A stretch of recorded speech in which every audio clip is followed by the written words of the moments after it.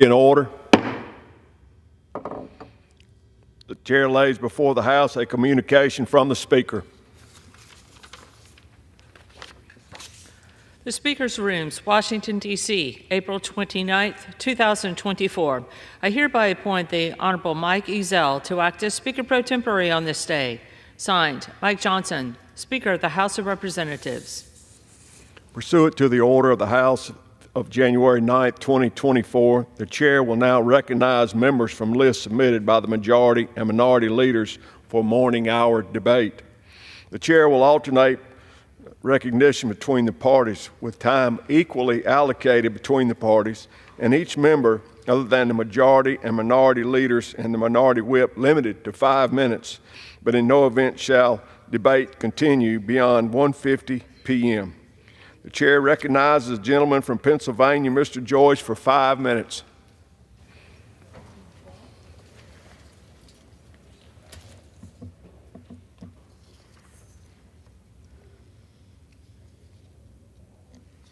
Mr. Speaker, last week, the EPA delivered a devastating blow to American energy generators with a decision to impose severe regulations that are designed to close the power plants that Pennsylvania communities rely on each and every day. This heavy-handed approach to regulation is the clearest sign yet that President Biden is more interested in catering to the far left than the support of American families. Instead of investing in the resources that are underneath the feet of my constituents in Pennsylvania, President Biden has chosen to placate his far-left base by attempting to close the coal-powered plants that generate nearly 20% of our electricity. It is time to send a clear message that this administration cannot gamble away our energy stability by relying on inconsistent Green New Deal technologies like windmills, like solar panels. Risking blackouts during the heat of summer when a loss of power can ultimately be deadly is too high a price to pay in order to score political points. The EPA must immediately reverse its course of action and allow American energy producers to continue to lead the way on reliable production of energy. Thank you.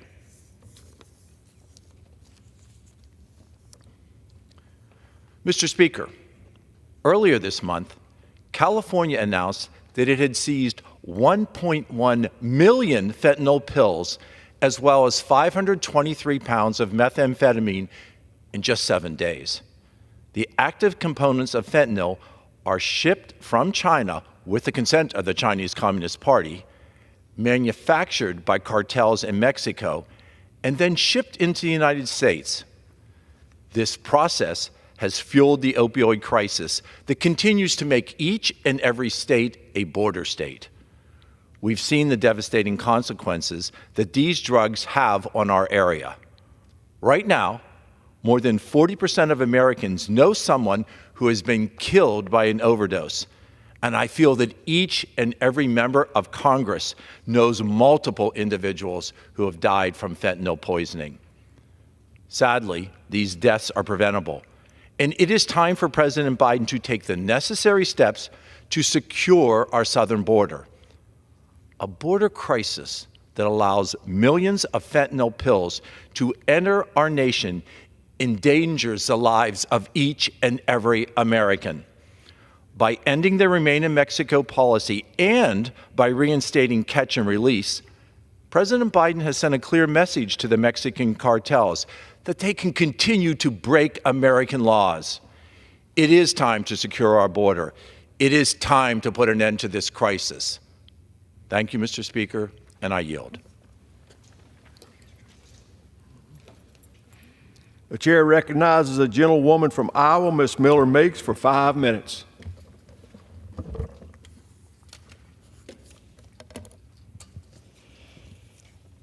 Thank you, Mr. Speaker. I rise today to condemn the anti-Semitic and anti-Jewish pro-Hamas demonstrations who, amidst Passover, are wreaking havoc on campuses around the country and threatening violence against local Jewish communities and students. Such violence is unacceptable anywhere, but to witness this at our universities is truly painful. Places of education are supposed to be of discourse and of learning and rising above, and all those who choose to attend deserve peace and respect. My heart goes out to all of the Jewish students who no longer feel safe at American universities. They deserve better than this. Mr. Speaker, the purveyors of anti-Semitism must be stopped. I ask my colleagues to join me in condemning these anti-Semitic protesters and continue the push to combat anti-Semitism and stand with our Jewish friends and neighbors.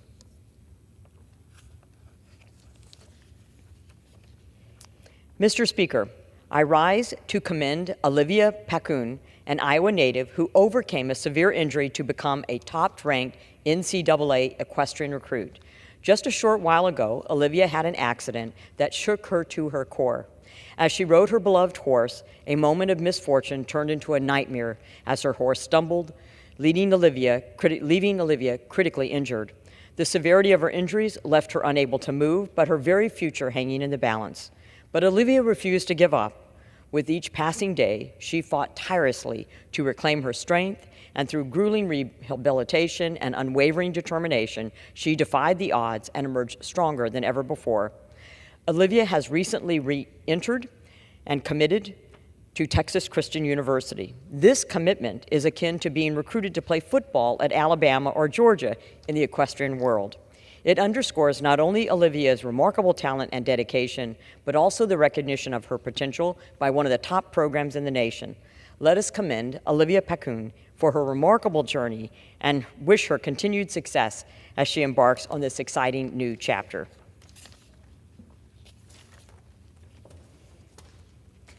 Mr. Speaker, I rise today to honor Warren County 9/11 dispatchers Amy Kinner and Chris Decker for their 30 years of service to their community.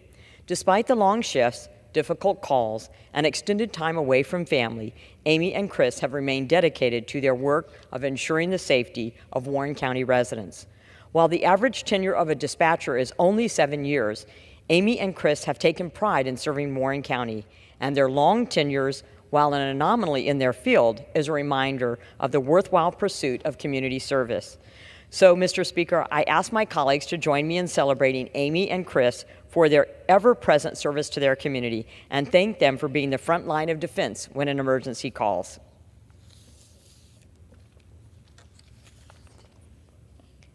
Mr. Speaker, I rise today to honor the distinguished career of Indianola Fire Chief Greg Chia, who recently announced his retirement, which is set to take effect on December 31st, 2024.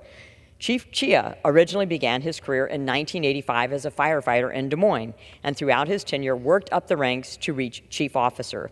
In May 2015, Chief Chia was appointed to become the first fire chief for Indianola and has since led the response to multiple crises with poise and gravitas. Under his leadership, the Indianola Fire Department has served as an illustrative example of top-notch community safety, and his absence will be felt by many. With that said, Mr. Speaker, I ask my colleagues today to join me in celebrating Chief Chia's incredible career and the commitment to safety and in wishing him the best on a well-deserved retirement. Mr. Speaker, I rise today to celebrate the return of Iowa City's Farmer Market for its 52nd year on May 4th, and to congratulate Bill Lane on being appointed Director of the Iowa City Farmers Market. In recent years, the Iowa City Farmers Market has become a cultural staple in town, with the market welcoming tens of thousands of residents yearly.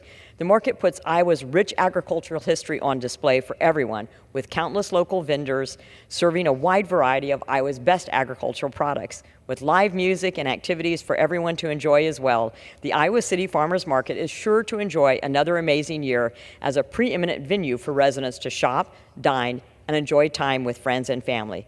Mr. Speaker, I ask my colleagues to join me in celebrating this phenomenal Iowa City staple and once again congratulate Director Bill Lane on what is sure to be another great year for the Iowa City Farmers Market. With that, Mr. Speaker, I yield. The chair recognizes a gentleman from New York, Mr. LaLota, for 5 minutes.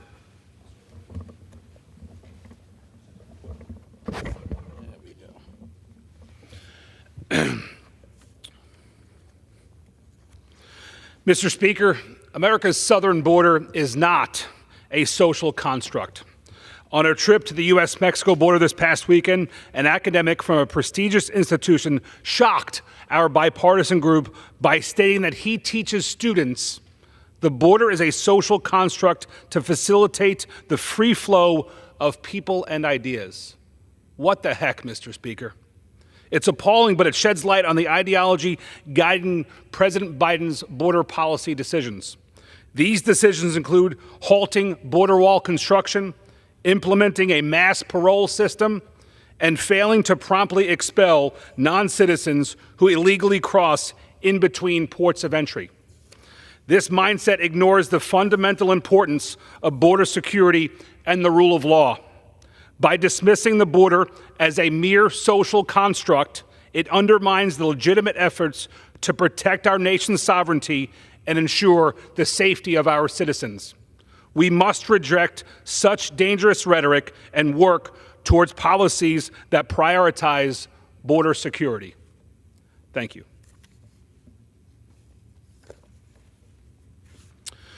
Mr. Speaker, the hurdles facing America's small businesses in obtaining federal contracts are unjustifiably high.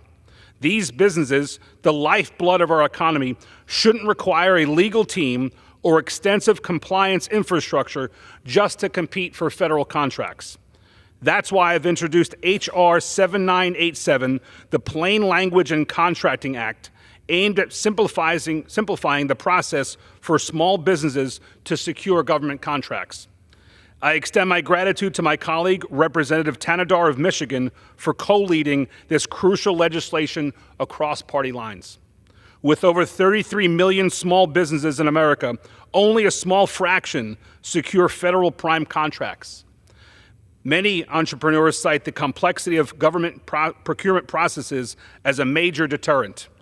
The language used in contract solicitations is often ambiguous and unnecessarily complex, deterring small businesses from even attempting to bid. A study by the Naval Postgraduate School revealed that less than 3% of DoD contract solicitations are written in plain English. This complexity drives small businesses away from federal contracting, eroding competition and harming our economy. My bill mandates federal agencies to use clear language in contract solicitations, fostering greater accessibility to contracts for small businesses. I urge my colleagues to support this common sense legislation, recognizing the pivotal role small businesses play in our nation's economy.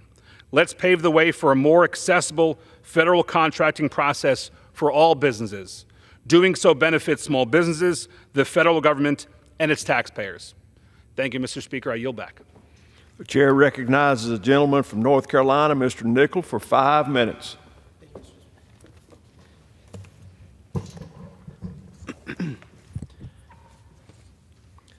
Thank you, Mr. Speaker.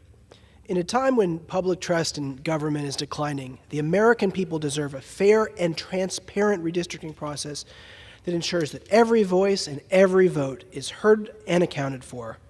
The number of truly competitive districts is also declining in the U.S. Congress. We're seeing more polarization and less willingness to work across the aisle to do what's right for our country.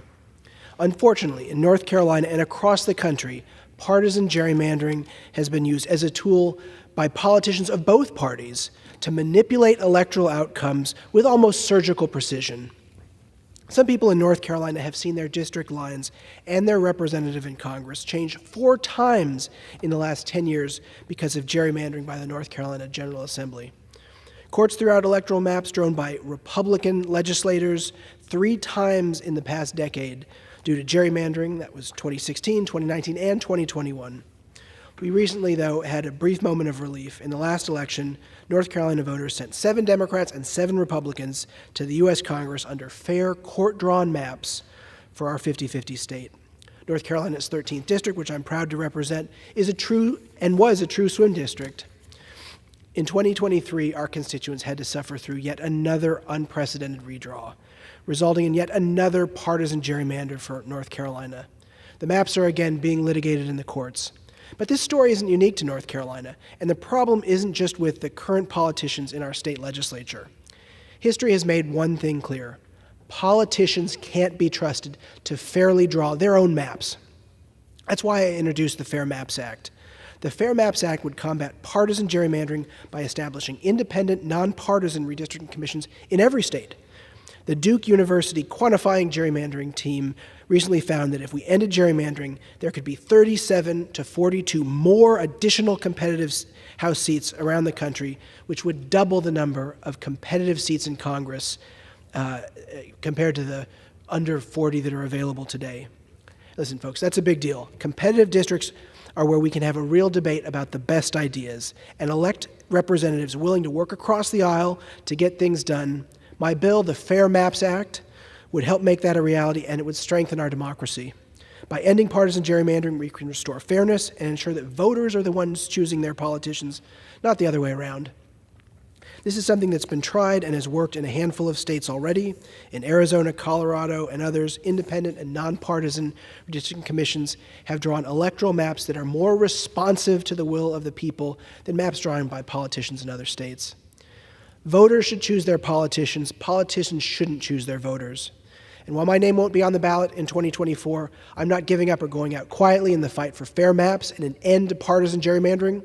I'm going to continue to fight with every ounce of my energy for an end to partisan gerrymandering and to protect the right to vote for every single North Carolinian.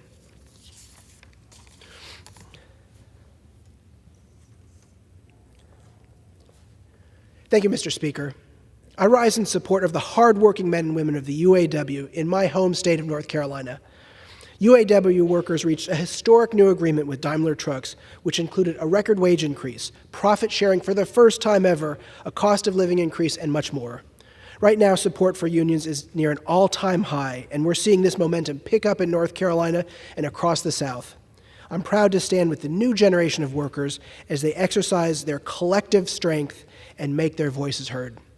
Unions built our middle class, and I'll always stand with the men and women of labor at the local, state, and federal levels. Once again, I'd like to congratulate the UAW on this historic contract agreement. Thank you, Mr. Speaker, and I yield back. Pursuant to Clause 12A of Rule 1, the Chair declares the House in recess until 2 p.m. today.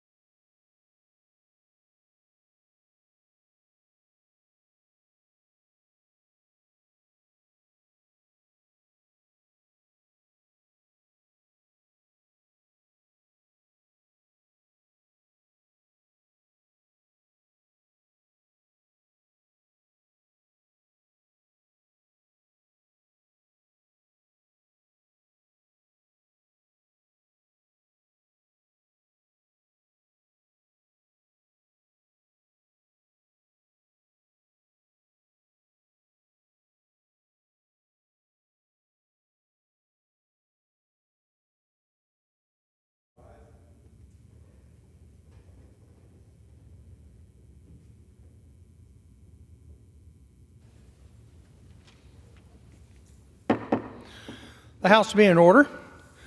Prayer will be offered by Chaplain Kibling. Would you pray with me? God, our God, we look to you and ask for the strength only you can provide. On this day and the week ahead, may we seek your face always. We pray that we, individually and corporately, would try hard to live rightly. Together with pure hearts, may we trust you and walk in faith, love, and peace. Dissuade us from fruitless and foolish arguments, lest they descend into destructive disputes. But as your servants, may we avoid quarreling and show kindness and patience with each other.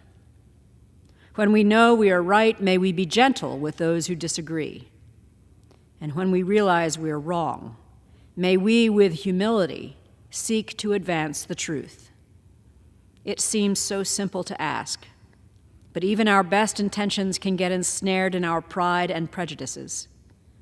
Guide us then in your truth through the complex influence of these contentious times. It is in your mercy that we dare to pray. Amen. The chair has examined the journal of the last day's procedure and announced to the House the approval thereof. Pursuant to Clause 1 of Rule 1, the journal stands approved. Would you please join me in a pledge of allegiance? I pledge allegiance to the flag of the United States of America and to the republic for which it stands, one nation, under God, indivisible, with liberty and justice for all.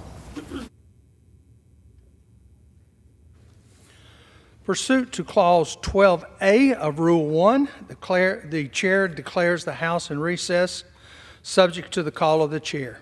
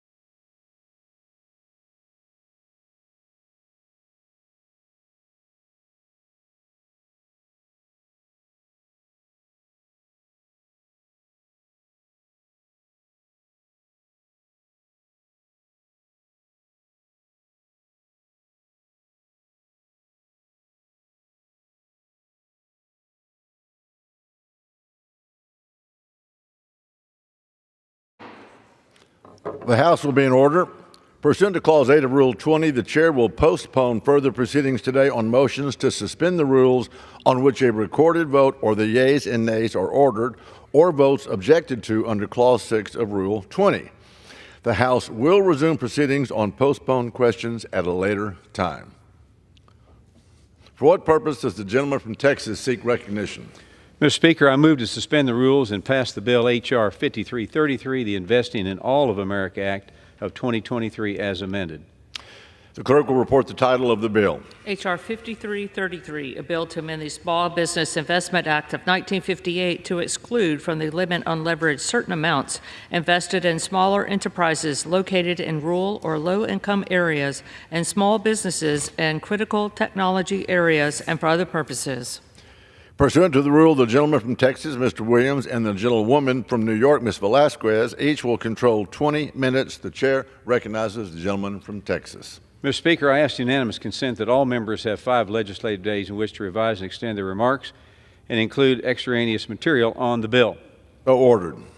Without objection. Mr. Speaker, I yield myself such time as I may consume. The gentleman recognized. Mr. Speaker, we all know small businesses are the backbone of the American economy. Main Street employs nearly half of all Americans, and the vast majority of businesses in the United States are small businesses. So as we kick off this year's National Business Week, I can think of no better way to pass H.R. 5333, the Investing in All of America Act, introduced by Representative Muser and Skolton. Small businesses are faced with constant challenges when it comes to accessing capital. With burdensome regulations and high interest rates, banks are being forced to tighten their lending standards, forcing small businesses owners to pay higher prices for much-needed funds. Unlike large corporations, small business don't share the luxury of utilizing debt and equity markets for financing. Main Street America is instead forced to bridge the funding gap and return to resources like the SBIC program, which federal funding is matched with experienced private investors to invest in small businesses. The program has been successful in the early stage funding of several companies that have gone on to become household names, such as Apple and Tesla, among others. However, often overlooked are investments in rural areas, including investment in American-made military technology. This is where H.R. 5333 comes in, making the thoughtful improvements to ensure that the SBIC program continues to be an essential part of helping small businesses navigate the current economic challenges and increase avenues to access capital. This program has never cost taxpayers any money and has always been seen as a positive return on investment. These common sense challenges will allow all more businesses to access critical funding without increasing the risk of the government losing money. I urge my colleagues to support H.R. 5333. Thank you, and I reserve the balance of my time. Gentleman reserved. The gentleman from New York, which purpose to recognize? Recognized. Thank you, Mr. Speaker. I yield myself such time as I may consume. The woman is recognized.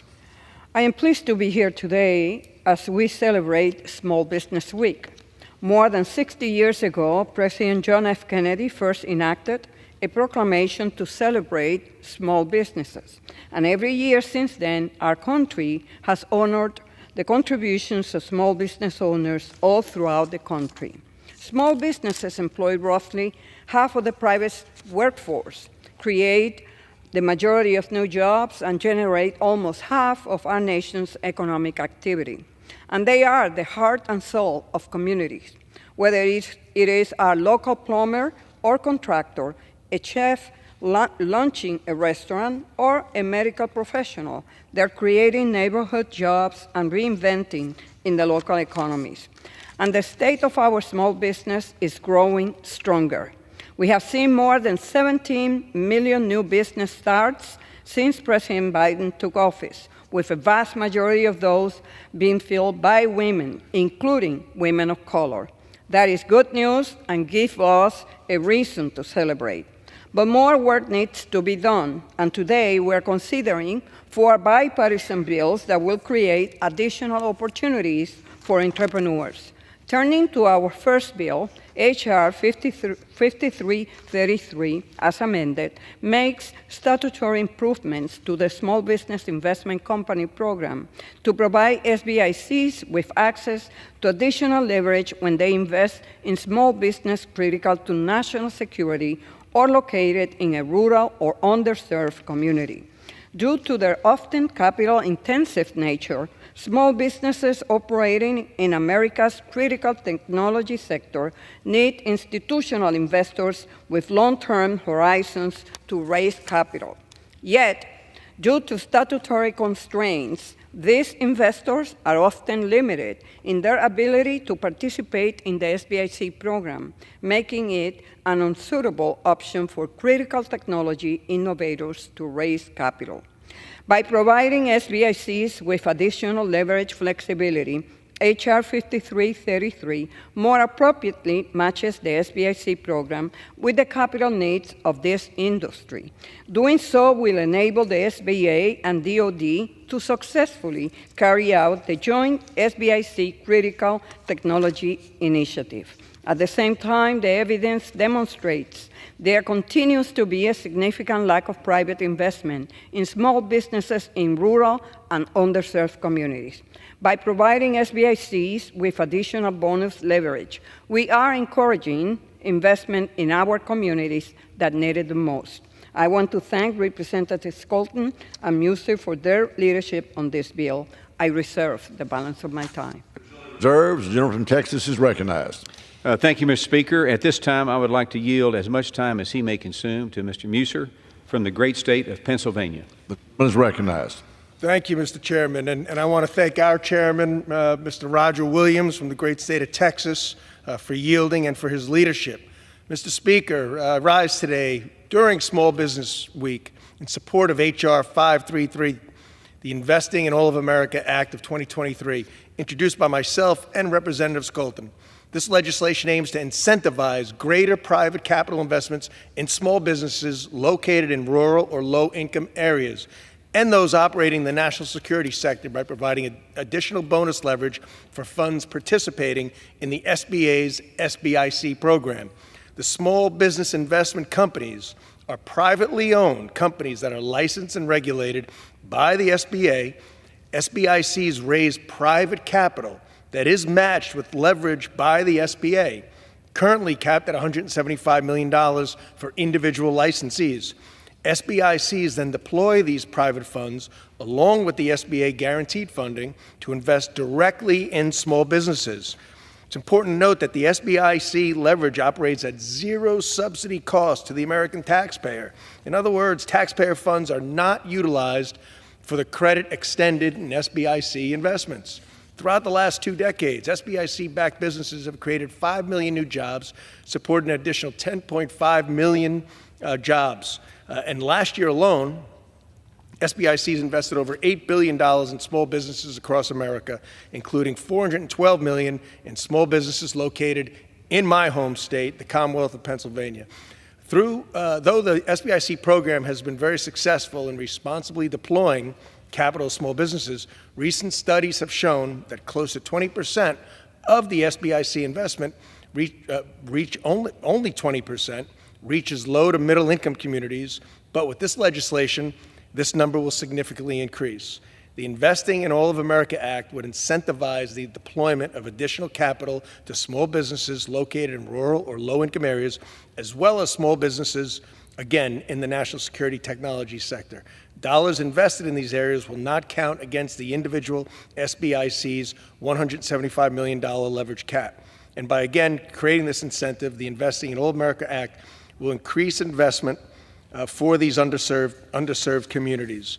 It is important to note that the bonus leverage included in this legislation does not change the costs or risks of the SBIC program, and the existing successful private capital ratio to SBA leverage that has kept the program operating at no subsidy, and this will remain the same. So this legislation would adjust the SBIC leverage caps to account for inflation. SBIC leverage caps have not been adjusted since 2015 for single licensees and since 2018 for family of funds. Since the last adjustments, as we know, inflation has risen rapidly. So as we continue to deal with increasing inflation, reinstating the inflation adjuster for the leverage cap is necessary to ensure the investment power of the SBICs remains consistent with the broader markets and ensure the program can continue to provide small businesses with the capital they need. So recently, the Subcommittee on Economic Growth, Tax, and Capital Access, which I chair, held a hearing examining the SBIC program. In addition to discussing the positive effects of the program, we discussed the improvements that could be made. And I'm happy to say that a number of the reforms suggested by the witnesses are included in this legislation. While there is more work to do, this legislation will make a very positive impact on those participating in the SBIC program and assist them in deploying even more capital onto these worthy small businesses. I would like to thank very much Representative Skolton for her partnership on this legislation and the bipartisan group of 14 members who have co-sponsored it. And again, I want to thank Chairman Williams and the ranking member for his leadership and the ladies' leadership, respectfully, and support of this legislation. And I encourage a yes vote, and I yield back. Gentleman yields back. The gentleman from Texas reserves. I reserve. And the gentleman from New York is recognized. Thank you, Mr. Speaker. I yield as much time as she may consume to the gentle lady from Michigan, Ms. Golden, the ranking member of the Contracting and Infrastructure Subcommittee. The gentlelady is recognized. Thank you, Mr. Speaker, and thank you so much to Chairman Williams and to Ranking Member Velasquez for holding this really important hearing during Small Business Week. 99.6%. That's the number of small businesses in Michigan that are considered small businesses. That's nearly 1 million small businesses that call our state home. As diverse as these businesses are, there is one thing that binds them all together. These small business owners consistently tell me that access to capital is the number one thing that they need and rely on to keep their doors open. And this is especially true for our small businesses in low-income and rural communities. That's why this bipartisan bill with my colleague Dan Muser, the Investing in All of America Act, is so important. It will build on the success of the Small Business Investment Companies program to ensure that more capital can reach the small businesses that need it most. Our legislation will incentivize deployment of additional capital by changing how investments are counted against the SBIC's leverage cap. In doing so, small businesses will be able to access more capital than before, especially those in underserved communities. And again, as my colleague noted, without costing the taxpayers additional dollars. Recent studies have shown that less than 20% of SBIC funds reach low-income and rural communities. That disparity is unacceptable. And if we pass this bill and we change the statistic, it's incumbent on this body to invest in the people who are investing in our communities. I'm known to say back home, we're bringing boring back to Congress. That's what I set out to do every time when I come here. Oftentimes, this body is not known for that, but it is essential that we do this type of bipartisan, unglamorous work that corrects errors in our laws that so disproportionately impact the people who need it most.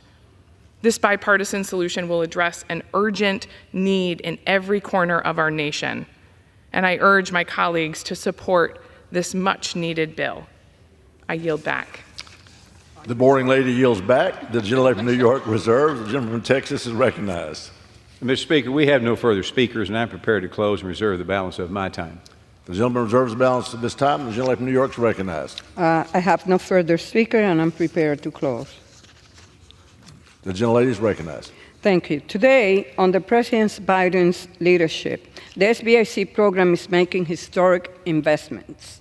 In FY 2023, the SBIC program provided a record high $8 billion in investment and collectively financed more than 1,200 small businesses and startups, resulting in over 130,000 jobs.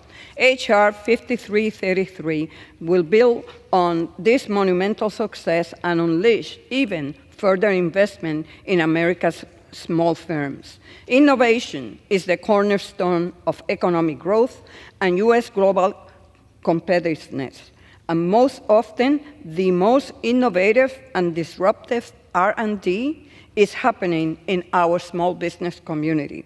H.R. 5333 will encourage more SBIC investment in small businesses operating in our innovative sector and in rural and underserved areas all over the country.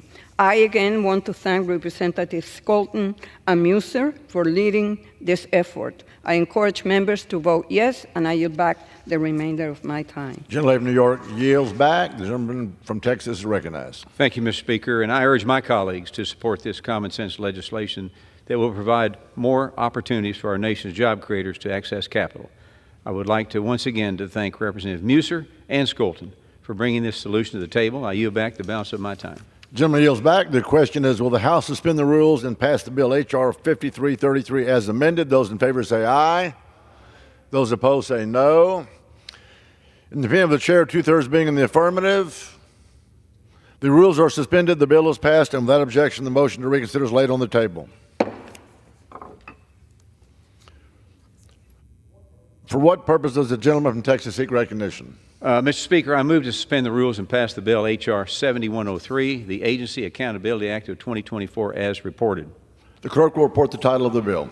Union Calendar Number 325, H.R. 7103, a bill to amend the Small Business Act to require federal agencies to testify and report on scores received under the scorecard program for evaluating federal agency compliance with small business contracting goals, to testify for failure to meet government-wide contracting goals and for other purposes. Pursuant to the rule, the gentleman from Texas, Mr. Williams, and the gentlewoman from New York, Ms. Velasquez, each will control 20 minutes. The chair recognizes the gentleman from Texas. Mr. Speaker, I ask unanimous consent that all members have 5 legislative days in which to revise and extend their remarks and exclude extraneous material on the bill. Without objection, so ordered. Mr. Speaker, I yield myself such time as I may consume. The gentleman is recognized. Mr. Speaker, I rise today in support of H.R. 7103, the Agency Accountability Act of 2024, introduced by Representatives Stauber and McGarvey. H.R. 7103 holds federal agencies accountable for failing America's small businesses. The federal government is one of the largest customers in the world. In order to ensure small businesses are able to access the vital customer, President Ronald Reagan signed into law a goal for federal agencies to award a certain percentage of government contracts to small businesses. Not only has this opened the federal marketplace to small businesses, it also ensures a strong and resilient industrial base in America. Unfortunately, not every federal agency is meeting the commitment to contract with the little guys. Worse than that, when an agency misses its small business contracting goals, they face no consequences. The Agency Accountability Act will help solve these issues. This bill will force agencies to testify to Congress and explain why they aren't meeting their small business goals and what they will do to rectify these issues. I urge all of my colleagues to vote H.R. 7103, and I reserve the balance of my time. The gentleman reserves. The gentleman from New York is recognized. Thank you, Mr. Speaker. I yield myself such time as I may consume. The gentlelady is recognized. I would like to thank my colleagues, Mr. Stauber and Mr. McGarvey, for their work to bring this bipartisan bill to the floor today. In an effort to ensure that small firms can participate in the federal marketplace on a level playing field, Congress sets a goal for federal agencies of annually awarding at least 23% of prime contracting dollars to small businesses.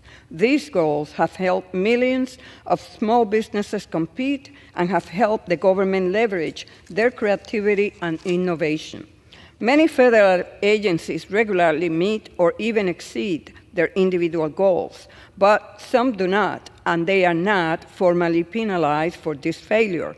This legislation would apply additional pressure to federal agencies to meet their small business goal by requiring them to testify before us when they fail. It is a productive step that will add additional congressional oversight to maximize contracting opportunities for small government contractors. I reserve the balance of my time. The gentlelady reserves. The gentleman from Texas is recognized. Thank you, Mr. Speaker. And at this time, I would like to yield as much time as he may consume to Mr. Stauber from the great state of Minnesota. The gentleman from Minnesota is recognized. Thank you very much, Mr. Speaker. I rise to speak in favor of the Agency Accountability Act. I'd like to start by thanking my colleague from Kentucky, Representative McGarvey, for his support with this legislation. I can think of no better way to start off National Business Week than by passing legislation to ensure the federal contracting system has a fair playing field for even the smallest of our businesses. Small businesses are the backbone of our economy. They are the innovators, the job creators, and the driving force behind economic growth. In Minnesota, Small businesses account for over 99% of all businesses and employ over half of the workforce. The very least that we can do is to ensure that small businesses have every opportunity to contract with the largest purchaser of goods and services in the world, the federal government. Right now, federal agencies set goals for awarding contracts to small businesses, but meeting those goals is often treated like a suggestion and not a requirement. The result? Too many agencies fall short, leaving billions of dollars out of reach of American small business owners. My bill, the Agency Accountability Act, changes the game. It shines a spotlight on agency performance by requiring public testimony for failures. Agency heads will answer directly to Congress for missing goals, explaining why they haven't prioritized small businesses and what they'll do to fix it. This isn't just about finger pointing. It's about finding solutions. Public scrutiny, paired with mandated reporting on scoreboard performance, will expose systemic roadblocks and identify best practices. Our small businesses are more than just economic engines. They're the embodiment of the American spirit, equipped with creativity, resilience, and a fierce determination to succeed. This bill gives them a fighting chance, a seat at the table, and the opportunity to prove themselves on the national stage. I urge my colleagues to vote yes on the Agency Accountability Act, and I yield back. Gentleman yields back. Gentleman from Texas reserves. Reserve. And the gentlelady from New York is recognized. Thank you, Mr. Speaker. I yield as much time as he may consume to the gentleman from Kentucky, Mr. McGarvey, the ranking member of the Innovation, Entrepreneurship, and Workforce Development Subcommittee. The gentleman from Kentucky is recognized. Thank you, Mr. Chairman. I rise today in support of the Agency Accountability Act. I want to thank Chairman Williams, Ranking Member Velasquez, and my colleague from Minnesota, Representative Stauber, for bringing this important bill forward and getting it to the floor. As Representative Stauber said, small businesses are the backbone of the American economy. They are what keep things moving. In Louisville, our small businesses are so special. We have a saying in our small business community that says, keep Louisville weird, meaning make sure our small businesses are here and they are thriving. And one of the reasons I enjoy being on the Small Business Committee is we get together every week and we talk about what small businesses need and how we can make sure we are helping foster the growth and entrepreneurship that keep America's small businesses moving forward. When you look at what small businesses need, however, they need a fair shot, among other things. And the federal government is the largest purchaser of goods and services around the world. So we've recognized that the federal government must engage in purchasing things from our small businesses. But Representative Stauber, a former hockey player, knows a rule isn't any good unless it's enforced. And so, with the federal government having a quota, what happens if it doesn't meet it? This bill answers that question. And it says that we must hold failing agencies accountable. That if they aren't meeting their quota of purchasing from small businesses, that they're going to have to come before the House and the Senate and testify as to why. I am proud to support this bill because it makes sure that we are continuing to support our small businesses all over this country. I'm proud to be a co-sponsor of the Agency Accountability Act, and I yield back. Thank you. The gentleman from Kentucky yields back. The gentleman from New York reserves. The gentleman from Texas recognized. Mr. Speaker, we have no further speakers, and I'm prepared to close and reserve the balance of my time. The gentleman reserves. The lady from New York is recognized. Thank you. I would like to close by emphasizing this bill specifies that agencies that have not met two or more of their subcategory goals must also testify before a committee.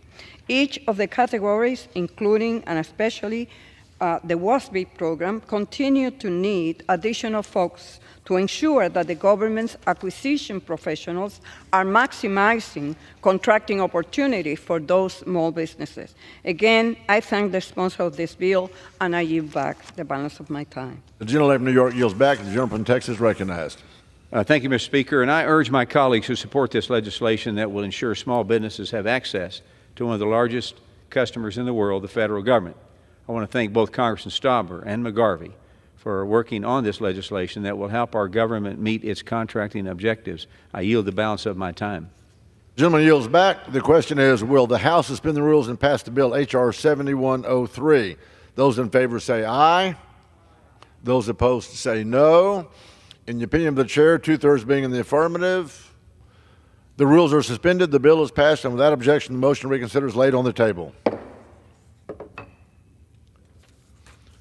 For what purpose does the gentleman from Texas seek recognition? Mr. Speaker, I move to suspend the rules and pass the bill H.R. 7985, the Entrepreneurs with Disabilities Reporting Act of 2024.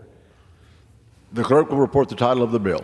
Union Calendar Number 389, H.R. 7985, a bill to require the Administrator of the Small Business Administration to submit to Congress a report on the entrepreneurial challenges facing entrepreneurs with a disability and for other purposes. Pursuant to the rule, the gentleman from Texas, Mr. Williams, and the gentlelady from New York, Ms. Velasquez, each will control 20 minutes. The chair recognizes the gentleman from Texas. Mr. Speaker, I ask unanimous consent that all members have 5 legislative days in which to revise and extend their remarks and include extraneous material on the bill. Without objection, so ordered. Mr. Speaker, I yield myself such time as I may consume. The gentleman is recognized. Mr. Speaker, I rise in full support of H.R. 7985, the Entrepreneurs with Disabilities Reporting Act of 2024, introduced by Representatives McGarvey and Molinaro. This legislation will require the SBA to ensure a report to Congress on the challenges individuals with disabilities face when starting a business. Further, it will require the SBA to look at the resources across the federal government that assist individuals with disabilities. The Government Accountability Office estimates that there are nearly 50 programs across 9 federal agencies that support employment opportunities for individuals with disabilities. However, federal agencies often fail to coordinate or collaborate on such programs to ensure that their efforts are not duplicated and working as efficiently as possible. The Entrepreneurs with Disabilities Reporting Act of 2024 will require the SBA to look at this fragmented system and do its part to consolidate and streamline those efforts. I want to thank Representatives McGarvey and Molinaro for their leadership on this important issue and for introducing this bill. I urge a yes vote on the bill, and I reserve the balance of my time. The gentleman from Texas reserves. The gentleman from New York is recognized. Thank you, Mr. Speaker. I yield myself such time as I may consume. The gentlelady is recognized.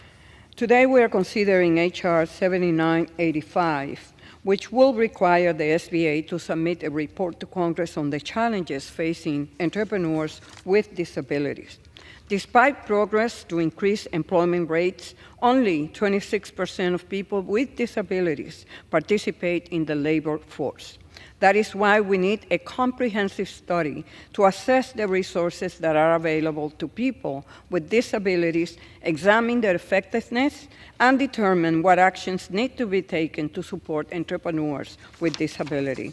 I appreciate the efforts of Mr. McGarvey and Mr. Molinaro to increase opportunity for people with disabilities and urge my colleagues to support H.R. 7985. I reserve the balance of my time. The gentlelady from New York reserves. The gentleman from Texas recognized. Thank you, Mr. Speaker. At this time, I would like to yield as much time as he may consume to Mr. Molinaro from the great state of New York. The gentleman from New York is recognized. Thank you, Mr. Speaker, and I thank my colleague and Chairman. I rise today in strong support of H.R. 7985, the Entrepreneurs with Disabilities Reporting Act, which I'm very proud to co-lead alongside my colleague, Representative McGarvey. I'm grateful for his leadership and commitment to move the legislation forward to address an important need in our communities across this country. This bipartisan bill will provide much-needed clarity for our entrepreneurs with disabilities as they navigate the SBA's complex maze of over 50 different programs geared to support individuals with intellectual, physical, and developmental disabilities as they start a business.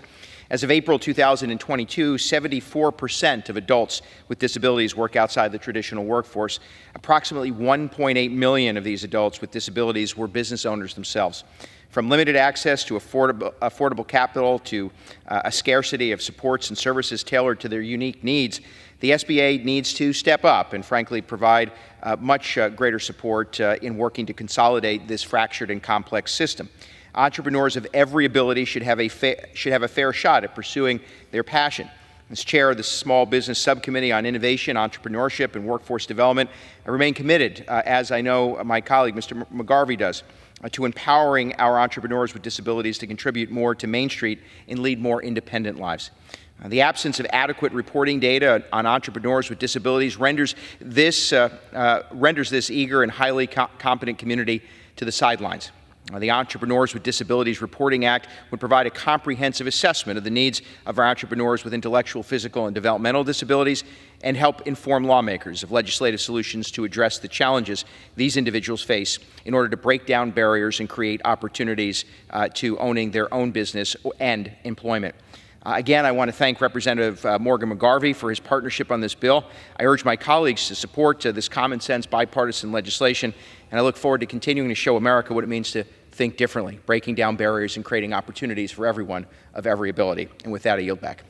The gentleman from New York yields back. The gentleman from Texas reserves. Reserve. The gentlelady from New York is recognized. Thank you, Mr. Speaker. I yield as much time as he may consume to the gentleman from Kentucky, Mr. McGarvey. The gentleman is recognized. Thank you, Mr. Speaker. I rise today in support of my bill, the Entrepreneurs with Disabilities Reporting Act. I think too often the outside focus on this body is on what isn't working. And there isn't enough attention paid to when things come together and it works the way it should. I'd like to thank Chairman Williams and Ranking Member Velasquez. I'd like to especially thank Chairman Molinaro. He is the chairman of the subcommittee on innovation, entrepreneurship, and workforce.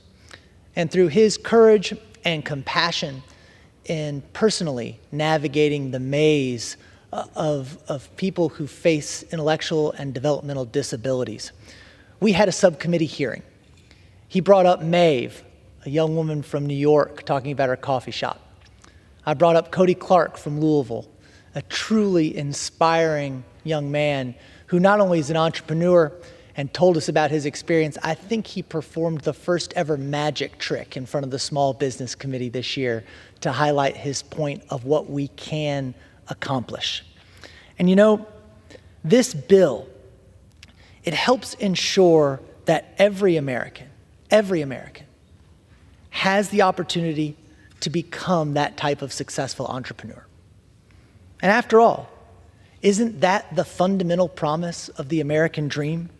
That any person in this country can work hard, take risks, and hopefully find success. But what we highlighted in this hearing, and through the stories of Maeve and Cody and others, is that Americans with disabilities, like other underprivileged groups, see fewer opportunities to make this dream a reality. In fact, 74% of people with disabilities do not participate in our nation's labor force. Too many barriers, both physical and intangible, block their way to joining the workforce or starting a business, and the federal government must do more to help break those down. To do that, we have to better understand what these challenges are. And this bill takes a really important first step in that process. It will require the Small Business Administration to submit a report to Congress on the challenges faced by entrepreneurs with disabilities. This report will assess the entrepreneurs' challenges and needs, detail the resources the SBA currently provides, and recommend what actions we can take to improve how the Small Business Administration serves entrepreneurs with disabilities. The better Congress understands these challenges, the easier it will be to knock them down, to take these barriers away, and make sure every American has the chance to succeed. I again thank Chairman Williams, Ranking Member Velasquez, Chairman Molinaro, and everyone else involved for their leadership and support of this bill. I urge my colleagues to support H.R. 7985, and I yield back. The gentleman yields back. The gentleman from New York reserves. The gentleman from Texas is recognized. Mr. Speaker, we have no further speakers, and I'm prepared to close and reserve the balance of my time. The gentleman reserves. The gentleman from New York is recognized. Thank you, Mr. Speaker. Entrepreneurship provides people with disabilities a viable option to participate in the labor force and improve their quality of life. SBA's entrepreneurial ecosystem, comprised of nearly 1,000 resource partners across the country, can provide individuals with free counseling and training to launch and grow their small businesses. But we do not know how well SBA and its resource partners are meeting their needs and what more could be done to better serve these individuals. This bill will go a long way in assessing the outreach and engagement provided by SBA and make legislative recommendations to address any deficiencies in the services provided to people with disabilities. I applaud Mr. McGarvey and Mr. Molinaro for their bipartisan efforts, and I yield back the balance of my time. The gentleman from New York yields back. The gentleman from Texas recognized. Thank you, Mr. Speaker. And we've held hearings this year that have highlighted the great work of disabled entrepreneurs across the country. I would like to thank Representatives McGarvey and Molinaro again for offering the solution to ensure the government is working efficiently to offer these individuals resources that are already available.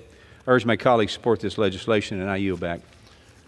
The question is, the gentleman yields back. The question is, will the House suspend the rules and pass the bill H.R. 7985? Those in favor say aye.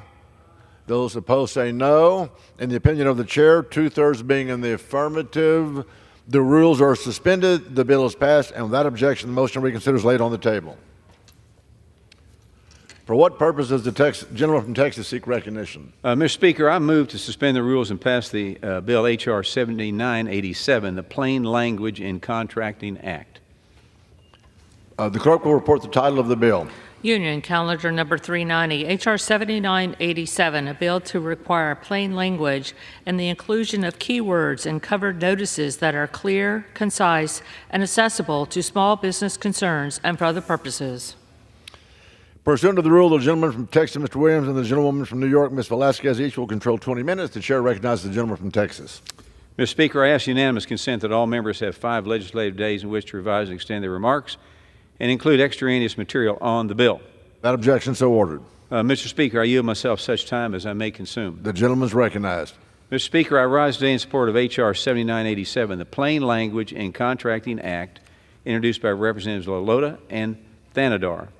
Far too often, the government uses language that is difficult to understand when it solicits contract opportunities. No one feels the burden of this government speak more than small business owners looking to break into the federal marketplace. We've heard from small business owners about how their limited resources often prevent them from employing a team of attorneys to sift through the government solicitations to interpret what the government is actually trying to purchase. One entrepreneur even told our committee that they examined thousands of government contracts and only 3% were written in the way that someone without a college degree could understand. The number of small businesses contracting with the government has been shrinking for years.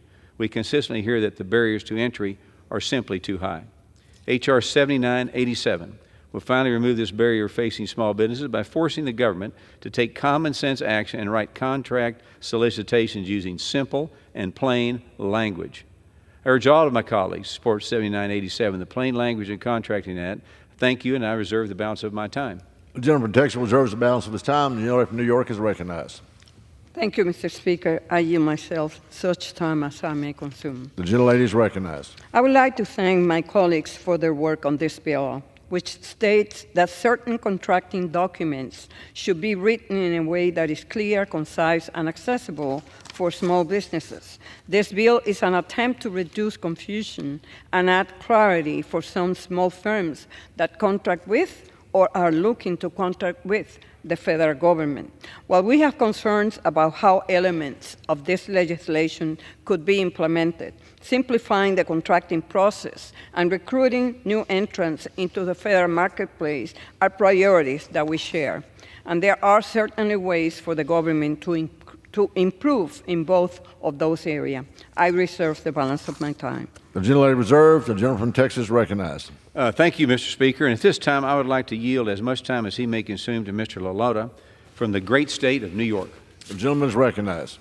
Mr. Speaker, America's small businesses from Long Island and throughout our great country should not need an attorney on staff or a compliance department to apply for and to win a federal contract.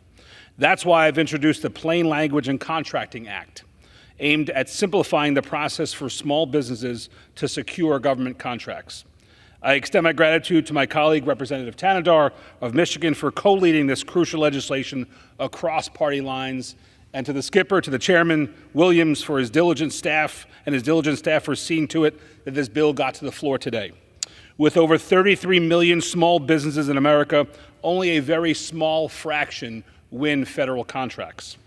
Many entrepreneurs cite the complexity of government procurement processes as a major deterrent.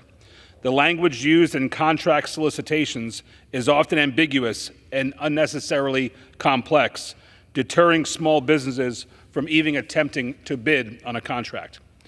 A study by the Naval Postgraduate School revealed that less than 3% of Department of Defense contract solicitations are written in plain English. This complexity drives small businesses away from federal contracting, eroding competition and harming our economy. My bill mandates federal agencies to use clear language in contract solicitations, fostering greater accessibility to contract bids for small businesses.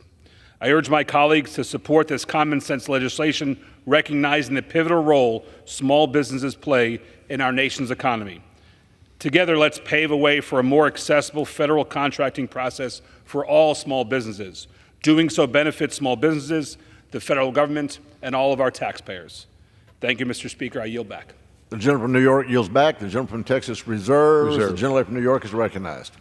Thank you, Mr. Speaker. I yield as much time as he may consume to the gentleman from Michigan, Mr. Tanadar. The gentleman from Michigan is recognized. Thank you, Mr. Speaker.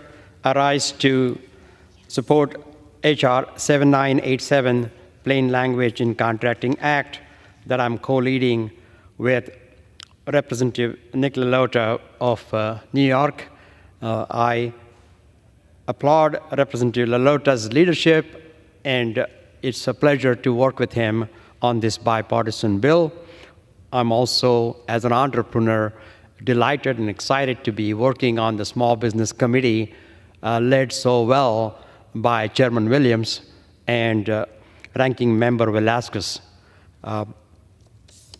Having experienced the challenges of running a small business, I recognize the urgent need to cut through the jargon of bureaucracy and provide clear, concise, and accessible information to our nation's small business owners. This bill would require all notices related to small business concerns to comply with the federal plain language guidelines established by Plain Writing Act of 2010, reflecting our core values of transparency, efficiency, and our unwavering dedication to fostering a level playing field for all businesses, regardless of size. By including keywords and sticking to the federal plain language guidelines, we are not just drafting legislation, we are empowering small businesses to navigate the complexity of government contracting with confidence and ease. This is more about than just policy. It's about supporting our economy and ensuring that every entrepreneur has the opportunity to succeed. Walking down Livernois in my district, I meet a lot of small business owners every day. I am in the district, and often I hear from these small businesses, the mama and papa shops, where the entrepreneurs are working so hard that the complexity of the language, the difficulty in obtaining federal contracts due to the complexity. And this bill goes a long way in simplifying the matters, helping our hardworking small businesses that create most of the jobs to be able to acquire federal contracts and work with the federal government. So I urge my colleagues to support this bill, and I thank you, and I yield back. The gentleman from Michigan yields back. The gentleman from New York reserves. The gentleman from Texas is recognized. Mr. Speaker, we have no further speakers, and I'm prepared to close and reserve the balance of my time. The gentleman from Texas reserves. The gentleman from New York is recognized. Thank you, Mr. Speaker. Again, I thank the sponsors for their work on this bill and believe that the goals are laudable. It is a mandate of our committee to regularly review the processes that SBA and federal agencies put in place to recruit, retain, and contract with small businesses, and do so with the goal of making it easier for them to compete for and win federal awards. Given that small businesses are leaving the federal market at a record pace and fewer small businesses are choosing to work with the government to begin with, we must use the tools available to us to provide remedies where we can. In closing, I want to thank the chairman and the sponsors of the legislation for their commitment and dedication to our nation's small business owners. Small Business Week is a good reminder that we need to work together in a bipartisan way to create more opportunities for our nation's 33 million entrepreneurs. With that said, I would be remiss if I didn't mention there are a sizable number of Democratic bills that have been reported favorably from the committee but have not been scheduled for the floor. In a spirit of bipartisanship, which is what National Small Business Week showcases to our constituents, I look forward to the chairman bringing more of these bills to the floor soon. I yield back the balance of my time. The gentleman from New York yields back. The gentleman from Texas is recognized. Thank you, Mr. Speaker, and I want to thank Congressman Lalota and Theander for this bill interpreting the federal contracting language should not be a barrier that small businesses need to overcome in order to compete for the government contract. I urge my colleagues to support this legislation, and I'd just like to say, too, I hear what the ranking member is saying, okay? I also want to say it's a great week for small business and the Small Business Week we have ahead of us. I also think that this is another example of what this committee is doing, Mr. Speaker, in bipartisan legislation that we are getting out to help America. We can get it done in Washington, D.C. So with that, I urge my colleagues to support the legislation. I yield back the balance of my time. The gentleman yields back. The question is, will the House suspend the rules and pass the bill H.R. 7987? Those in favor say aye. Those opposed, no. In the opinion of the chair, two-thirds being in the affirmative, the rules are suspended. The bill is passed, and without objection, the motion to reconsider is laid on the table. You got it?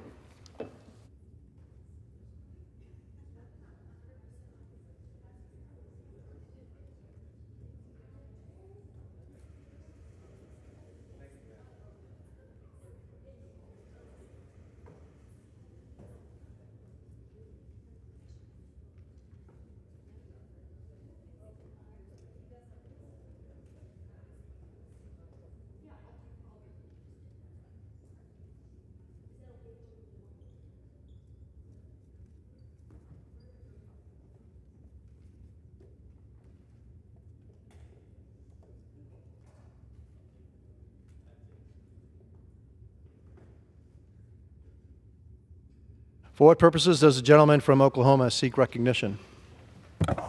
Mr. Speaker, I move to suspend the rules and pass the bill H.R. 4866, the Fire Weather Development Act of 2024, as amended.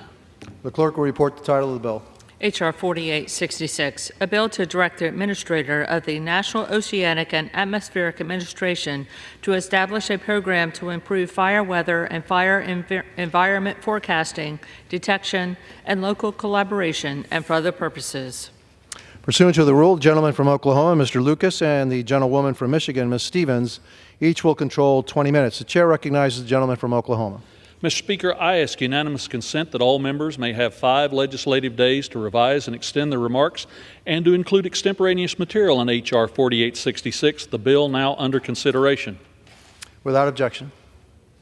The gentleman is recognized. Mr. Speaker, I yield to myself as much time as I may consume. The gentleman is recognized. Thank you, Mr. Speaker. I rise in support of H.R. 4866, the Fire Weather Development Act of 2024. Offered by my friend and Science Committee colleague, Mr. Garcia. This bill directs the National Oceanic and Atmospheric Administration to improve the forecasting and detection of fire weather, as well as increase collaboration with state and local partners to predict and fight fires. Just over a month ago, the largest wildfire in U.S. history burned over 1 million acres in Texas Panhandle and parts of my district in western Oklahoma. The Smokehouse Creek Fire, as it's now known, was the result of extremely dry and windy conditions that saw 500,000 acres burn within 24 hours of the fire's start. With 2 fatalities, along with hundreds of homes and thousands of cattle lost, the effects of this fire will be felt in this region of our country for many years. If it wasn't for a shift in wind direction at just the right time, my property would have been a part of that destruction. At home, I had to take the precaution of moving cattle into fields that were less likely to burn if the fire kept coming our way. Looking back on this event today, there's one good thing we can take from it. We knew with certainty that the National Weather Service has the tools and the capacity for fire weather forecasting and prediction that could protect lives and property. The National Weather Service Storm Prediction Center began mentioning the potential for fire weather conditions in this extended forecast 6 days before the Smokehouse Creek fire started. In my case, I closely monitored this weather outlook and made critical decisions based on the weather data, models, and forecasts that were available.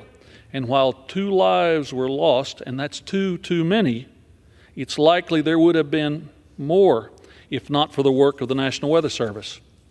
With an increased innovative focus provided by direction from Congress and the necessary resources, NOAA and the NWS can expand these capacities and ensure every region of our country is prepared for the extreme weather events of the future.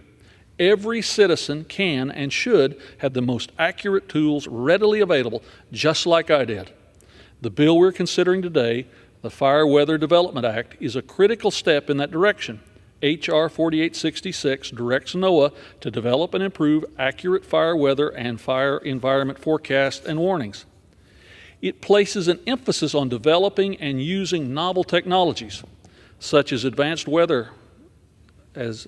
satellite detection paired with AI modeling systems, or active sensors for potential deployment on unmanned aircraft systems.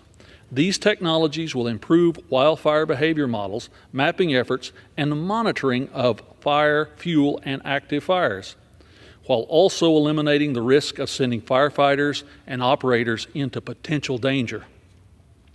The Fire Weather Development Act also recognizes the critical need for federal collaboration by establishing an interagency coordinating committee on wildfires.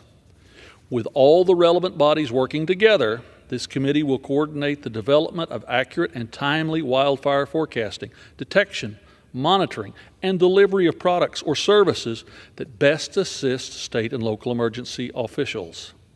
Lastly, this bill establishes an independent National Advisory Council on wildfires to ensure that local officials, communities, and people who are directly affected by wildfires have a seat at the table and can provide input on what tools or services are most needed. I want to thank Representative Garcia for introducing this bill, along with his co-sponsors, Representative Carveo and Representative Kim. I urge all my colleagues to join us in supporting this bill, and I reserve the balance of my time, Mr. Speaker. The gentleman reserves. The gentleman from Michigan, Ms. Stevens, is recognized. Thank you, Mr. Speaker. I yield myself as much time as I may consume. Without objection. Hawaii, California, Colorado, Michigan, wildfires are posing an increasing threat to the lives and livelihoods of so many Americans. Over the last 30 years, the wildfire season in the West alone has lengthened by several months, and the total number of acres burned per year has nearly doubled. Climate change has contributed to warmer temperatures and drier conditions, causing more frequent and intense wildland fires. Understanding the fundamental science behind wildfires, including the impacts of climate change, is absolutely essential to our ability to improve the prediction and forecasting of increasingly severe wildfires.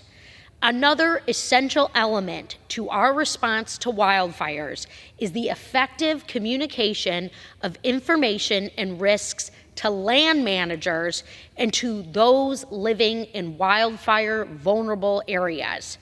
To accomplish that, we have H.R. 4866, a phenomenal bipartisan piece of legislation to direct NOAA to establish a program that will increase the accuracy of and effectively communicate fire forecasts and warnings.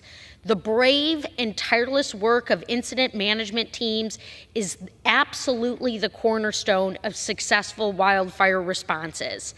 This includes incident meteorologists, or IMETs, who work around the clock at active fire sites for days or weeks at a time, providing life-saving information about wildfire and environmental conditions to firefighters and managers. This bill also allows NOAA's National Weather Service to fully compensate IMETs for overtime work during active fire events, which will expand the capacity of IMETs to conduct their essential work. The bill also requires NOAA to leverage collaborations with state, local, and tribal governments, federal agencies, academia, and the private sector to decrease the loss of lives and property from wildfires and support fire response personnel. I truly want to commend Congressman Garcia and my colleague from Colorado, Congresswoman Caraveo, for working on this important legislation that will truly put the United States in a better position to respond to increasing threats of wildfires. Thank you, Mr. Chairman, and I encourage my colleagues to support this bill. And I reserve the balance of my time, Mr. Speaker. The gentlewoman reserves. The gentleman from Oklahoma is recognized. Mr. Speaker, I yield the gentleman as much time as he may consume from California, Mr. Garcia, to speak on this bill. The gentleman from California is recognized. Thank you, Mr. Speaker, and thank you, Mr. Chairman, for your leadership on this. In my district, it's all about security. It's about economic security. It's about national security. It's about school security, neighborhood security, and yes, border security, as well as protecting Social Security. And if you live in my district, you'll recognize that this bill, H.R. 4866, is truly about security. My district in North LA County has the most dense and largest interface of wildlands with human beings and housing developments. And they're all too familiar, my constituents, with the dangers that the wildfires pose to our homes and to our livelihoods. And for my constituents, wildfire mitigation isn't a red or blue issue. It's not a Republican or Democrat issue. It's a life or death issue. And that's why I've made it a top priority since coming to Washington to improve our ability to predict and to fight these disasters in order to keep our firefighters, our homes, and our families safe from harm. My bill, H.R. 4866, the Fire Weather Development Act, is a strong bipartisan step forward in a constant fight against these catastrophic wildfires. This bill will dramatically improve NOAA's ability to predict, prevent, and respond to wildfires and to get information down to the local emergency first responders. It'd be easy for the last 2 years that have been relatively calm fire seasons to lull us into a false sense of security in Southern California, but the next big fire season is right around the corner. We've had 2 years of record rain that has spurred an explosion of grass and dense shrubbery across the hills in my district. And as the weather starts to dry out again, so will the forest, transforming greenery into an abundance of fuel and BTUs that a stray spark or lightning strike can set ablaze in a moment's notice. Southern California will be a tinderbox this fall. And the time to prevent the wildfires is now. We can't allow ourselves to wait for another wildfire season like we had in 2020, where California lost over 4 million acres and 10,000 buildings due to mismanagement in years prior, like fires that we saw in Texas just recently and Hawaii just last year so horrifically, taking the lives of so many Americans. And half the wildland in my district falls in federal forests, so this is very important that we at the federal level take care of this issue. We need to be investing now, not just for our prediction efforts, but to ensure that our firefighters have every possible tool at their disposal to respond. Firefighters are like frontline combat operators against wildfires, and there's no reason they shouldn't be as well equipped as they fight their fires as our soldiers are when they fight our enemies overseas. They need the tools this bill provides: advanced imaging to see the fires before they grow out of control, drones to reach the small and remote fires, improved communications to adjust the forward line of combat operations quickly and safely. And just like our soldiers, we also need to send the firefighters into dangerous situations only when it's absolutely necessary. And my bill invests in fuel mapping, unmanned vehicles, unmanned aerial vehicles, wildfire behavior models, and more, and all the steps to make one firefighter fight like 10, and to minimize the need to put them in danger, and more importantly, to make sure that when they fight, they come home each night. The side benefit of all of this is that there's an ongoing fight against insurance companies in California, and this is going to improve the lives outside of just the wildfire events as well. This is a constant threat, and we haven't done a good job in California of managing our wildlands, and as a result of that, we've seen a disastrous effect on the livelihoods and the economy, especially in Southern California. The threat has gotten so bad that insurance companies are jacking up rates on current customers and have stopped offering policies to any homeowners in my district. I've heard countless stories from constituents about their house fire policies going up anywhere from 5 to 10 times what they were just in 1 year. I had a church pastor reach out this last weekend, Mr. Speaker, who said his premiums went from $3,000 a year for his fire insurance to $30,000 a year for a very small church. To be clear, this bill, it's not a silver bullet that is going to solve the insurance problem. That's a problem made in Sacramento that this will hopefully mitigate, but there's still a whole lot of bad policies coming out of Sacramento that need to be addressed. But if we can drastically improve our ability to protect people's homes, it will hopefully be a massive step in the right direction and allow the insurance companies to come back to California. I want to thank Chairman Lucas for his leadership on this and allowing this to come to the floor. And I want to thank the gentlelady, Ms. Caraveo, for her co-sponsorship of this bill. I urge my colleagues to support the Fire Weather Development Act to ensure the security of our constituents in all districts, not just mine, but throughout the nation, that face the daily threat of catastrophic wildfires. Thank you, Mr. Speaker. I yield back. Gentleman from Oklahoma is recognized. Mr. Speaker, I reserve the balance of my time, and for the record, I do not believe I have any additional speakers. Gentleman from Oklahoma reserves. The gentlewoman from Michigan is recognized. Mr. Speaker, I would like to yield 3 minutes to the gentlelady from Colorado, Dr. Caraveo. The gentlelady from Colorado is recognized. Thank you, Representative Stevens. Mr. Speaker, I rise today in support of my bill, H.R. 4866, the Fire Weather Development Act.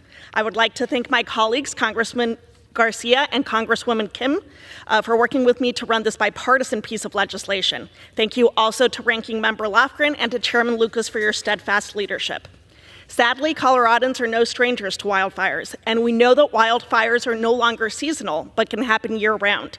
The impacts of these fires are felt long after the flames are extinguished and have lasting effects on our environment, economy, infrastructure, and more. With that, we are also seeing wildfires begin to encroach on communities that are not used to experiencing fires. The Marshall Fire in Colorado was the most expensive wildfire in our state's history and was primarily driven by an extreme windstorm that blew the fire into suburban parts of Colorado right next door to my district. With the total monetary cost of the Marshall Fire estimated at $2 billion, it's critical that we continue to invest in new ways to understand fire weather. This is where our bill, the Fire Weather Development Act, comes in. This bill will give NOAA the tools it needs to stay ahead of the curve when it comes to fire weather technology by allowing the agency to do things like access airborne and space-based data to enhance fire weather and fire environment monitoring. The bill also gives NOAA the ability to determine drone usage to improve data collection and even conduct drone pilot programs. Finally, the bill helps our local and state responders even more through several provisions focused on improving communications, especially around forecasting. The Front Range and Northern Colorado know how important it is that we do what we can to better predict fire weather, especially when it means protecting our homes and economic well-being. In Colorado's 8th district, we have a burgeoning energy sector and the largest agriculture economy in the state. But as we saw in Texas earlier this year, one wildfire could pose serious damage to that. By passing the Fire Weather Development Act, we are ensuring that we keep bolstering the tools we have to respond to fire weather. I look forward to continuing to work with Representatives Garcia and Kim to get this common sense solution in this bill across the finish line as soon as possible. Thank you, and I urge my colleagues to support this bill, and I yield back. Mr. Speaker, I reserve the balance of my time. We're prepared to close. Gentleman The gentlelady reserves. The gentleman is recognized from Oklahoma. Mr. Speaker, I have no further requests for time, and I'm prepared to close once the gentlelady from Michigan does. The gentleman from Oklahoma reserves. The gentlewoman from Michigan is recognized. Well, we find ourselves at a prominent moment here on the House floor, hopefully seeing the passage of H.R. 4866 to address some of these extraordinary fire considerations that have taken place. And I continue to encourage my colleagues to join those of us who do this hard and great work on the Science Committee to pass this bill. And with that, Mr. Speaker, I yield back. The gentlewoman yields. The gentleman from Oklahoma is recognized. Thank you, Mr. Speaker. I yield myself as much time as I might consume.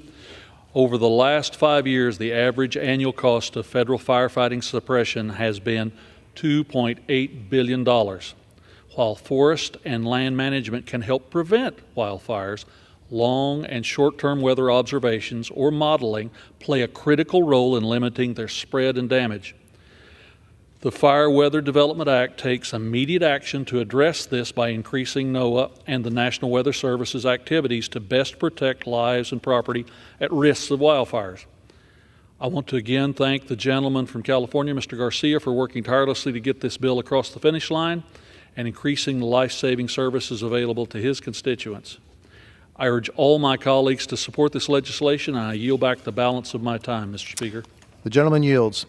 The question is, will the House suspend the rules and pass the bill H.R. 4866 as amended? Those in favor say aye. Those opposed say no. In the opinion of the chair, 2/3 being the affirmative. For what purposes does the gentleman from Oklahoma seek recognition? Mr. Speaker, I request the yeas and nays. The yeas and nays are requested. All those in favor of taking this vote by the yeas and nays will rise and remain standing until counted. Sufficient number having risen, the yeas and nays are ordered pursuant to Clause 8 of Rule 20. Further proceedings on this question will be postponed. For what purposes does the gentleman from Oklahoma seek recognition? Mr. Speaker, I move to suspend the rules and pass the bill H.R. 1069, the Clean Energy Demonstration Transparency Act of 2023 as amended. The clerk will report the title of the bill. H.R. 1069, a bill to amend the Infrastructure Investment and Jobs Act to require reporting regarding clean energy demonstration projects and for other purposes. Pursuant to the rule, the gentleman from Oklahoma, Mr. Lucas, and the gentlewoman from Michigan, Ms. Stevens, each will control 20 minutes. The chair recognizes the gentleman from Oklahoma.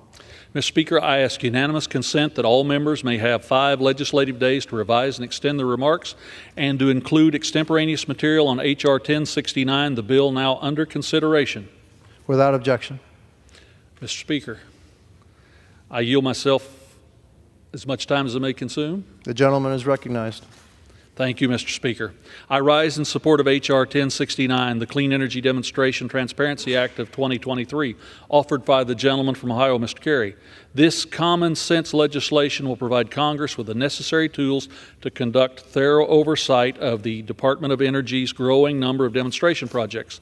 Specifically, 1069 requires the Secretary of Energy to report to Congress on all demonstration projects administered by the Office of Clean Energy Demonstrations. As a part of this report, the Secretary must include all contracts, milestones, schedules, funding profiles, including cost-share agreements. DOE established OSED to carry out the technology demonstration projects that were authorized in the Energy Act of 2020 and the Infrastructure and Investments and Job Act. This includes projects with bipartisan support such as the Advanced Reactor Demonstration Program and long-duration energy storage demonstrations.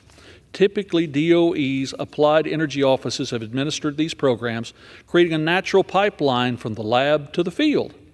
With the creation of OCED, DOE put these activities in a new and untested office, separating expertise and adding a new layer of bureaucracy. At the same time, the Infrastructure Bill and the Inflation Reduction Act appropriated $27 billion to OSED to fund these projects. This organizational change and influx of money should concern every lawmaker, given previous instances of DOE's mismanagement of demonstration projects. Already, OSED has been slow to award recipients and struggled to identify unique capacities not covered by the applied energy offices. Currently, Congress lacks the necessary safeguards and the ability to conduct rigorous oversight over OSED and its demonstration projects. For example, when the Science Committee tried to get information from DOE waiving the cost share requirement for multi-million-dollar project, DOE had no requirement to document or justify their decision. H.R. 1069 requires DOE to submit semi-annual reports which include all contracts, agreements, and funding breakdowns, and enables Congress to have the tools to protect taxpayers' dollars and hold OSED accountable and ensure a truly competitive selection process based on merits. I'm proud to co-sponsor this bill along with Ranking Member Lofgren and extend my appreciation to Representative Carey for continuing his leadership on this issue, despite no longer sitting on the Science Committee. I urge all of my colleagues to support this bill, and I reserve the balance of my time. The gentleman reserves. The gentlewoman from Michigan is recognized. Mr. Speaker, I yield myself as much time as I may consume. The gentlewoman is recognized.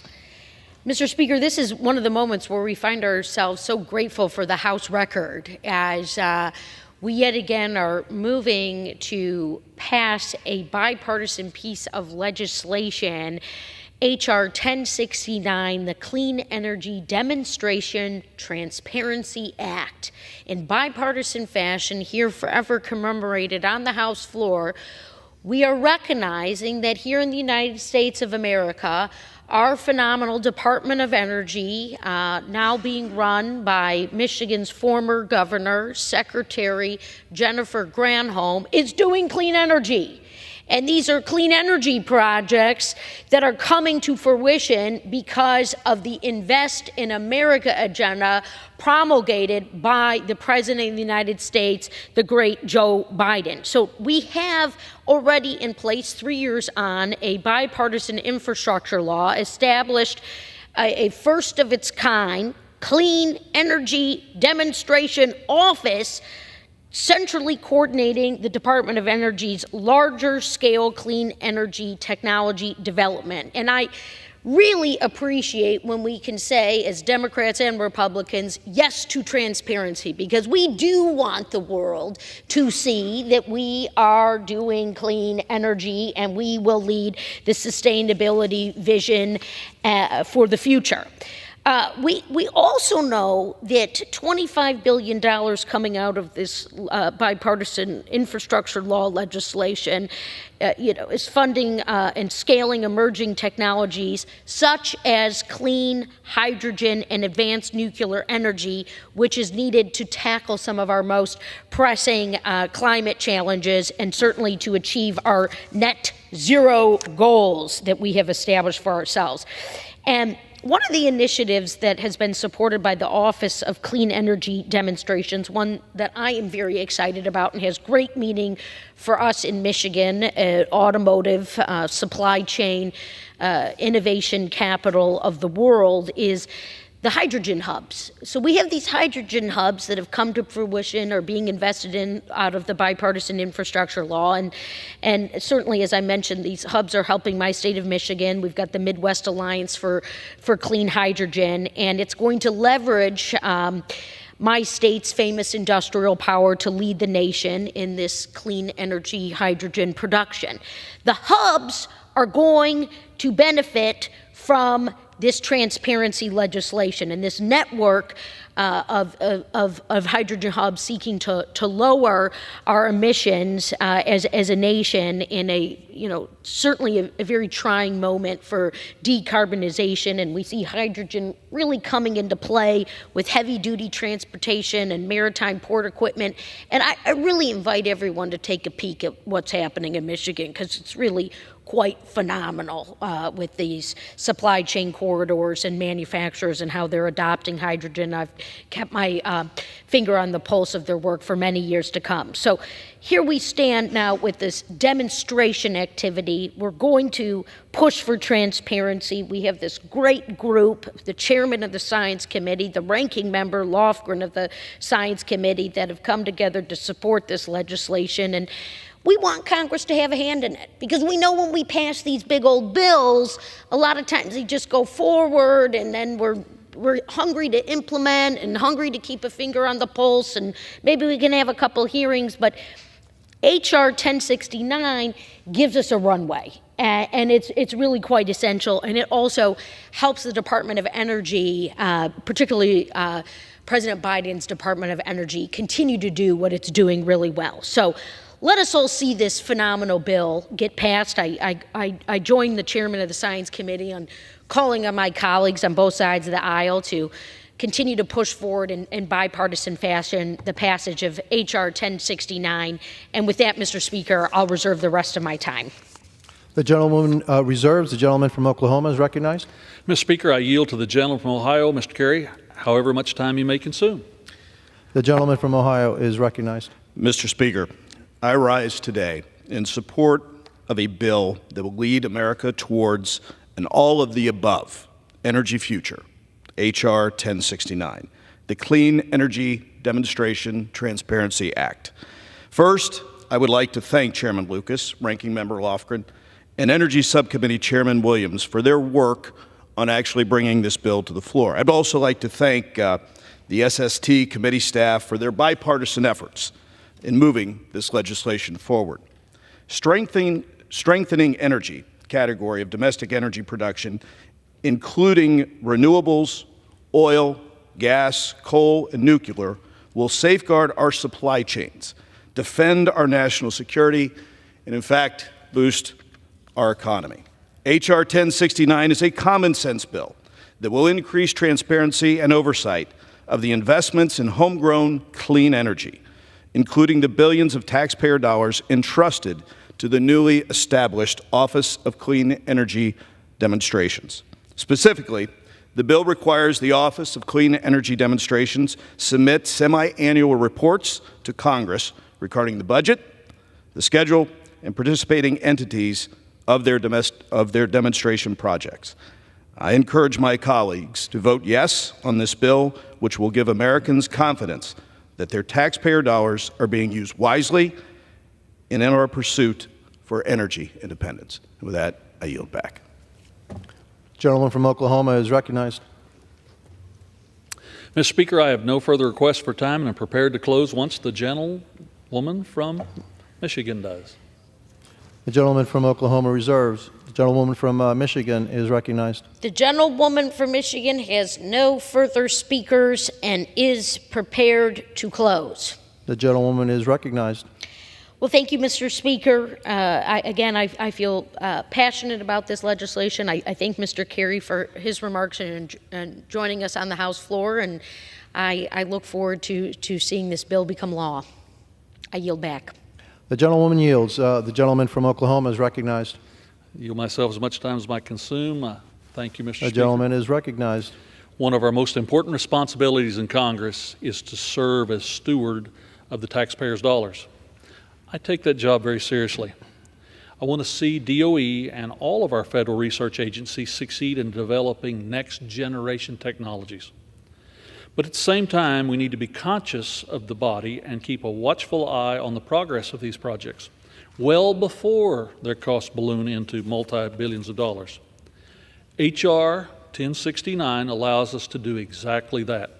It increases the transparency between DOE and Congress, enabling both sides to have beneficial information and insights into the success of federal demonstration projects. Once again, I want to thank Mr. Kerry for leading this bill along with his co-sponsors, Representative Williams, Davids, and Donalds. I urge my colleagues to support this bill, and I yield back the balance of my time. The gentleman yields. The question is, will the House suspend the rules and pass the bill H.R. 1069? Those in favor, as amended. Those in favor say aye. Aye. Those opposed, no. In the opinion of the chair, 2/3 being in the affirmative, the rules are suspended, the bill is passed, and without objection, the motion to reconsider is laid on the table. For what purpose does the gentleman from Oklahoma seek recognition? Mr. Speaker, I move to suspend the rules and pass the bill H.R. 4755, the Privacy Enhancing Technology Act, as amended. The clerk will report the title of the bill. H.R. 4755, a bill to support research on privacy-enhancing technologies and promote responsible data use and for other purposes. Pursuant to the rule, the gentleman from Oklahoma, Mr. Lucas, and the gentlewoman from Michigan, Ms. Stevens, each will control 20 minutes. The chair now recognizes the gentleman from Oklahoma. Mr. Speaker, I ask unanimous consent that all members have 5 legislative days to revise and extend their remarks and to include extemporaneous material on H.R. 4755, the bill now under consideration. Without objection, Mr. Speaker, I yield to myself as much time as I may consume. the gentleman is recognized. Thank you, Mr. Speaker. I rise in support of H.R. 4755, the Privacy Enhancing Technology Research Act, offered by the gentlewoman from Michigan, Ms. Stevens, and the gentleman from New Jersey, Mr. Kane. The bill supports research activities to advance innovative technologies to safeguard individuals' privacy. As Americans have moved more and more of their lives online, it has resulted in a greater amount of digital consumer data and personal information being generated than ever before.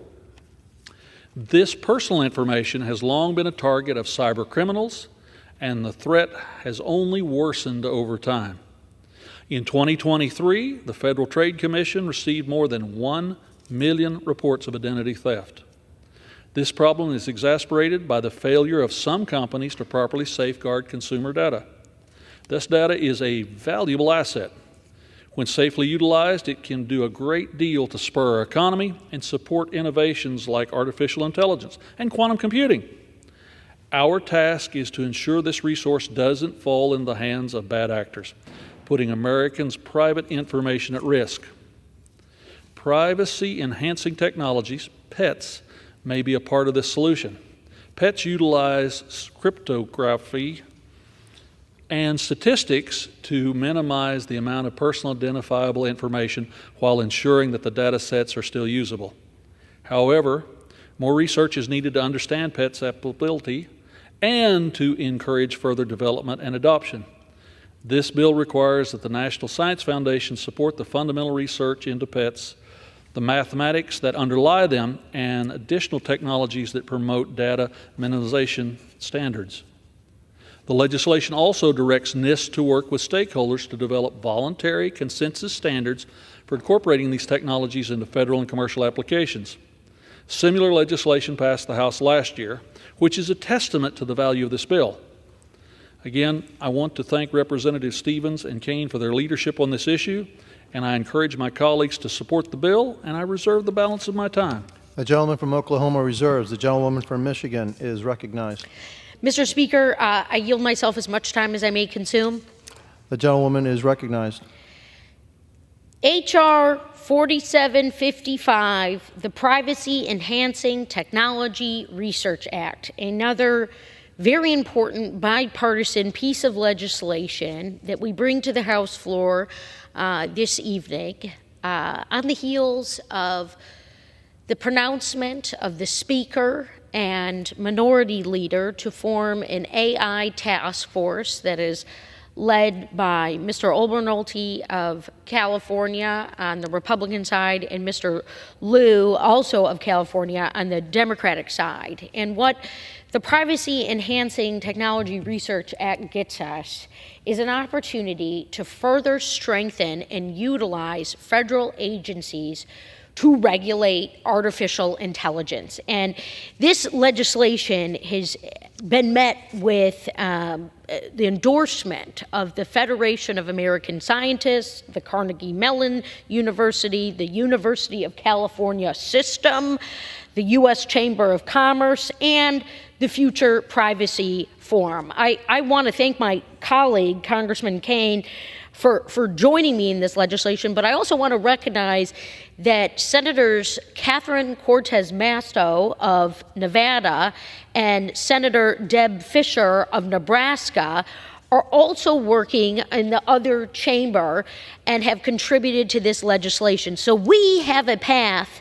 not only to see this pass here in the House, but to see it pass in the Senate and become federal law. We're living, as we all know, in a time of modern digital economy, probably hyper digital economy, that's just fueled by an astronomical amount of personal data, compounded over decades at this point in time. And so in this AI-powered world, personal data protection is absolutely imperative. And there's certainly a struggle with the processes that can protect and enable the protection of the productive use of personal data and secure the confidentiality of information that includes. In 2023, a survey by the Pew Research Center found that 81% of American adults are concerned about how companies use their personal data.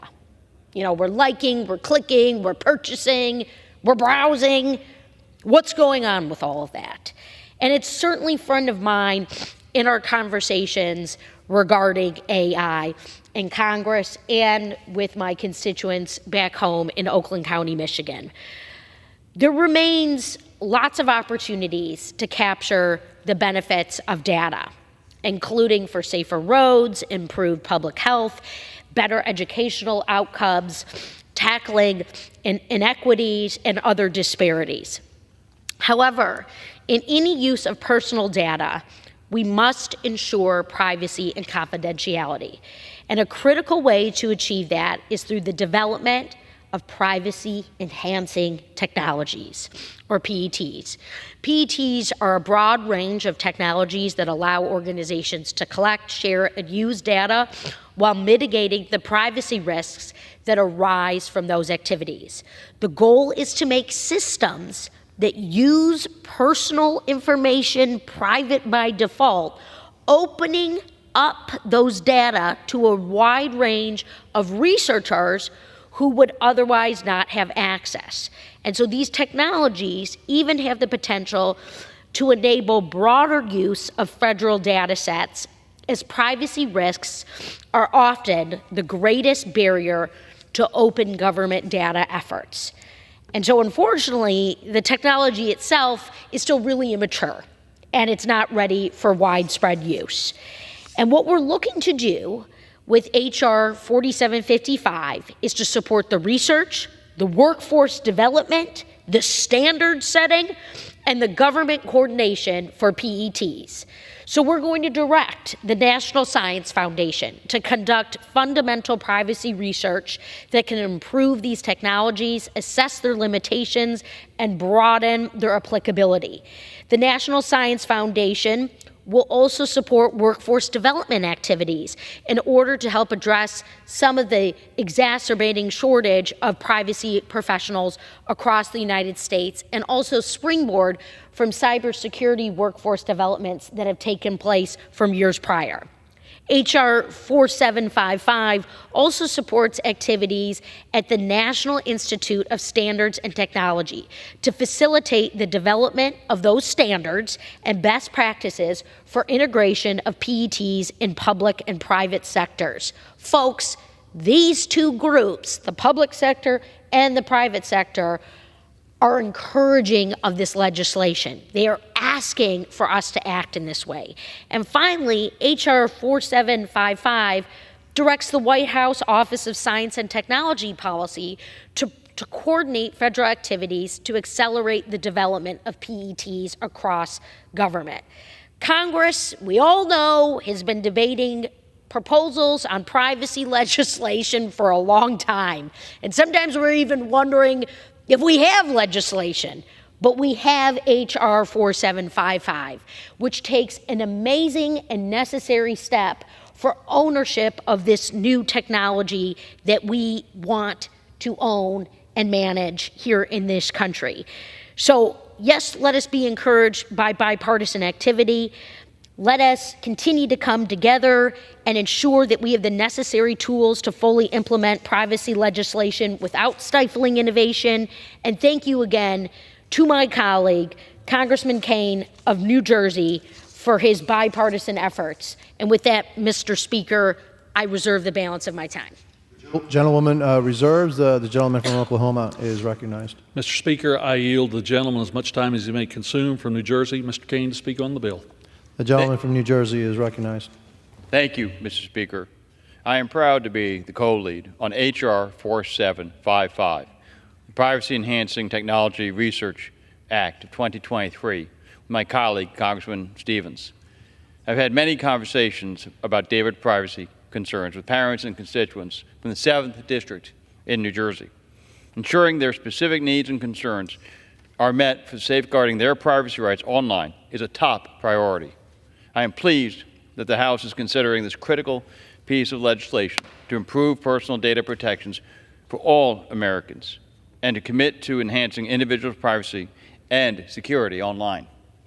In an increasingly interconnected world where digital technologies touch every aspect of our lives, safeguarding personal privacy has become a critical concern for all Americans, especially during a time where vast amounts of personal data is collected online. As we navigate through a landscape of evolving cyber threats, data breaches, and the development of artificial intelligence, the need for cutting-edge privacy-enhancing technologies has never been more pressing. Recognizing the significance of these challenges and the threats we face online, this legislation directs the National Science Foundation to support competitive fundamental research on privacy-enhancing technologies. Our goal is to enhance user safety and to provide safety measures for how our data is collected and used. This legislation also directs the National Institute of Standards and Technology to facilitate the development of voluntary consensus standards to better integrate privacy-enhancing technologies into public and private sectors. This is a key step towards mitigating risks and promoting trustworthiness. The Privacy Enhancing Technologies Act represents a promising opportunity to prioritize protecting an individual's data privacy in our ever-growing interconnected world. Additionally, the bill will not only facilitate crucial research efforts, but also contribute to the development of skilled workforce and foster effective government coordination to ensure an impactful and implementation of these technologies. Advancing our legislation will support the development of robust safeguards for how people interact online and how their data is collected. This legislation seeks to empower individuals with a greater control over their personal information, mitigating the risks of unauthorized access and misuses, and maintaining trust in our digital ecosystem. Through cutting-edge research and technologies, we will develop innovative solutions to not only shield sensitive data from malicious actors, but also establish robust standards for data collection and for sharing practices, fostering a more transparent and secure online environment. Again, I want to thank Congresswoman Stevens for extraordinary leadership in this regard, and the Chairman and the Ranking Member for helping advance this legislation. I encourage my colleagues to support this legislation, and I yield back. Gentleman from Oklahoma is recognized. Mr. Speaker, I have no further requests for time and am prepared to close once the gentlewoman from Michigan does. Gentleman from Oklahoma reserves. The gentlewoman from Michigan is recognized. Mr. Speaker, I have no further speakers at this time. I'm prepared to close. I reserve the balance of my time. The gentlewoman is recognized. Thank you, Mr. Speaker. I continue to call on my colleagues to join me and Congressman Kane, the chairman of the Science Committee, ranking member of the Science Committee, in passing H.R. 4755. This certainly will mark a very important moment in time where the United States chooses to lead on privacy-enhancing technologies for the betterment of all. And with that, Mr. Speaker, I yield back. The gentlewoman yields. The gentleman from Oklahoma is recognized. Mr. Speaker, I yield myself as much time as I may consume, and I congratulate my colleagues from Michigan and New Jersey on an outstanding piece of legislation, and I urge the body to adopt it. And yield back. The gentleman yields. The question is, will the House suspend the rules and pass the bill H.R. 4755 as amended? Those in favor say aye. Those opposed, no. In the opinion of the chair, 2/3 being in the affirmative, the rules are... For what purposes is the... Mr. Speaker, I request the ayes and nays. The ayes and nays are requested. All those in favor of taking this vote by the ayes and nays will rise and remain standing until counted. Sufficient number having risen, the ayes and nays are ordered pursuant to Clause 8 of Rule 20. Further proceedings on this question will be postponed. For what purposes does the gentleman from Oklahoma seek recognition? Mr. Speaker, I move to suspend the rules and pass H.R. 4824, the Carbon Sequestration Act, as amended. The clerk will report the title of the bill. H.R. 4824, a bill to amend the Energy Policy Act of 2005 to require the Secretary of Energy to carry out terrestrial carbon sequestration research and development activities and for other purposes. Pursuant to the rule, the gentleman from Oklahoma, Mr. Lucas, and the gentlewoman from Pennsylvania, Ms. Lee, each will control 20 minutes. The chair recognizes the gentleman from Oklahoma. Mr. Speaker, I ask unanimous consent that all members have 5 legislative days to revise and extend their remarks and include extemporaneous material on H.R. 4824, the bill now under consideration. Without objection. Mr. Speaker, I yield myself as much time as I may consume. The gentleman is recognized. Mr. Speaker, I rise in support of H.R. 4824, the Carbon Sequestration Collaboration Act. This common sense legislation increases the coordination among federal research entities and are focused on the topic of carbon sequestration. Specifically, this bill improves the capacity to sequester carbon through land use activities authorized by a coordinated research effort across the Department of Energy, the Department of Interior, and the Department of Agriculture. To date, most federal research has been focused on large-scale carbon sequestration and geologic formations. That entails finding a specific spot deep in the earth to trap carbon generated by large sources, like multiple power plants that supply an entire region. This leaves a significant knowledge gap related to carbon storage potential at small tracts and everyday sites like soils, rangelands, biochar, mine tailings, and forests. The USDA has already started to explore programs for farmers, ranchers, and landowners to generate carbon credits for adopted practices to reduce emissions or sequester carbon on their land. Yet I'll be the first to admit that USDA is by no means an expert on qualifying amounts of carbon sequestered or tracking how it behaves over time. Therefore, we need to ensure that we have scientific support to develop tools that are needed to quantify, track, and verify carbon sequestration changes over time, especially in the short term. By combining DOE expertise in fundamental research and carbon storage, DOI capacities in geologic mapping, and USDA knowledge in plant and crop interactions, we can rapidly develop the research to mature technologies and ensure scientific transparency. I introduced a similar bill in the last Congress to address these activities. I'm very pleased with my colleague, Representative Baird, who's worked so hard on championing this issue. And with that, Mr. Speaker, I reserve the balance of my time. The gentleman from Oklahoma reserves. The gentlewoman from Pennsylvania is recognized. Mr. Speaker, I yield myself as much time as I may consume. The gentlewoman is recognized. I rise today in support of the Carbon Sequestration Collaboration Act. The bill amends the carbon storage provisions in the Bipartisan Energy Act of 2020 to support research and development on ways to sequester carbon in terrestrial ecosystems, agriculture, and forestry. Recent academic research has found that agricultural approaches that enhance the carbon uptake of soils have many potential benefits, including increased productivity and improvements in the stability of yields. This bill will help us better understand the potential short-term or long-term behavior of sequestered carbon and help identify any scientific barriers to the widespread deployment of these technologies. This is not to mention the added benefit of removing carbon from the atmosphere, making this one of the many solutions we need to advance if we are to slow down or even reverse the effects of climate change. I urge my colleagues to join in supporting it. Thank you, Mr. Speaker, and I reserve the balance of my time. The gentlewoman reserves. The gentleman from Oklahoma is recognized. Mr. Speaker, I yield as much time as he may consume to the gentleman from Indiana, Mr. Baird, to speak on his bill. The gentleman from Indiana is recognized. Thank you, Mr. Speaker, and I do want to thank the chairman for yielding and for all the work that we did in committee to get this important piece of legislation to the floor. I would also like to thank the gentlewoman from California and ranking member of Science, Space, and Technology Committee, Ms. Lofgren, for her leadership and support on this bill. You know, there's a lot of misconceptions about what this bill does, and unfortunately, there are some who are intentionally spreading misinformation about this bill for political gain. Before I continue any further, let's put these rumors to rest by telling the American people what this bill does not do. This bill does not give federal agencies any authority to seize private property. I'm a farmer and a private landowner, and I'd never sponsor or support a bill that would give the federal government more power to seize private land. This bill does not specify any land for carbon capture projects or undermine the property rights of American citizens.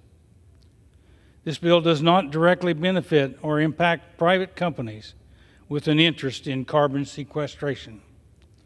The United States has been using carbon sequestration methods to store excess carbon emissions underground for over 50 years, and Biden's Department of Energy is currently studying large-scale carbon sequestration at the federal level.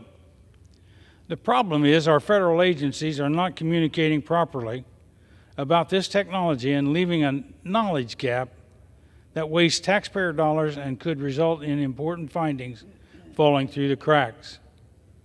H.R. 4824 will force the executive branch to submit a plan to Congress and require federal agencies to share research, data, and current sequestration technologies.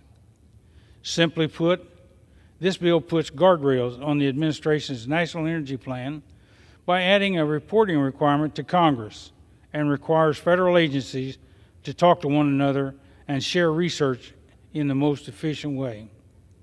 I'm sponsoring this legislation because I believe every Hoosier, and Americans for that matter, should have the best information that's available when making informed decisions about their land and about their community. That's why I urge all of my colleagues to support this legislation.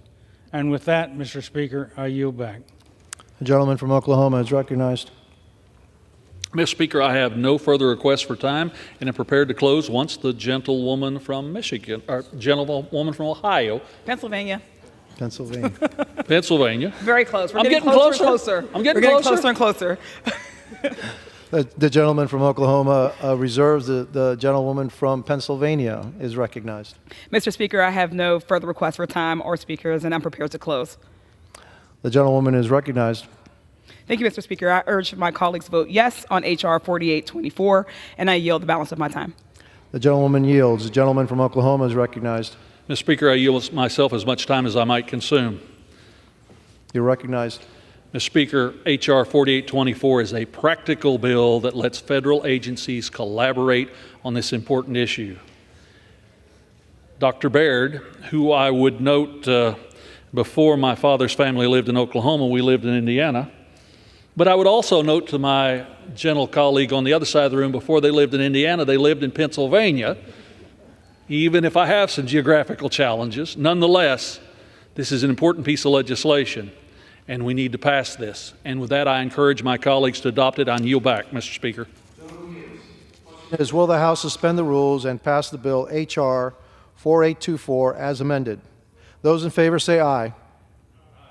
Those opposed, no. In the opinion of the chair, 2/3 being in the affirmative.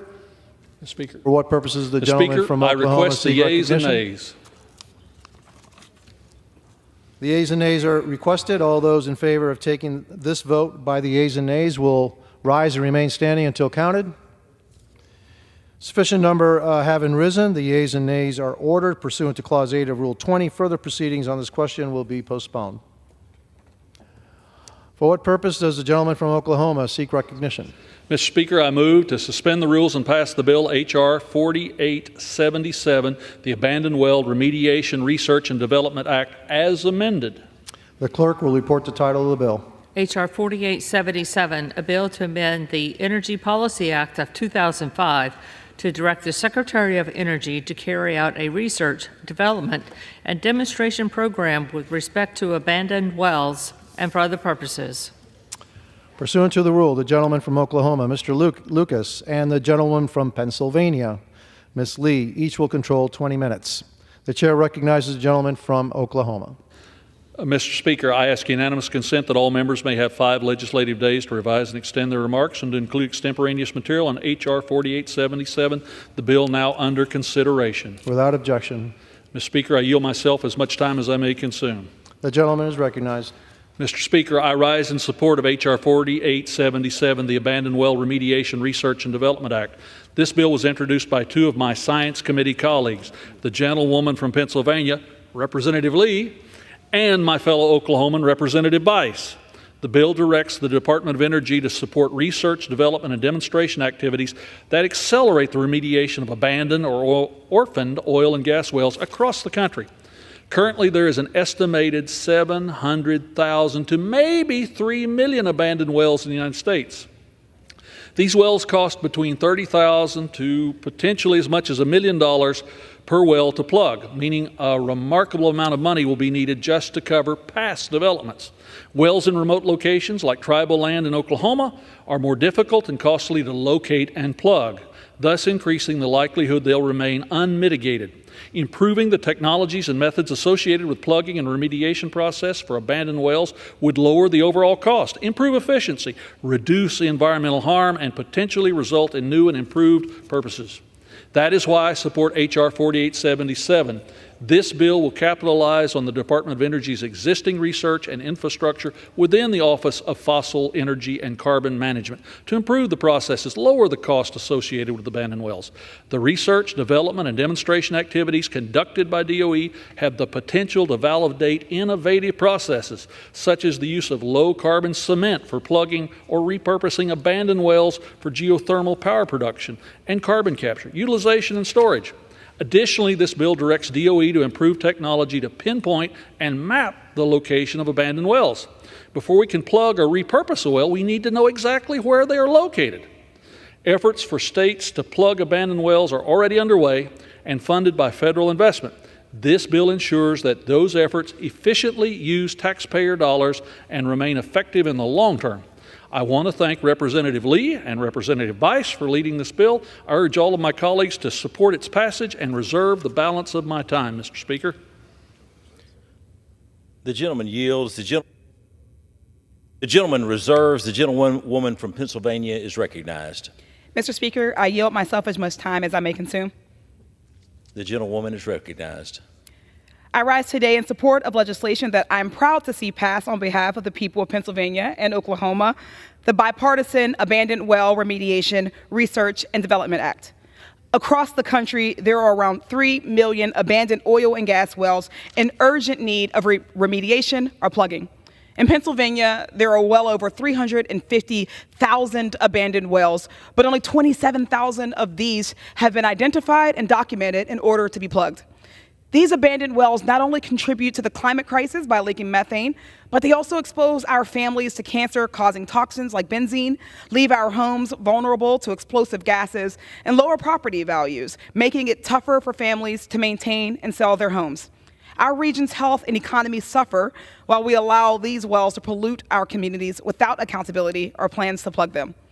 Last month, I visited the home of Pamela and Ivan Schrank, a couple in Murraysville who recently discovered a leaky abandoned well on their property in Westmoreland County. During my visit, Pamela described how she got dizzy and almost fainted while gardening in her backyard after being exposed to the pungent odor she recognized as gas. Fortunately, she and her husband Ivan caught the leakage in time to reach out to the Pennsylvania Department of Environmental Protection to begin the process of plugging the well and preventing permanent harm to their family's health and the value of their property. However, until Congress takes action to invest in the identification and remediation of abandoned wells, starting with the passage of this bill, tens of thousands of people in my district and across Pennsylvania will continue to suffer the consequences. Pennsylvania has more abandoned wells than any other state except Texas. Many of these wells that pollute our communities were drilled in the mid-1800s, decades before regulations existed to properly track and document them. My district already suffers from some of the worst air quality in the nation and serious rates of exposure to toxins in our water. These communities also suffer from high rates of asthma or COPD and exposure to lead in our water. We can't leave leaky oil and gas wells from the 1800s to continue poisoning and endangering our communities. We also can't afford inaction. We must invest significant resources to research and develop solutions to this crisis by passing our bipartisan bill, because until we do, it will remain nearly impossible to track every orphaned and abandoned well and too expensive to plug or remediate them. This bipartisan bill we've introduced builds on the $23 million worth of federal investments to plug abandoned wells we've already delivered to Western Pennsylvania from the Infrastructure Act by authorizing a new research, development, and demonstration program at the Department of Energy to locate, identify, identify and address the problems associated with abandoned oil and gas wells. This program will enhance our ability to locate these wells and direct research towards improving remediation, plugging, and understanding what causes some of these wells to become super emitters, posing the most harm to our health and our climate. It will also fuel the development of new uses for these wells, such as evaluating whether they are suitable for conversion to geothermal power production. I want to thank Chairman Lucas and Ranking Member Lofgren for supporting this legislation, as well as Rep. Bice for joining me in championing this issue, for bringing this important bipartisan bill to the floor. Today, the Science Committee has now twice unanimously approved this bill, and I encourage my colleagues to do the same. Thank you, Mr. Speaker. I reserve the balance of my time. The gentlewoman reserves. The gentleman from Oklahoma is recognized. Mr. Speaker, I yield the gentlelady from Oklahoma, Ms. Bice, as much time as she may consume to speak on the bill. The gentlewoman is recognized. Thank you, Mr. Speaker, and thank you to Chairman Lucas. I rise in support of H.R. 4877, the Abandoned Well Remediation, Research, and Development Act. In Oklahoma, there are over 500,000 oil and gas wells, which allow our state to rank 8 in oil and gas production in the country. While active wells support hundreds of thousands of jobs, legacy sites and abandoned wells can present environmental and economic problems. Across the country, some abandoned or orphaned wells are slowly leaking harmful gases and chemicals into the ecosystem. This is partly due to some wells being left unaddressed after their use. However, most leaks are the result of plugging procedures or material that have not withstood the test of time. To remedy this issue, different states have implemented plugging and cleanup programs with varying levels of success. For example, the Oklahoma Energy Resource Board has invested $132 million to successfully clean up over 18,000 sites across our state. Additionally, the federal plugging and remediation program established last Congress provided $25 million in initial grants to Oklahoma. This was a great first step, but unless we want to continue to spend on temporary solutions, we must have innovation. H.R. 4877 will address this innovation gap and potentially save billions of dollars in future efforts. Through the research, development, and demonstration activities authorized by this bill, the Department of Energy will improve the data on the location of abandoned wells, the process for plugging, reclaiming, and repurposing wells, and the ability to mitigate potential environmental impacts of leaking wells. In the future, we won't need another $4 billion in federal plugging program. The innovation spurred by this bill could cut those costs in half and save billions in taxpayer funds. H.R. 4877 directs the type of forward-looking research and the development that will solve our legacy challenges while allowing responsible environmental stewardship to continue into the next generation. I am proud to lead this bill with my colleague from Pennsylvania, Ms. Lee, and I want to thank her for working alongside me in a bipartisan fashion to get this bill to the floor. I urge a yes vote for my colleagues, which is a great example of innovating to solve a real-world issue, and I yield back the balance of my time. The gentlewoman yields. The gentleman from Oklahoma is recognized. Mr. Speaker, I have no further requests for time and am prepared to close once the gentlewoman from Pennsylvania does. The gentlewoman from Pennsylvania is recognized. Mr. Speaker, I have no further requests for time, and I'm prepared to close, and I yield myself the balance of my time. The gentlewoman is recognized. I urge my colleagues to vote yes on H.R. 4877, and I yield back the balance of my time. Thank you. The gentleman from Oklahoma is recognized. Mr. Speaker, I yield myself as much time as may consume. We all share concern about the tens of thousands of known abandoned oil and gas wells across the country that have the potential to leak methane, pose health and safety risks, and pollute local groundwater. This is a major step into addressing that. I urge my colleagues to vote for H.R. 4877. I thank Congresswoman Lee and Congresswoman Bice for their effort, and with that, I yield back. The gentleman yields. The question is, will the House suspend the rules and pass the bill H.R. 4877? Those in, as amended. Those in favor say yea. Those opposed say no. The gentleman from... Mr. Speaker, I request the yeas and nays. In the opinion of the chair, two-thirds being in the affirmative. Purpose does the gentleman from Oklahoma seek recognition? Mr. Speaker, I request the yeas and nays. The yeas and nays are requested. All those in favor of taking the vote by the yeas and nays will rise and remain standing until counted. A sufficient number having risen, the yeas and the nays are ordered. Pursuant to Clause 8 of Rule 20, further proceedings of this question will be postponed.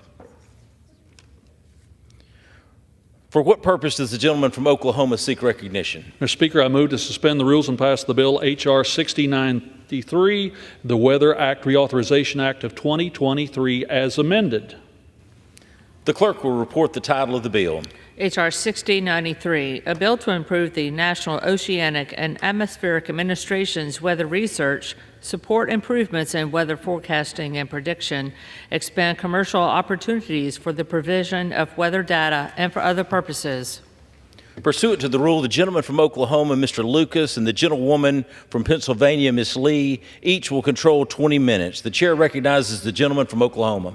Mr. Speaker, I ask unanimous consent that all members may have 5 legislative days to revise and extend their remarks and include extemporaneous material on H.R. 6093, the bill now under consideration. Without objection. Mr. Speaker, I yield myself as much time as I may consume.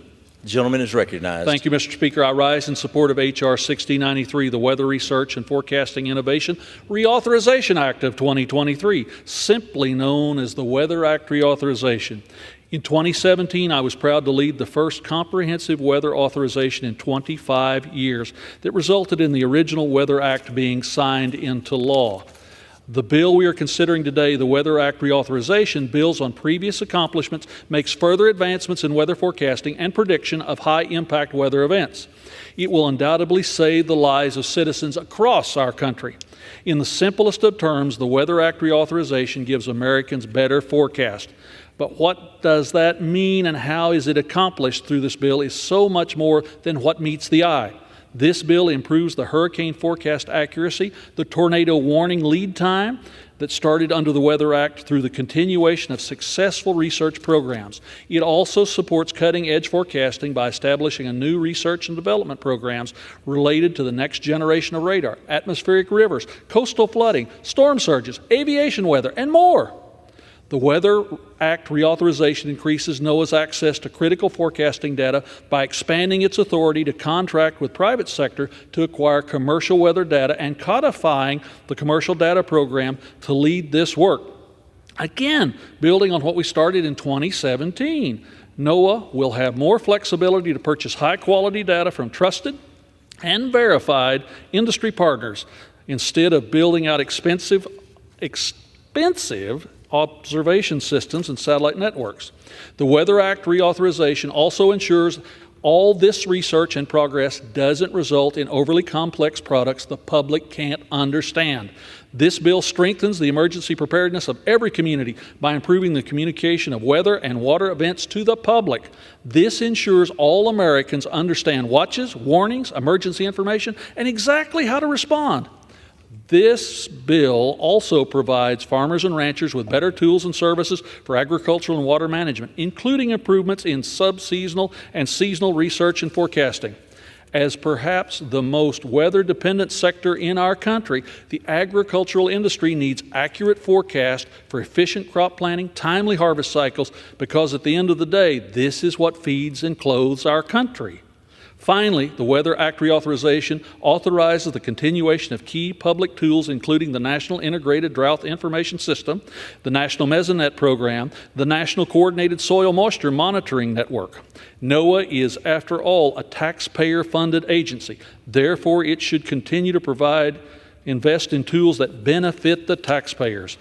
It's clear this bill is not a one-trick pony and will accomplish many things, so it should come as no surprise to hear the widespread support we've received. 63 Republican and Democrat members have co-sponsored bills that appear in this package. It has letters of support from 50 stakeholders, representing groups as diverse as recreational fishers to two-way radio suppliers. It is a bipartisan bill with 29 co-sponsors on both sides of the aisle. The Weather Act Reauthorization ensures NOAA is modern and reliable, which will secure the United States' global leadership in weather forecasting, modeling, and prediction. But more importantly, the Weather Act Reauthorization ensures NOAA services equip Americans with timely warning and support, providing additional life-saving resources to communities across the country. I want to thank my partner in this effort, Ranking Member Zoe Lofgren, who has been essential in continuing the bipartisan successes of the Science Committee in this Congress. I urge all of my colleagues to support this bill, and I reserve the balance of my time, Mr. Speaker. The gentleman reserves. The gentlewoman from Pennsylvania is recognized. Mr. Speaker, I yield myself as much time as I may consume. The gentlewoman is recognized. I rise today in support of H.R. 6093. Sadly, this year is expected to set yet another record for global temperatures, according to the World Meteorological Organization. Last year, the U.S. experienced 28 separate extreme weather and climate disasters costing more than $1 billion each, surpassing the previous record set in 2020. Climate change is causing an increase in the frequency and intensity of severe storms. Just 2 weeks ago, Pittsburgh was inundated by a severe storm that flooded many parts of the area. Daily rainfall records for the Pittsburgh area were shattered, and there were numerous road closures and water rescues across Allegheny County, PA, which I represent. The science is clear. The need to act cannot be ignored. As we adapt to this unfortunate new norm of severe weather events, our forecasting capabilities and preparedness must substantially improve.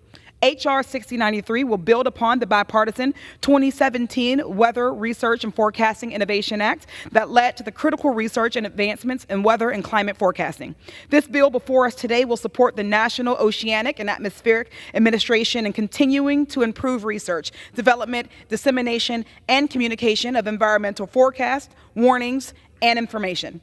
We must ensure that NOAA has access to every tool to improve the accuracy and timeliness of weather and climate information to effectively meet its mission in protecting people, property, and the economy. Specifically, this bill modifies and extends key weather and climate research programs for hurricanes, tornadoes, tsunamis, drought, and harmful algal blooms. It also establishes and codifies new forecasting improvement programs for precipitation, atmospheric rivers, and coastal flooding, including storm surges. Additionally, the bill authorizes NOAA to expand its partnership with the private industry in gathering more data while solidifying its own role as the driver of the enterprise and leverages the use of artificial intelligence to meet its mission. Necessary improvements in data assimilation will be made so that our weather models continue to be the gold standard. While the improvement of all severe weather-related research programs is necessary, the communication of the information is also a key element to an effective forecast. Underobserved, underserved, and highly vulnerable communities are disproportionately affected by severe weather and climate events. To better serve these communities, we must determine how to best communicate important weather and climate information. Understanding how the public receives, interprets, and responds to and values severe weather information is necessary to produce better forecasts and warnings. This bill aims to accomplish this by expanding NOAA's social, behavioral, and economic science research program to simplify and improve the communication of hazardous weather. I would like to thank Chairman Lucas and Ranking Member Lofgren for their diligent work and cooperation on this important legislation, and also many of my colleagues who made significant contributions to this excellent piece of legislation. I strongly support this sensible bipartisan bill, and I yield back. The gentlelady,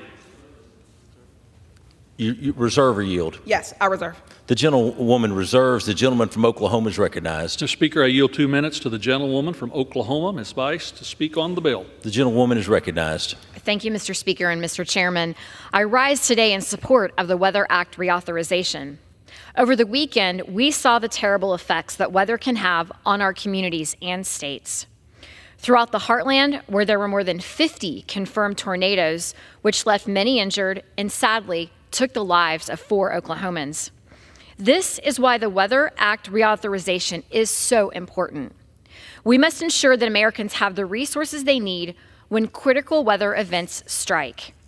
This includes having access to accurate weather forecasting and other necessary resources to protect life and property.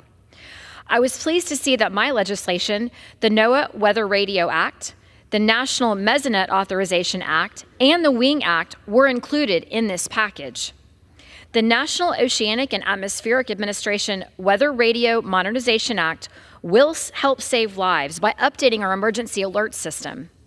Specifically, it paves the way for future development and provides fail-safe options so that the National Weather Radio is never down for an extended period and that outages will be less frequent. Over the weekend, there were issues with receiving and transmitting alerts from the National Weather Radios. My bill will help address the aging infrastructure in these systems and prevent outages like these from occurring in the future. The National Mesonet Authorization Act will work to increase the overall coverage and accuracy of the National Mesonet Program, which provides reliable, real-time data and observations for the weather prediction, severe weather warnings, and emergency response. I want to thank Chairman Lucas for the leadership on this legislation and for his focus on protecting Oklahomans. I urge my colleagues to support the legislation. Mr. Speaker, thank you, and I yield back. The gentlewoman yields. The gentleman from Oklahoma is recognized. Does the gentlelady continue reserve? No. The gentleman from Oklahoma reserves. The gentlewoman from Pennsylvania is recognized. Okay, I can't hear. Mr. Speaker, I yield 3 minutes to the gentleman from Florida, Mr. Frost. The gentleman is recognized. Mr. Speaker, I rise today to support the reauthorization of the Weather Act. Since its passage in 2017, the Weather Act has been the driving force behind faster and more precise hurricane and tornado forecasting. This reauthorization will build upon that research by updating existing projects and adding new project programs focused on coastal flooding, storm surge, and improving weather radar. I'm also proud that included in this package is my bipartisan bill, the Fixing Gaps in Hurricane Preparedness Act, co-led by my colleague from Florida, Congressman Daniel Webster. Congressman Webster and I know that we need to do more to keep our people and most at-risk communities safe during extreme weather events that, due to the climate crisis, are continuing and happening more often in Florida and across the entire country. Our bill works to better protect the lives of seniors, folks with disabilities, and non-English speakers during hurricanes.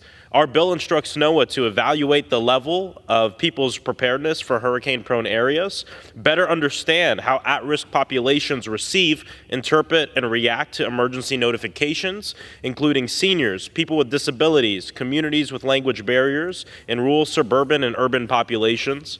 And finally, examine the unique risks for areas with large senior populations like retirement communities before, during, and after a hurricane. This bill was inspired by devastating national data and conversations with my own constituents in Central Florida who have experienced some of the worst storms that our state has ever seen. Floridians speak to me about living in neighborhoods that quickly flood, confusing messaging from the media on whether they should evacuate or not, and alerts that are usually just in English or in Spanish. While inspired by the needs of our constituents, this bill will help folks far beyond just the state of Florida. When these storms come, people with disabilities must undergo evacuations at far greater rates than others, yet folks have told me that they feel like an afterthought when it comes down to the accommodations. Folks with disabilities and seniors oftentimes get stuck without electricity. As a result, seniors are most likely to die during a hurricane, making up 2/3 of the deaths for Hurricane Katrina, Florence, and Ian. As part of the Weather Act, the Fixing Gaps in Hurricane Preparedness Act will save lives, reduce fear, and help Floridians and Americans. I urge my colleagues to vote yes on this critical legislative package, and I yield back to Representative Lee. The gentleman yields. The gentlewoman reserves. Yes. The gentleman from Oklahoma is recognized. Mr. Speaker, I yield 2 minutes to the gentleman from California, Mr. Garcia, to speak on the bill. The gentleman is recognized. Thank you, Mr. Speaker, and thank you, Chairman Lucas, for introducing the reauthorization of the Weather Act, which includes my bill, the Improving Atmospheric River Forecasting Act. In my home state of California, we can experience devastating flooding, wildfires, and droughts all in the same year, if not in the same season. Needless to say, we have learned the value of being well prepared. In the past 2 winters, we've experienced a new threat called atmospheric rivers. This past winter, 51 atmospheric rivers hit California, dumping trillions of gallons of water on us, causing flooding and damage to homes and businesses. And it's clear that we need to do more to improve our predictive capabilities to give emergency coordinators as much of a heads up as possible. We also need to make sure that we're taking advantage of this free water as much as possible. The problem in California isn't that we don't have enough water, it's that we don't retain enough of it. We don't have enough storage, we don't have enough capacity, and we don't plan appropriately based on the predictions. The LA Times recently reported that nearly 95% of the water from the atmospheric rivers this last year flowed back into the ocean. That's trillions of gallons of free water that could have been stored for dry seasons. And it's clear that Sacramento isn't going to build more storage anytime soon, so we need to be investing in infrastructure we already have and improve the efficiency of our reservoirs. That's why my bill increases research into what's called forecast-informed reservoir operations. If we can give water managers a heads up that these storms are coming, they could prepare reservoirs to capture the water, helping us fight off droughts when the dry seasons come. We got lucky this last time. We got so much water that even California's terrible water policies weren't enough to keep us in a prolonged drought. We can't keep relying on luck, and we can't wait around for Sacramento to get its act together. If there was a zombie apocalypse, Mr. Speaker, in Sacramento, even the zombies would die because there's not enough brains in our state's capital right now when it comes to water policies, and this goes a long way in helping them. We need improved prediction of atmospheric rivers moving forward, and that's what this bill does. I urge my colleagues to vote in favor, and I yield back. The gentleman yields. The gentleman from Oklahoma reserves. The gentlewoman from Pennsylvania is recognized.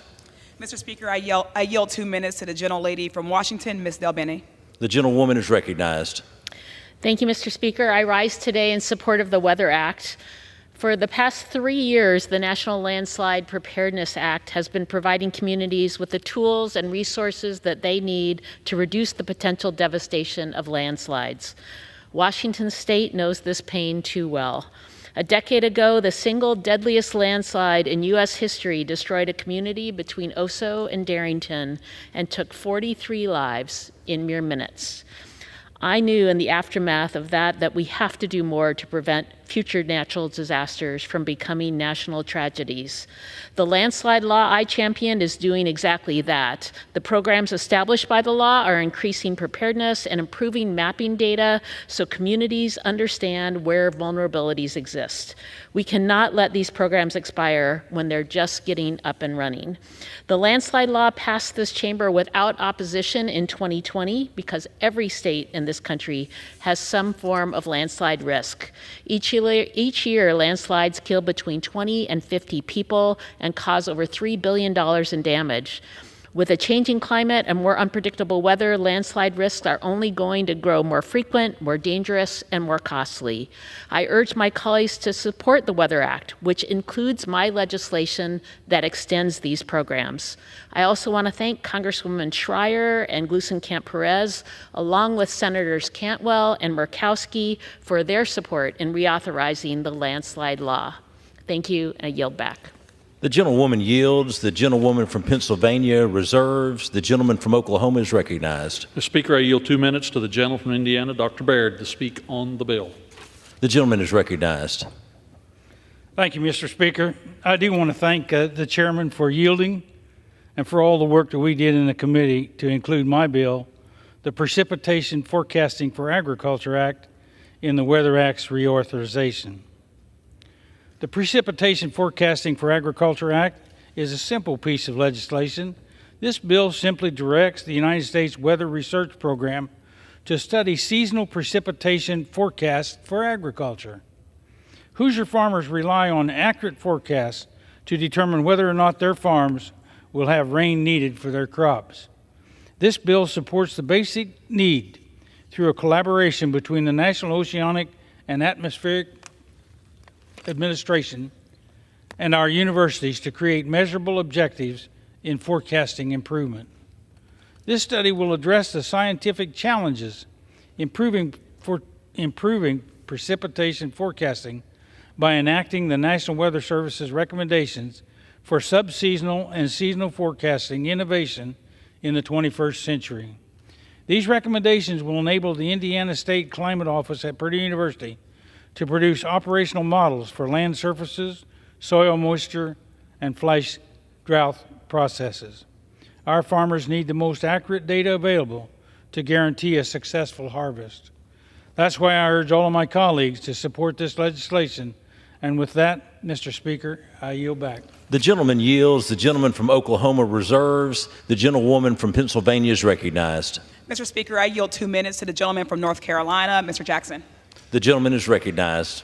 Mr. Speaker, the week after I was elected to Congress, a group of meteorologists from my district got in touch with me, and they taught me something I didn't know, which is that my district, which is the Charlotte area, is in the largest weather radar gap in the country.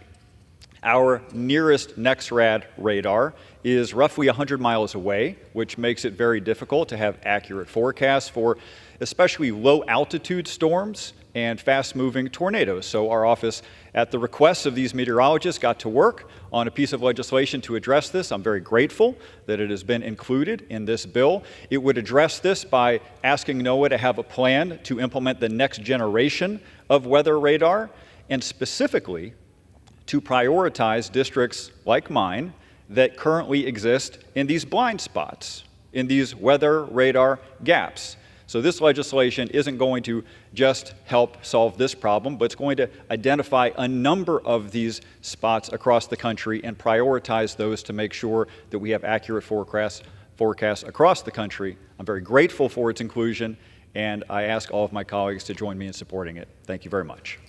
The gentleman yields. The gentlewoman from Pennsylvania reserves. The gentleman from Oklahoma is recognized. Mr. Speaker, I yield 2 minutes to the gentleman from Georgia, Mr. McCormick, to speak on the bill. The gentleman is recognized. Thank you, Mr. Speaker. I rise today in support of H.R. 1693, the Weather Act Reauthorization Act of 2023. The Weather Act Reauthorization is sensible legislation that will strengthen the national oceanic and atmospheric administration forecasting capabilities and elevate the U.S. weather enterprise, greatly benefiting communities across the country. As a former helicopter pilot in the Marine Corps, I know firsthand the consideration you must give to the weather before taking to the skies. Fog, high winds, turbulence, thunderstorms, ice, and snow are all routine weather occurrences that can impact commercial and recreational flights, as well as ground crew operations and maintenance tasks. Additionally, I think every member of Congress here and many of our constituents have experienced some flight or other type of delays of turbulence in the last 6 months, as weather volatility is a consistent threat to travel plans. That is why I introduced H.R. 3915, the Aviation Weather Improvement Act, which has been included in this larger legislative package. This bill will improve all aspects of aviation weather forecasting and prediction by authorizing the National Weather Service to acquire readily available commercial data and partner with the U.S. weather enterprise to deploy critical atmospheric sensors. In addition to authorizing the public-private partnership on weather data, H.R. 3915 also has an explicit focus on improving turbulence forecasting and modeling. The Aviation Weather Improvement Act codifies the inclusion of turbulence events or phenomenon in the operation forecasting capabilities of the Aviation Weather Center. This will ensure the recreational and commercial pilots have definitive and accurate source for turbulence information that can inform route-specific flight planning. Put simply, my bill will lower the over 5,000 flights per year that encounter severe turbulence, as well as make a dent in the 30% of annual delays caused by weather. In closing, I want to thank Chairman Lucas, Ranking Member Lofgren, and my colleagues on the Science, Space, and Technology Committee for supporting the efforts of all the members who contributed to this important Weather Act reauthorization. I urge my colleagues to support this bill, and I yield back. The gentleman yields. The gentleman from Oklahoma reserves. The gentlewoman from Pennsylvania is recognized. Mr. Speaker, we have no further speakers, and I reserve. The gentlewoman reserves. The gentleman from Oklahoma is recognized. Mr. Speaker, I yield 2 minutes to the gentleman from New Jersey, Mr. Kane, to speak on the bill. The gentleman is recognized. Thank you, Mr. Speaker. I rise today in support of H.R. 6093, the Weather Act Reauthorization, introduced by Chairman Lucas and Ranking Member Lofgren. I would like to thank the Chairman and Ranking Member for including my bill, H.R. 4069, the Protecting Coasts and Cities from Severe Weather Act, in the overall package. With the Weather Act reauthorization and my legislation, we are modernizing critical research programs to address weather observation gaps in highly vulnerable areas, which will improve our ability to protect lives and property from disasters and allow NOAA to include developing cutting-edge research and development. As we've seen from the first Comprehensive Weather Act, investing in advanced weather research and forecasting technologies is crucial for mitigating the risks posed by extreme weather events. By expanding NOAA's authority to acquire commercial weather data, we're not only improving the efficiency of weather data acquisition, but also fostering innovation in the private sector. These measures underscore our commitment to protecting the safety and the well-being of the people of New Jersey, ensuring that they have the information and the resources needed to withstand and recover from weather-related disasters. This bill establishes new programs to improve forecasting models for weather phenomena like atmospheric rivers and coastal flooding, directly benefiting the residents of New Jersey's coastal areas. This will lead to more reliable forecasts and better emergency preparedness measures for the people back home in New Jersey. In conclusion, the Weather Act Reauthorization is about empowering individuals and communities with the tools they need to mitigate the risks of severe weather events. I encourage my colleagues to support this impactful legislation, and I yield back, Mr. Speaker. The gentleman yields. The gentleman from Oklahoma reserves, and the gentlewoman from Pennsylvania is recognized. Mr. Speaker, I reserve.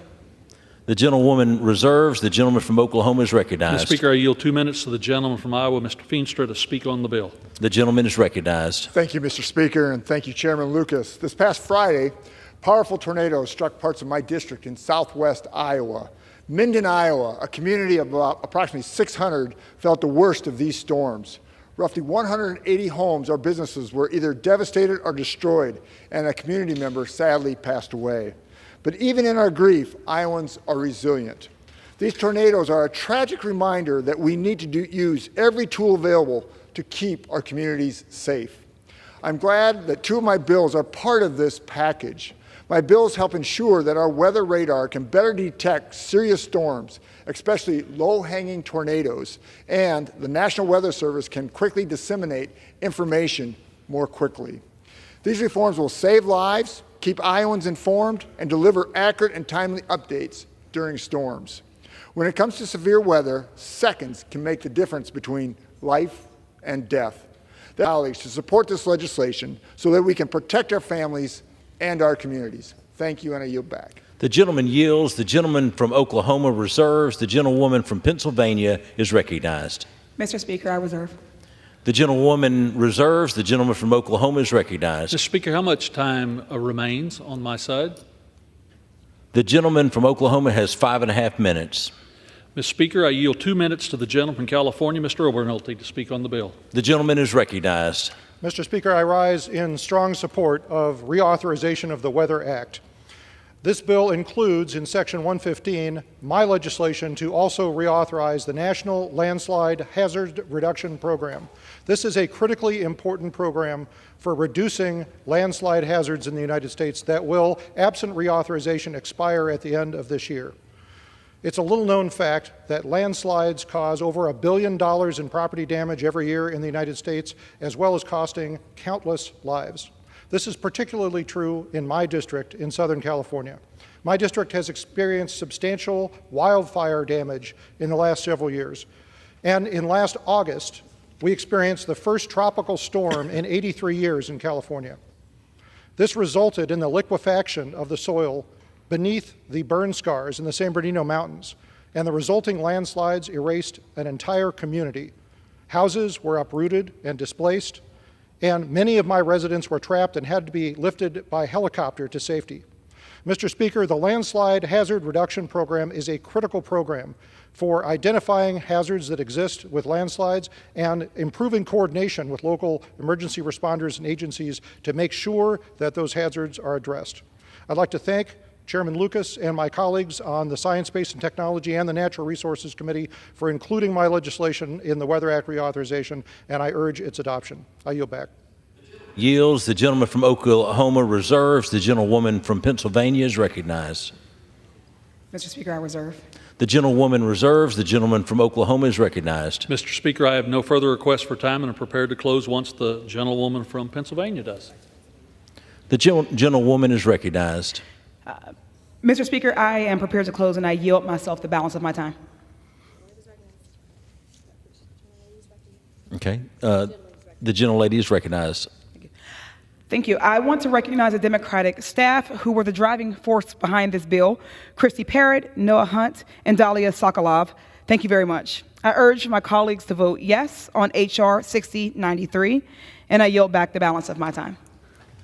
The gentlewoman yields. The gentleman from Oklahoma is recognized. I yield myself as much time as I remain, Mr. Speaker. The gentleman is recognized. I again want to express my sincere thanks to Ranking Member Lofgren for willingness to work together on this critical issue. I also want to thank the 29 bipartisan co-sponsors, along with the 63 members who contributed language found in this bill. I urge my colleagues to join us in supporting the Weather Act reauthorization and yield back the balance of my time, Mr. Speaker. The gentleman yields. The question is, will the House suspend the rules and pass the bill H.R. 6093 as amended? Those in favor say yea. Those opposed say no. In the opinion of the chair, 2/3 being in the affirmative. Mr. Speaker. For what purpose does the gentleman from Oklahoma seek recognition? Mr. Speaker, I request the yeas and nays. The yeas and nays are requested. All those in favor of taking this vote by the yeas and nays will rise and remain standing until counted. A sufficient number having risen, the yeas and nays are ordered. Pursuant to Clause 8 of Rule 20, further proceedings of this question will be postponed.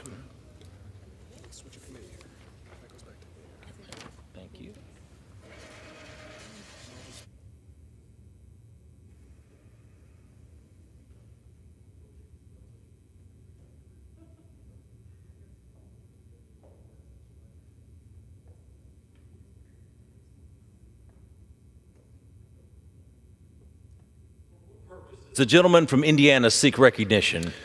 Mr. Speaker, I move to suspend the rules and pass Bill H.R. 7032. The clerk will report the title of the bill. Union Calendar Number 393, H.R. 7032, a bill to amend the Congressional Budget and Empowerment Control Act of 1974 to provide the Congressional Budget Office with necessary authorities to expedite the sharing of data from executive branch agencies and for other purposes. Pursuant to the rule, the gentleman from Indiana, Mr. Yacom, and the gentleman from Pennsylvania, Mr. Brohl, each will control 20 minutes. The chair recognizes the gentleman from Indiana.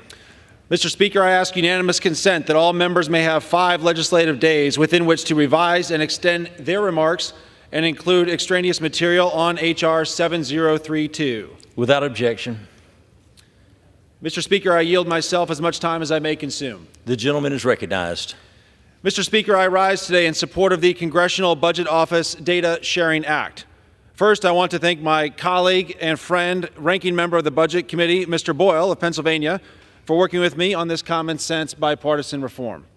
I'd also like to thank our Budget Chairman, Jody Arrington, for his leadership and work on this effort as well. As a Congress, there's one thing we can all agree on. The current budgetary process is not working for the American people. Congress has adopted a budget resolution by its statutorily required April 15th deadline only 4 times in the last 4 decades. We have to find ways to address this brokenness so we can serve and steward the American people's hard-earned tax dollars. A key part of this is process reform. To me, process is a set of incentives that drive behavior, and we must change the current behavior that's failing this country, especially our children and grandchildren. Right now, the CBO encounters ongoing challenges in obtaining necessary data from executive branch agencies in a timely manner without restrictions. CBO's recent interactions with the Social Security Administration reveal a systemic issue that extends beyond a single agency.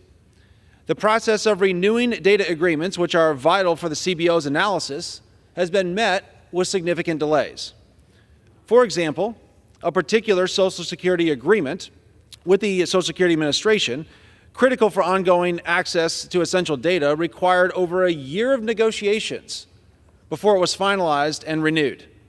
This consumed significant resources and time and depriving Congress of valuable information. It's clear that the current framework is broken. There are many interpretations of various legislative mandates that bring inefficiencies and obstacles to data access.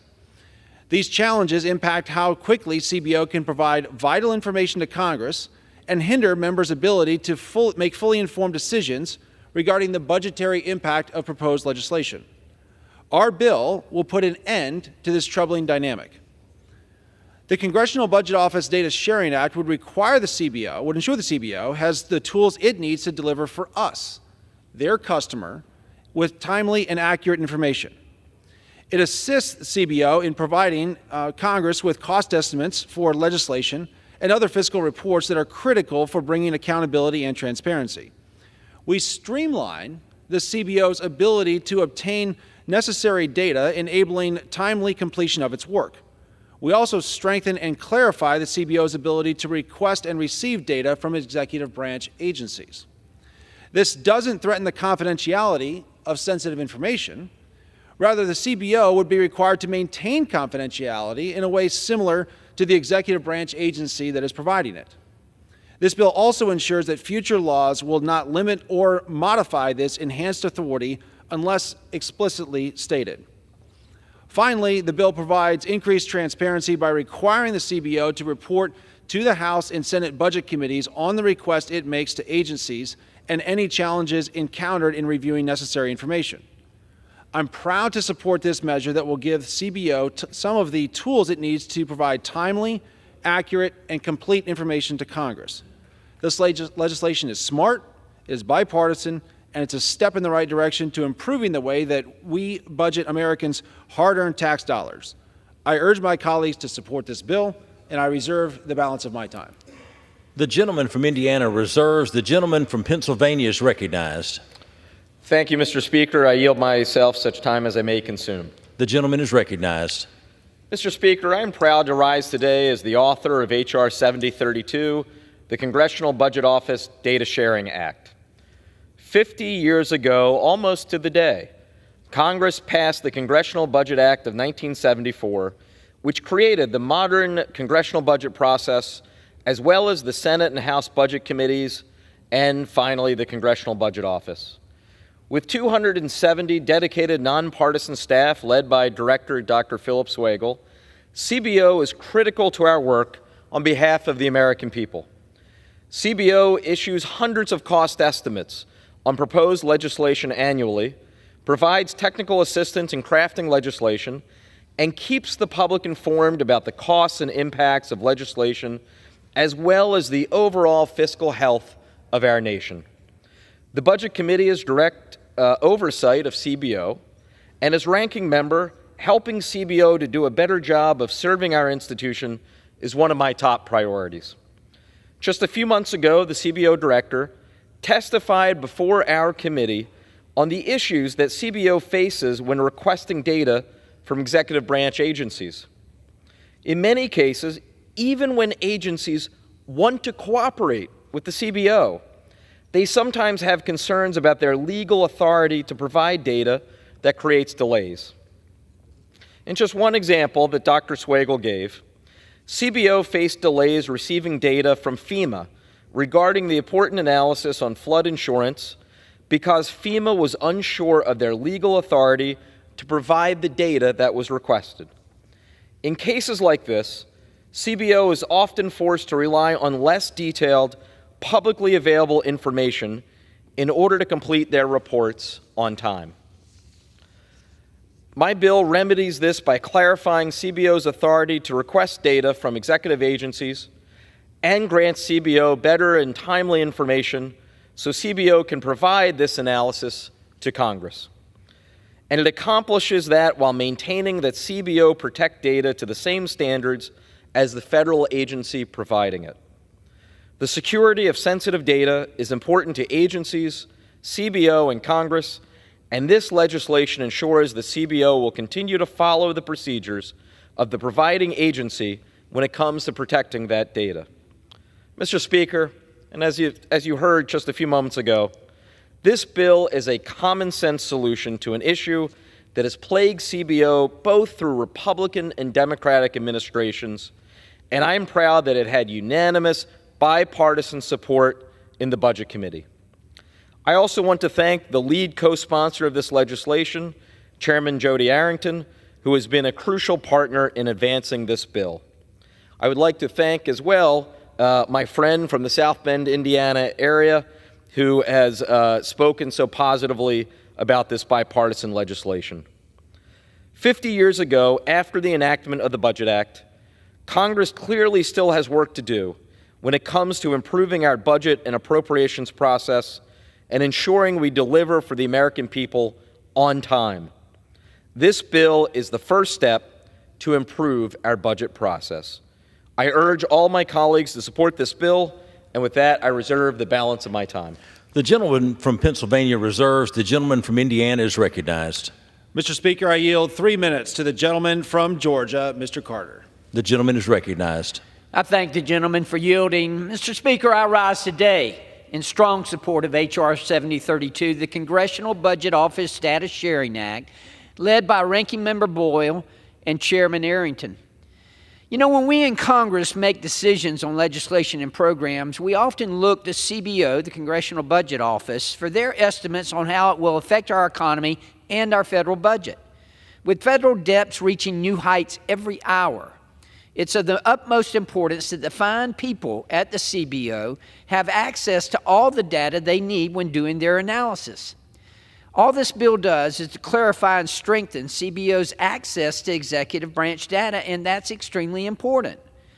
The vital data we need when making decisions regarding the future of our country is the data that we need in order to make these type of decisions, and that's why the CBO needs access to that data, and in turn, we get access to that data. I urge my colleagues to support this bipartisan piece of legislation, and I yield back. The gentleman yields. The gentleman from Indiana reserves. The gentleman from Pennsylvania is recognized. Thank you, Mr. Speaker. I am prepared to close on my side. The gentleman reserves. The gentleman from Indiana is recognized. I'm also prepared to close, and I reserve. The gentleman reserves. The gentleman from Pennsylvania is recognized. Thank you, Mr. Speaker. I yield myself such time as I may consume. The gentleman is recognized. Mr. Speaker, I ask unanimous consent to include in the record a letter from the Congressional Budget Office on how this bill would clarify and strengthen the agency's general authority for accessing data from executive branch agencies, as well as a letter from the Bipartisan Policy Center in support of this bill. Mr. Speaker, this is a common sense bipartisan bill that gives CBO the tools it needs to do its job to serve this institution better. This is really about strengthening the institution of Congress in addition to ensuring CBO is able to better able to deliver a product. Helping CBO provide more timely and accurate information to Congress will help us as a body make better and more informed decisions on behalf of the people who sent us here. I urge all of my colleagues to support the CBO Data Sharing Act, and I would like to once again thank Director Swagel and all the dedicated staff at CBO for their hard work. I again thank Chairman Arrington for his friendship and his support, as well as all of my colleagues on the Budget Committee, including the gentleman from Indiana, who unanimously supported this legislation. And as always, a heartfelt thank you to the staff in my office, as well as both the Democratic and Republican staffs of the Budget Committee for their hard work to make this legislation possible. And with that, I yield back the balance of my time. The gentleman from Pennsylvania yields. The gentleman from Indiana is recognized. Mr. Speaker, I yield myself as much time as I may consume. Without objection. Mr. Speaker, I request to be included into the record letters and statements of support from various organizations and individuals as part of H.R. 7032. These include the Congressional Budget Office, several former directors of the Congressional Budget Office, including Dan Crippen, Doug Elmendorf, and Doug Holtz-Aiken. Sandy Davis, who served as the Congressional Budget Office's Associate Director for Legislative Affairs from 2003 to 2015, the Bipartisan Policy Center, the Cato Institute, the Committee for a Responsible Federal Budget, the Economic Policy Innovation Center, and the National Taxpayers Union Foundation. Without objection. Mr. Speaker, again, I express my sincere gratitude to the gentleman from Pennsylvania, Mr. Boyle, my friend, my fellow Notre Dame graduate, and the ranking member of the Budget Committee for his bipartisan work and his partnership on the CBO Data Sharing Act. It's a testament to the spirit of bipartisanship that we have on the House Budget Committee. I also like to thank, again, our Budget Chair, Mr. Jody Arrington from Texas, for his work and his commitment on this bill. I also extend my deep appreciation to my fellow members of the Budget Committee for their work in support of this legislation, as well as the Budget Committee staff, both on the Republican and Democrat side. It's critical that the Congressional Budget Office has access to the data needed to support the budget process and ensure that we are the best stewards of Americans' hard-earned tax dollars. The CBO plays a meaningful role in the legislative process by determining the fiscal impact of important potential policy decisions that we undertake here in this House. Too often, the CBO struggles to obtain the necessary data from executive branch agencies in a timely manner. And as was mentioned earlier, this has ripple effects on its ability to deliver prompt budgetary analysis to Congress. As we all know, this in turn delays the Congress in making fully informed decisions regarding the budgetary impact of legislation. H.R. 7032 removes this hurdle and helps streamline the budget process. This bipartisan legislation will grant the CBO the authority to request and receive key data from executive branch agencies, ensuring it's able to fulfill its mission as laid out in the Congressional Budget Act of 1974. While expanding access, however, this bill also recognizes the importance of protecting data privacy and ensures that the CBO continues to be subject to congressional oversight. Given the critical nature of the CBO's work, we cannot allow for them to continue to operate in a broken budgetary system. This bipartisan legislation supports strengthening the CBO while allowing us as lawmakers to make the most informed and forward-thinking decisions possible. I'm grateful to everyone who played a part in moving this bill, and I commend the bipartisan members of the Budget Committee who voted unanimously for this bill during committee markup. I'm proud to express my strong support for the CBO Data Sharing Act. I look forward to voting in favor of this piece of legislation. I urge my colleagues to do the same. Mr. Speaker, I yield back the balance of my time. The gentleman from Indiana yields back. The question is, will the House suspend the rules and pass the bill H.R. 7032? Those in favor say yea. Those opposed say no. In the opinion of the chair, 2/3 being affirmative, for what purposes? The rules are suspended, the bill is passed, and without objection, the motion is reconsidered, is laid on the table.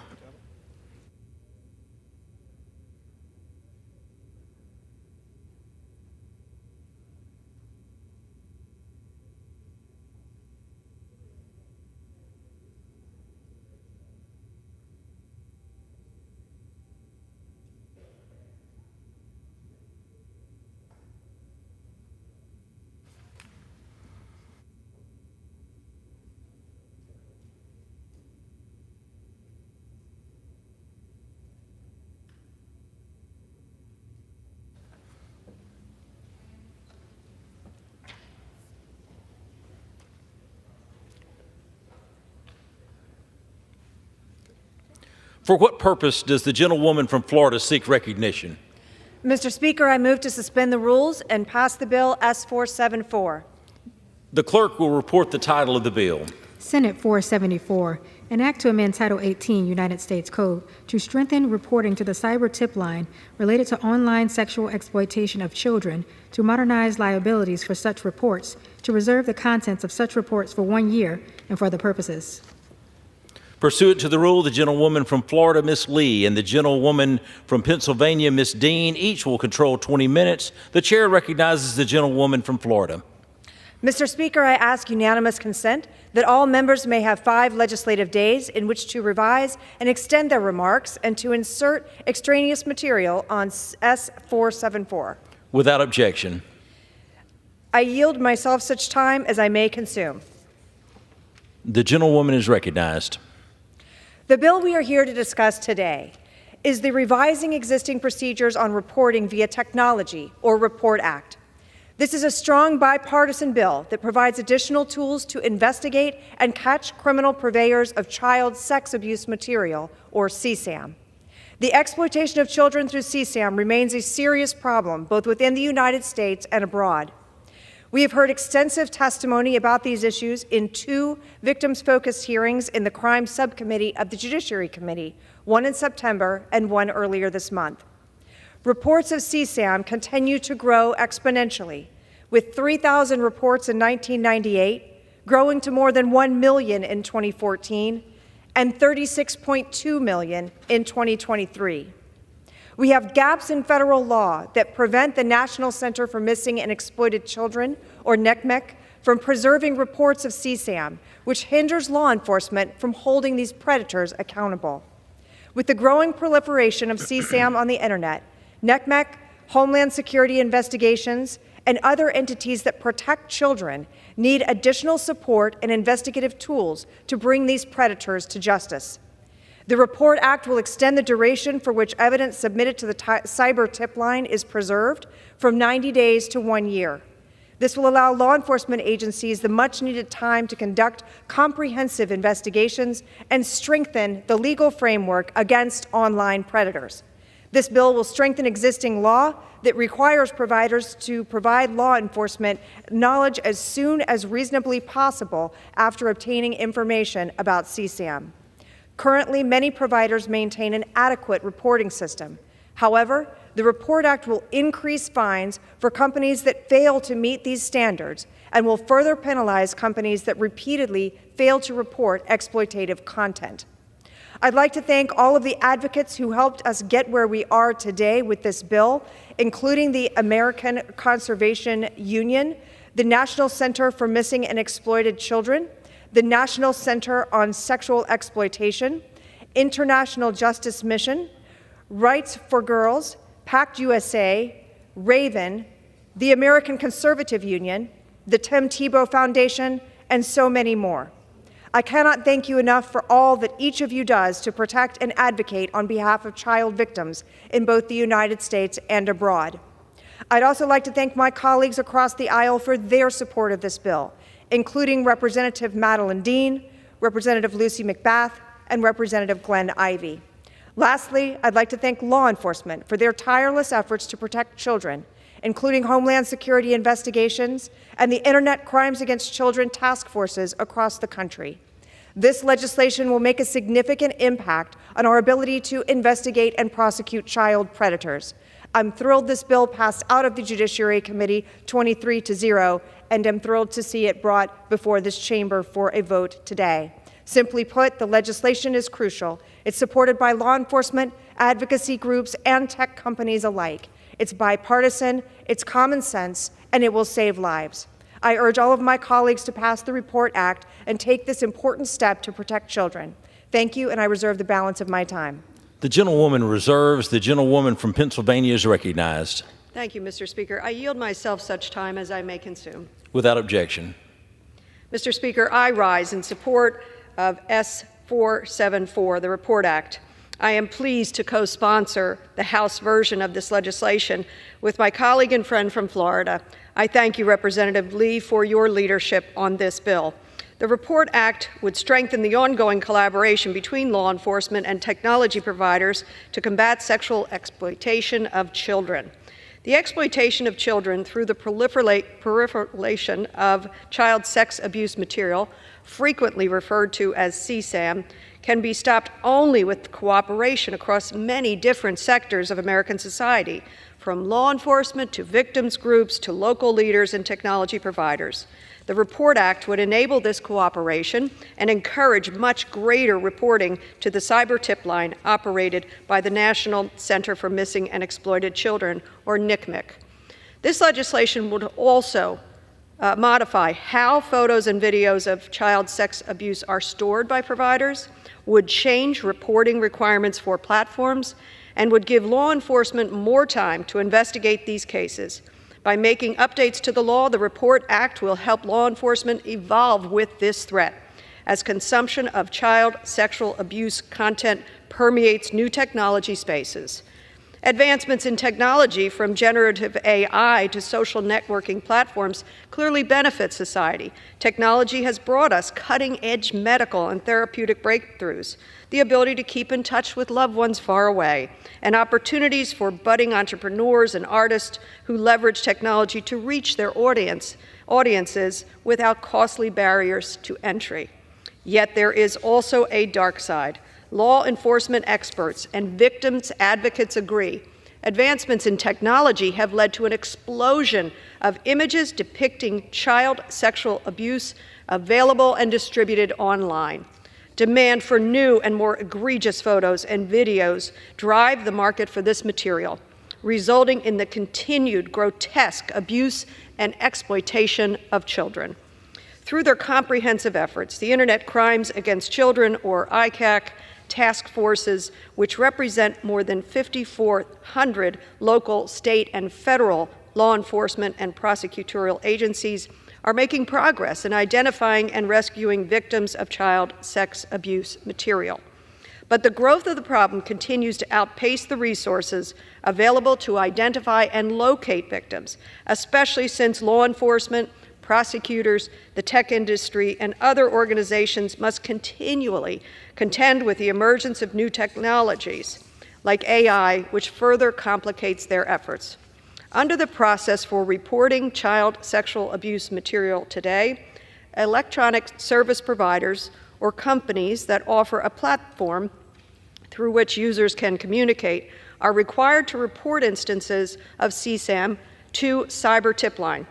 After a tip is reported, the company works with NCMEC to share relevant information. NCMEC reviews the incoming reports and then refers them out to the appropriate law enforcement agency, typically a regional ICAC task force. To date, NCMEC reports that Cyber Tip Line has received more than 92 million reports since it began in 1998, the majority of them from electronic communication service providers. NCMEC's Child Victim Identification Program has reviewed more than 331 million images and videos. That is more than 25 million images a year. That is grotesque. While most children reflected in the images remain unknown, more than 19,300 victims have been identified. I commend the successes of NCMEC and other law enforcement agencies in identifying and rescuing victims, but we cannot be satisfied while so many CSAM victims remain unidentified. That is why the Report Act is an important first step to increasing the effectiveness of CSAM reports and better providing victims from child sexual abuse. The Senate passed this bill by unanimous consent with the support of law enforcement groups, the National Center for Missing and Exploited Children, or NCMEC, and technology providers. With passage of this bill today, the next stop will be President Biden's desk. Again, I thank Representative Lee for your extraordinary leadership to protect all of our children. I urge members to support this bill, and I reserve the balance of my time. The gentlewoman from Pennsylvania reserves. The gentlewoman from Florida is recognized. I would inform the gentlelady that I have no further speakers and am prepared to close. The gentlelady reserves. The gentlewoman from Pennsylvania is recognized. Mr. Speaker, I too have no further speakers. I am prepared to close. The gentlewoman is recognized. Thank you, Mr. Speaker. In conclusion here, the Report Act takes an important step toward combating the proliferation of child sexual abuse material online and protecting victims from future abuse. I want to thank Representative Lee for your leadership in introducing the House version of this bill. I am proud to co-sponsor it with you and our Senate partners for sponsoring the legislation. This is about our children. I urge all members to support the bill, and I yield the balance of my time. The gentlewoman from Pennsylvania yields. The gentlewoman from Florida is recognized. Thank you, Mr. Speaker. I'd like to thank Representative Dean. It was a privilege to co-sponsor this important legislation with you. I urge my colleagues to support this important bill, and I yield the balance of my time. The gentlewoman yields. The question is, will the House suspend the rules and pass Senate 474? Those in favor say yea. Those opposed say no. In the opinion of the chair, 2/3 being affirmative, the rules are suspended, the bill is passed, and without objection, the motion to reconsider is laid on the table.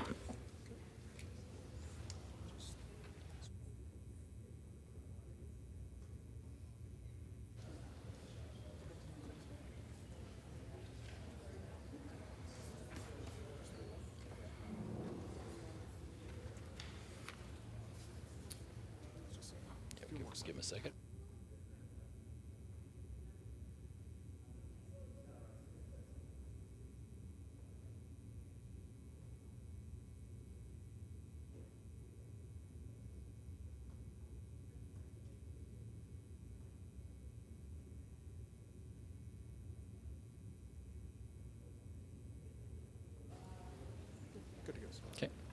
For what purpose does the gentleman from Illinois seek recognition? Mr. Speaker, I move to suspend the rules and pass H.R. 3738, the Veterans Economic Opportunity and Transportation Administration Act, as amended. The clerk will report the title of the bill. H.R. 3738, a bill to amend Title 38 United States Code to establish in the Department of Veterans Affairs the Veterans Economic Opportunity and Transition Administration, and for the purposes. Pursuant to the rules, the gentleman from Illinois, Mr. Bost, and the gentleman from California, Mr. Takano, each will control 20 minutes. The chair recognizes the gentleman from Illinois. Thank you, Mr. Speaker. Speaker, I ask unanimous consent that all members have 5 legislative days in which to revise and extend their remarks on H.R. 3738 as amended. Without objection. Speaker, I now yield myself as much time as I may consume. The gentleman is recognized. Speaker, I rise today in support of H.R. 3738 as amended, offered by my friend and colleague, Dr. Winstrup from Ohio. H.R. 3738, as amended, would establish a new administration called the Veterans Economic Opportunity and Transition Administration within the Department of Veterans Affairs. For years, the Veterans Benefits Administration has been overburdened and overwhelmed with bureaucracy and red tape. Right now, VBA simply has too many important duties to fulfill on behalf of the veterans and is pulled into too many directions. Even with the PACT Act giving record funding to reduce backlogs and increasing veterans' benefits, this committee still sees poor performance from this part of the VA. Dr. Winstrup bill will amend and would increase accountability and provide additional needed manpower to veterans and certain programs. For years, we've let the VA use their own judgment on how to handle these programs. VBA is making too many decisions without notifying veterans, putting new burdensome requirements on schools, and creating new programs that will cost billions of taxpayer dollars. Changes are frequently made to the program with little input from Congress, our stakeholders, and with little recourse for schools or veterans. While the Biden administration has been especially guilty of this, it must stop regardless of who is in the White House. This bill on the floor today is just the beginning of our efforts to improve the delivery of benefits for veterans and their families. I thank the VFW, the SVA, the DAV, and the American Legion for their support of this bill. I want to also thank my friend Dr. Winstrup for his continued to be an advocate for this bill before he retires from Congress, and my colleagues across the aisle for co-sponsoring and supporting the legislation through the committee process. The legacy of this bill will make a difference for veterans and their families. This will match the important legacy of Dr. Winstrup, steadfast support of veterans and service members as a U.S. Army veteran. Now, I urge all of my colleagues to support H.R. 3738 as amended. And with that, Mr. Speaker, I reserve the balance of my time. The gentleman from Illinois reserves. The gentleman from California is recognized. Thank you, Mr. Speaker. I yield myself such time as I may consume. The gentleman is recognized. Mr. Speaker, I rise to express my support for H.R. 3738 as amended, a bill that would establish a new administration at the Department of Veterans Affairs.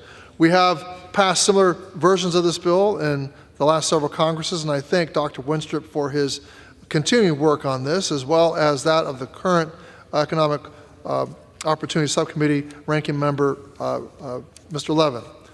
VA administers major programs like the GI Bill, Veterans Readiness and Employment, or VRNE, and the VA Home Loan Program.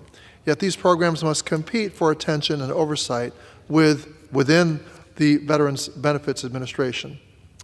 Often there's a lack of attention from VBA on critical benefits, since a majority of the staff and resources are dedicated to the administration of disability compensation and pension claims. So I support H.R. 3738 and urge my colleagues to do the same. Thank you, Mr. Speaker, and I reserve the balance of my time. The gentleman reserves. The gentleman from Illinois is recognized. Thank you, Mr. Speaker. At this time, I'd like to yield 3 minutes to my good friend and the representative from Ohio's 2nd District, Dr. Brad Winstrup. The gentleman is recognized. Thank you, Chairman. Thank you, Mr. Speaker. I rise in support of my bill, 3738. H.R. 3738 is the Veterans Economic Opportunity and Transition Administration Act, or VOTA Act. As a retired member of the United States Army Reserve, Iraq War veteran, I know how important it is to help our warfighters succeed in their transition to civilian life. Far too often, people think, unjustly, that veterans return from war defeated and with skills that aren't applicable to the civilian world. Well, this could be no further from the truth than anything else I've ever heard. Our veterans are strong, dependable leaders and team players, and our commitment to programs that promote opportunity and success brings forth their abilities and potentials. I believe our service members should have a plan from the day that they enter the military to the day they transition out and beyond. We should care about their military and post-military careers. Our veterans are soldiers for life, as we say in the Army, and we need to put as much emphasis and attention on their successes after service as we do during it. Currently, the Veterans Benefit Administration is responsible for all Department of Veterans Affairs benefits provided to veterans outside of healthcare and cemetery services. While there are many different benefits that the VBA provides, the bulk of staffing and resources have been understandably directed towards the administration of disability compensation and pension claims. This has resulted in a lack of attention on administration of other VBA benefits, such as the Forever GI Bill, vocational rehabilitation, home loan benefits, and the VA's portion of the Transition Assistance Program. We can't let these benefits fall by the wayside, especially those that empower veterans and help set them on a path for success in civilian life. By aligning transition, education, and employment programs in a fourth administration with the VA, this act will modernize the department and ensure that these opportunity-focused programs get the high priority they deserve, the oversight they need, and serve our veterans much better. I want to thank Representative Levin for leading this legislation with me now for the third time, and we have many senators supporting us as well. I urge my colleagues to support this legislation. With that, Mr. Speaker, I yield back. Reserve.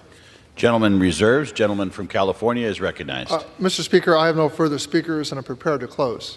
I have no speakers, and I'm prepared to close. Gentleman from California is recognized to close. Thank you, Mr. Speaker. I ask all my colleagues to join me in supporting H.R. 3738 as amended, and I yield back the balance of my time. Gentleman yields back. Gentleman from Illinois is recognized to close. Speaker, once again, I encourage all members to support this legislation to help improve the way VA services our veterans are receiving it. I yield back the balance of my time.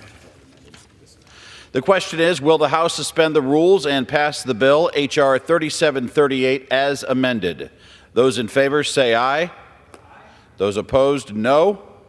In the opinion of the chair, two-thirds being in the affirmative, the rules are suspended. For what purpose does the gentleman from Illinois? We request the yeas and nays. The yeas and nays are requested. All those in favor of taking this vote by the yeas and nays will rise and remain standing until counted. A sufficient number having risen, the yeas and nays are ordered. Pursuant to Clause 8 of Rule 20, further proceedings on this question will be postponed. Proceedings will resume now on motions to suspend the rules previously postponed. Votes will be taken in the following order: H.R. 4866 and H.R. 4755. The first electronic vote will be conducted as a 15-minute vote.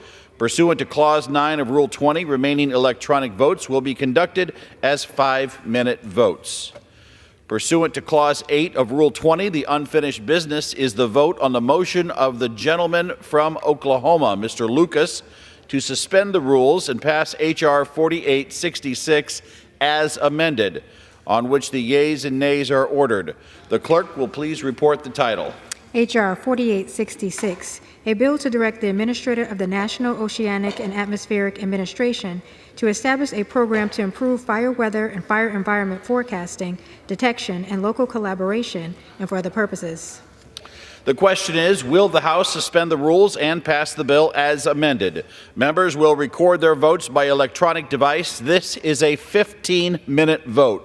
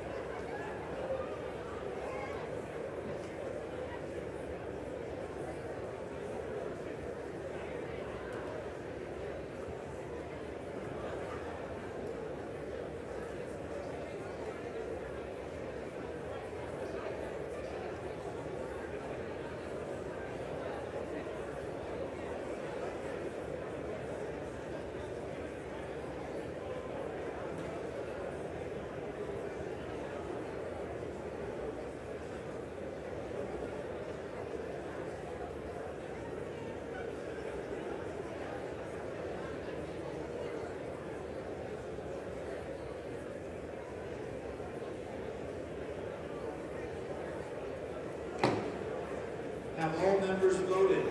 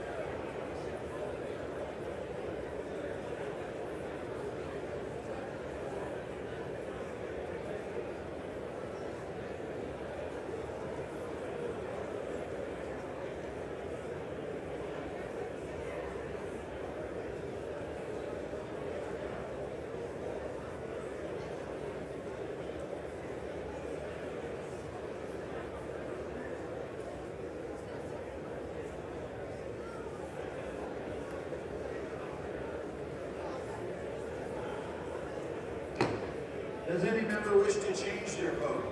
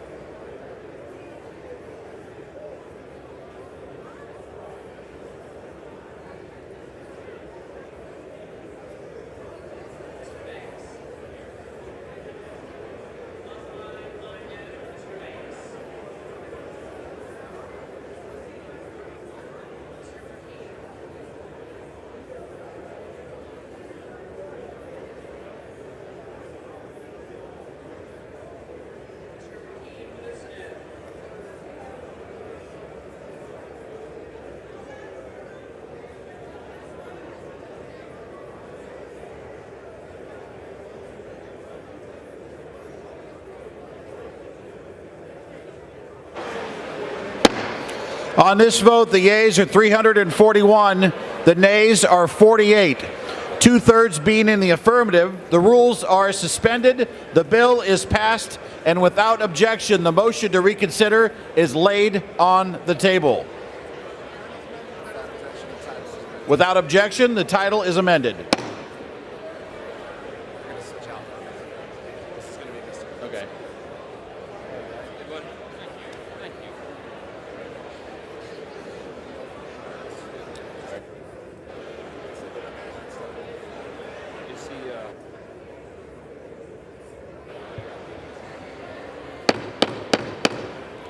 The House will be in order. Shh. For what purpose does the gentleman from New Jersey seek recognition? Mr. Speaker, I rise along with my colleagues to convey our deepest sorrow on the passing of our good friend, six-term New Jersey Congressman Donald Payne, Jr.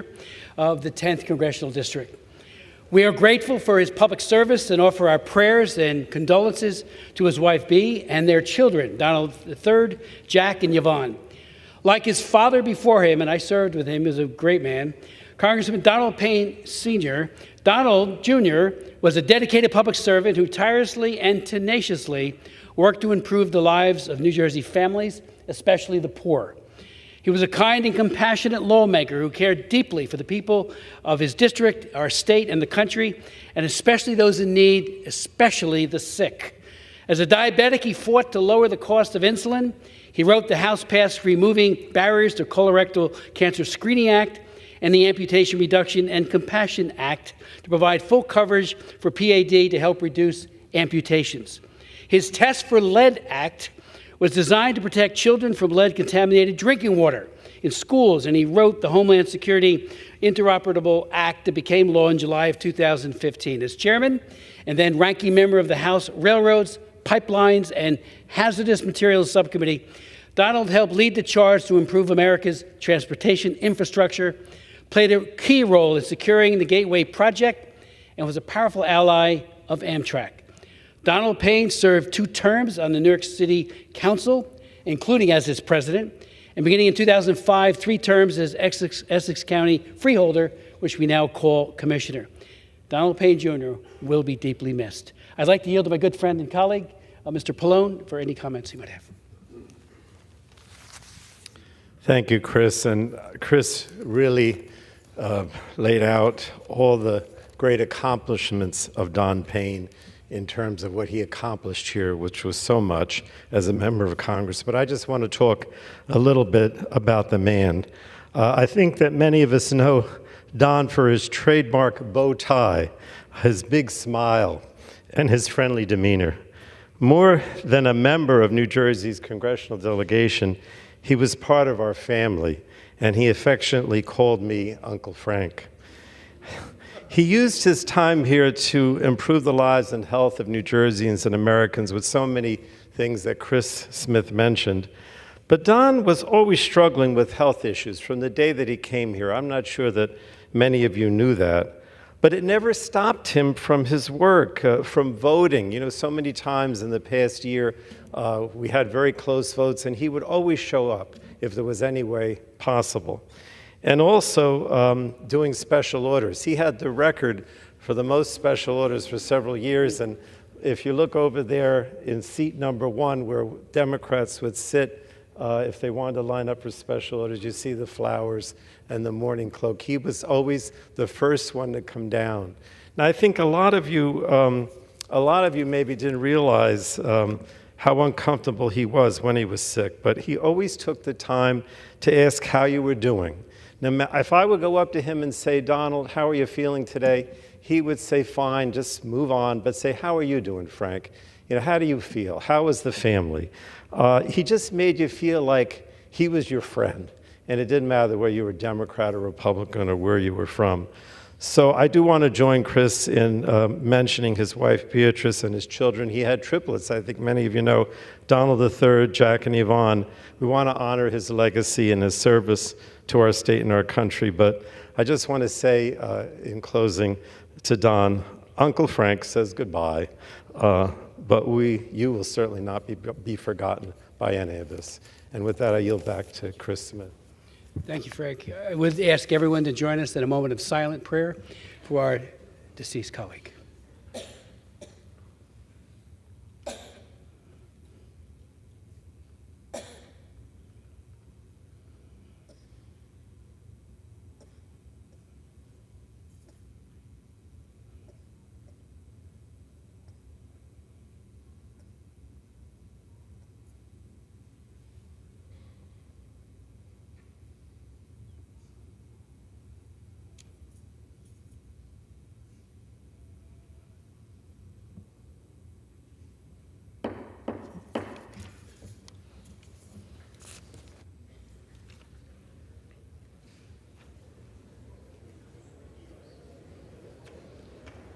Pursuant to Clause 8 of Rule 20, the unfinished business is the vote on the motion of the gentleman from Oklahoma, Mr. Lucas, to suspend the rules and pass H.R. 4755 as amended, on which the yeas and nays are ordered. The clerk will report the title of the bill. H.R. 4755, a bill to support research on privacy-enhancing technologies and promote responsible data use and for other purposes. The question is, will the House suspend the rules and pass the bill as amended? Members will record their votes by electronic device. This is a 5-minute vote.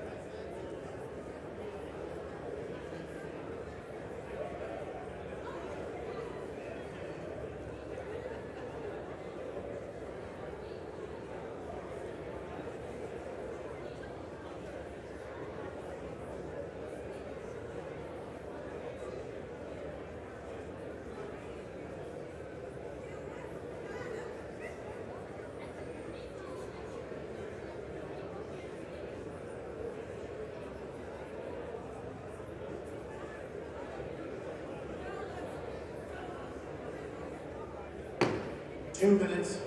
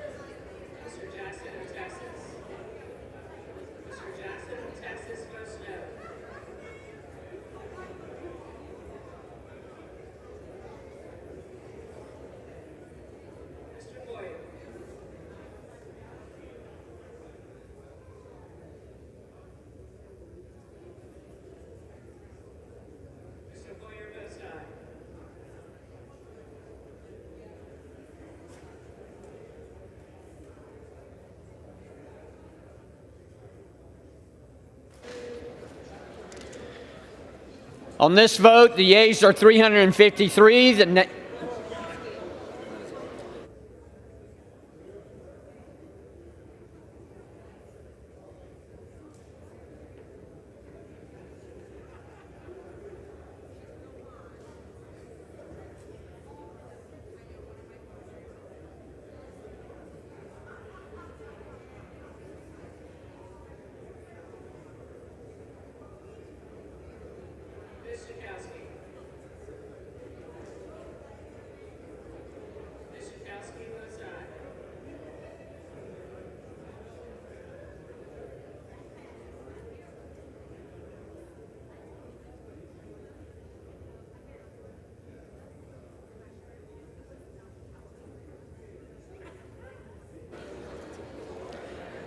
On this vote, the yeas are 354, the nays are 36.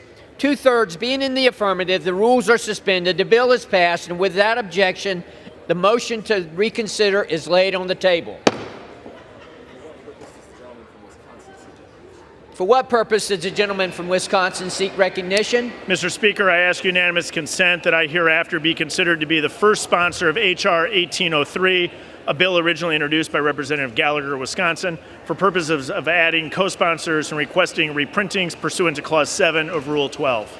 Without objection, so ordered. For what purpose does the gentleman from Wisconsin seek recognition? Mr. Speaker, I ask unanimous consent that when the House adjourns today, it adjourn to meet at 10 a.m. tomorrow. Without objection, so ordered.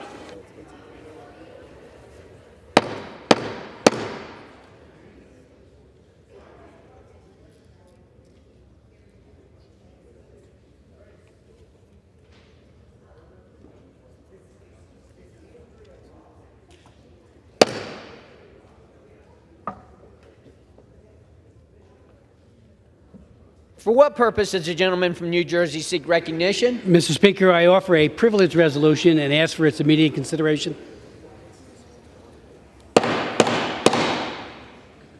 Shh. The clerk will report the resolution. House Resolution 1172, resolved that the House has heard with profound sorrow of the death of the Honorable Donald M. Payne, Jr., a representative of the state of New Jersey. Resolved that the clerk communicate these resolutions to the Senate and transmit a copy thereof to the family of the deceased. Resolved that when the House adjourns today, it adjourn as a further mark of respect to the memory of the deceased. Without objection, the resolution is agreed to and the motion to reconsider is laid on the table.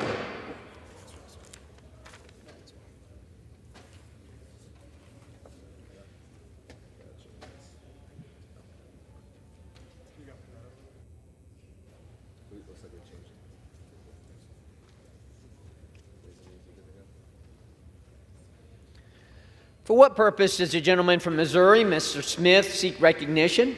Mr. Speaker, pursuant to House Resolution 1125, I call up the bill H.R. 529, the Extending Limits of U.S. Customs Waters Act, and ask for its immediate consideration in the House. The clerk will report the title of the bill. Union Calendar Number 361, H.R. 529, a bill to extend the customs waters of the United States from 12 nautical miles to 24 nautical miles from the baselines of the United States, consistent with Presidential Proclamation 7219.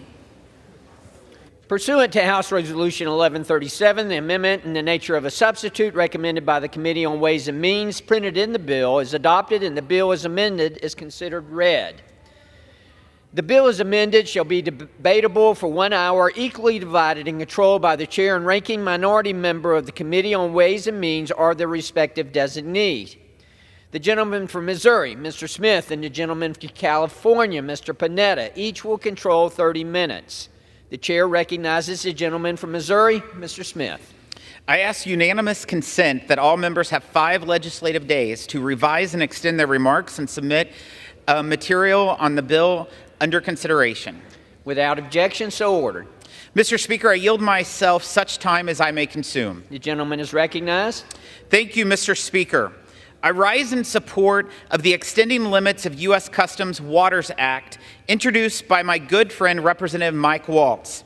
This bill would double the current distance that Custom and Border Patrol can enforce U.S. laws from 12 to 24 nautical miles off the coast of the United States.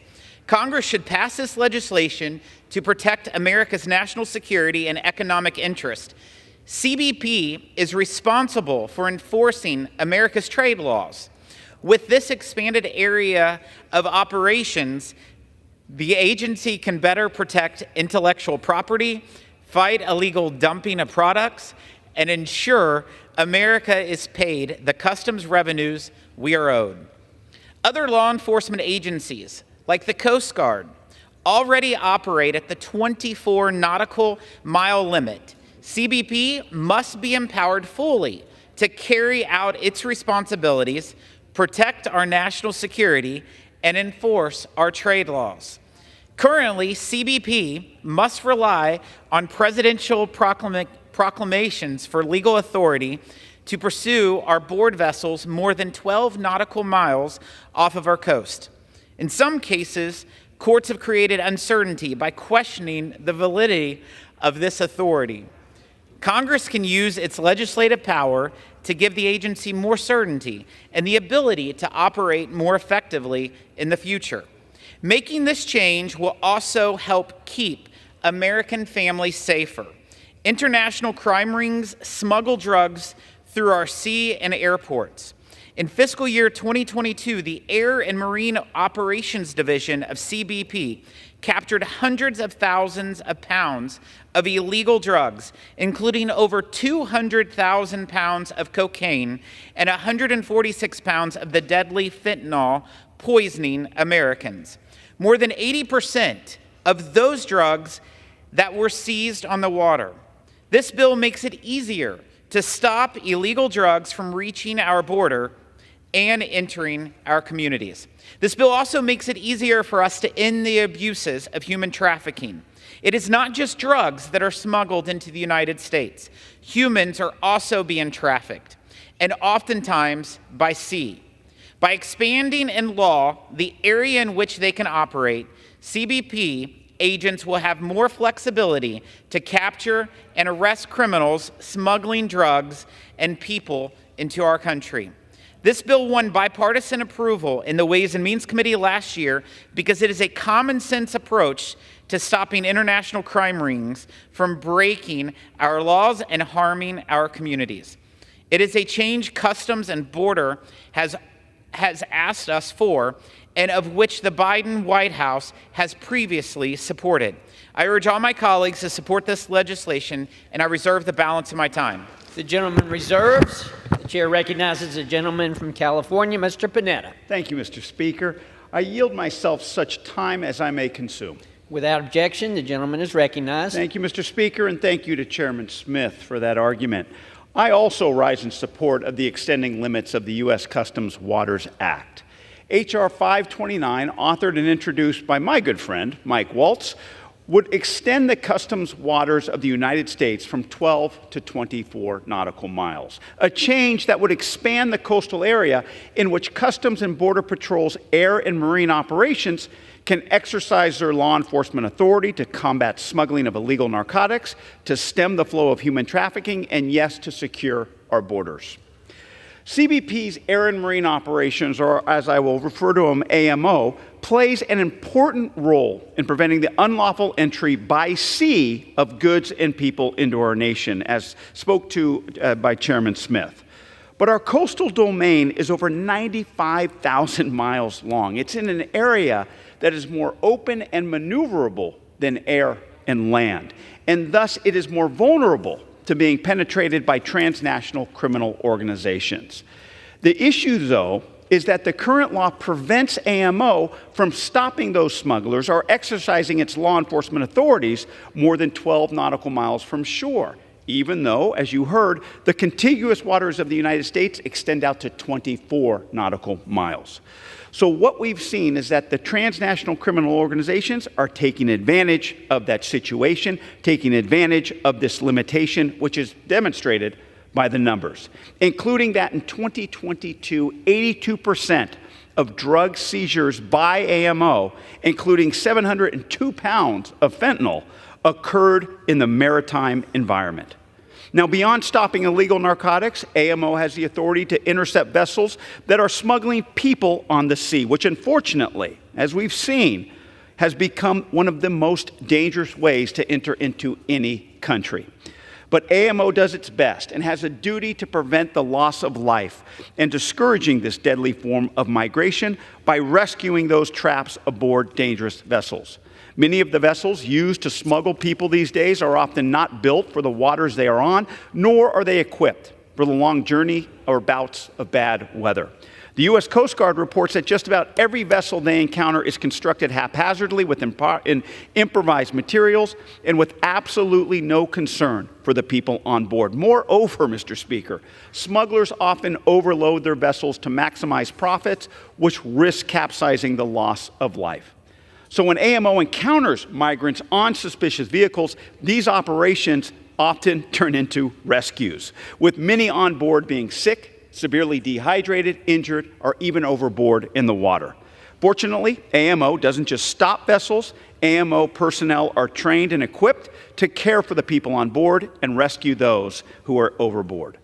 Many AMO personnel are trained in emergency medical technicians, EMTs, and all of the agents are trained first responders. Moreover, AMO vessels are equipped with specialized trauma and first aid kits and ladders to help rescue people from the water.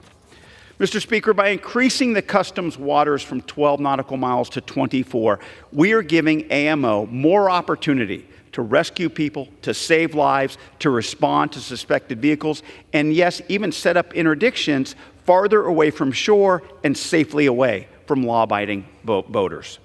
The expansion of the area that AMO operates in will help them better do their job, to stop vessels that are trafficking drugs and humans and protect the people that are on board of those vessels. That is why I support this legislation that passed unanimously out of the Ways and Means Committee back in November. And I encourage all of my colleagues to do the same. Because by supporting this legislation, we would not only help support the mission of AMO to stop illegal narcotics, to stop human trafficking, but we would be helping secure our nation's borders. I reserve the balance of my time. The gentleman reserves. The chair recognizes the gentleman from Missouri. Missouri. Mr. Speaker, we have no additional speakers, and we're prepared to close. The gentleman reserves. The gentleman from Missouri reserves. Chair recognizes the gentleman from California. Mr. Speaker, I have no further speakers, and I'm prepared to close. Do what? The gentleman is recognized. Mr. Speaker, I just want to say in closing that, as you've heard, this legislation has full bipartisan support of the Ways and Means Committee and beyond, and support from CBP's Air and Marine Operations. It's critical that we give AMO the authorities it needs to effectively combat transnational criminal organizations. Extending custom waters to 24 nautical miles would allow AMO to exercise its law enforcement authority and both protect human lives and our communities by helping AMO secure our borders. I once again encourage my colleagues to support this legislation, and Mr. Speaker, I yield back. The gentleman yields. The gentleman from Missouri is recognized. Thank you, Mr. Speaker. I yield myself the remainder of my time. The gentleman's recognized. Thank you, Mr. Speaker. This bill helps give Customs and Border Protection the certainty to know that they can enforce U.S. trade laws without fear of their authority being challenged in court, allowing our customs agents the authority to go out 24 miles off the coast is consistent with what both Republican and Democrat presidents have supported. This bill helps CBP protect the livelihoods of American workers when foreigners cheat our U.S. trade system and avoid paying the rightful duties they owe. It's American workers and small businesses who suffer. Improved trade enforcement not only helps our economy, it will also help save American lives. Too many families know the pain of losing a loved one from a drug like fentanyl that should have never come into our country. Customs and Border Protection needs the certainty and operational flexibility to catch smugglers before their deadly drugs reach our shore. We need to end the current inconsistency by which Congress has fully authorized the Coast Guard to pursue and board suspicious vessels up to 24 miles off of our coast, but has not done the same for CBP. I urge all my colleagues to vote yes on this legislation. Mr. Speaker, I yield back. The gentleman from Missouri yields back. All time for debate having expired. Pursuant to House Resolution 1137, the previous question is ordered on the bill as amended. The question is on engrossment and third reading of the bill. Those in favor say aye.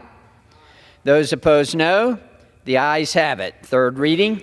A bill to extend the customs waters of the United States from 12 nautical miles to 24 nautical miles from the baselines of the United States, consistent with Presidential Proclamation 7219.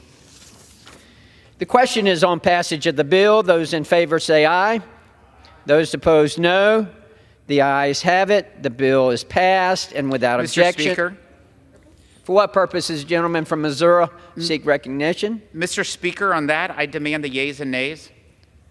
The yeas and nays are requested. Those favoring a vote by the yeas and nays will rise. A sufficient number having risen, the yeas and nays are ordered. Pursuant to Clause 8 of Rule 20, further proceedings on this question are postponed.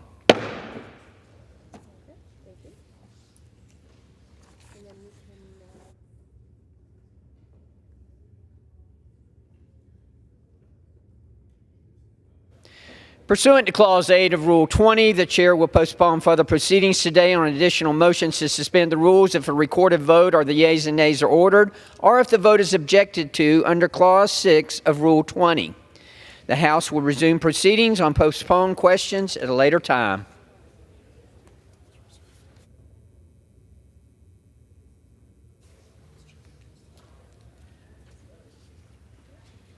For what purpose does the gentlelady from Virginia seek recognition?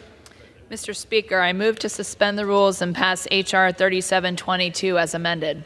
The clerk will report the title of the bill. H.R. 3722, a bill to require a pilot program on activities under the pre-separation transition process of members of the armed forces for a reduction in suicide among veterans and for other purposes. Pursuant to the rule, the gentlelady from Virginia, Ms. Kiggins, and the gentleman from North Carolina, Mr. Davis, each will control 20 minutes. The chair recognizes the gentlelady from Virginia.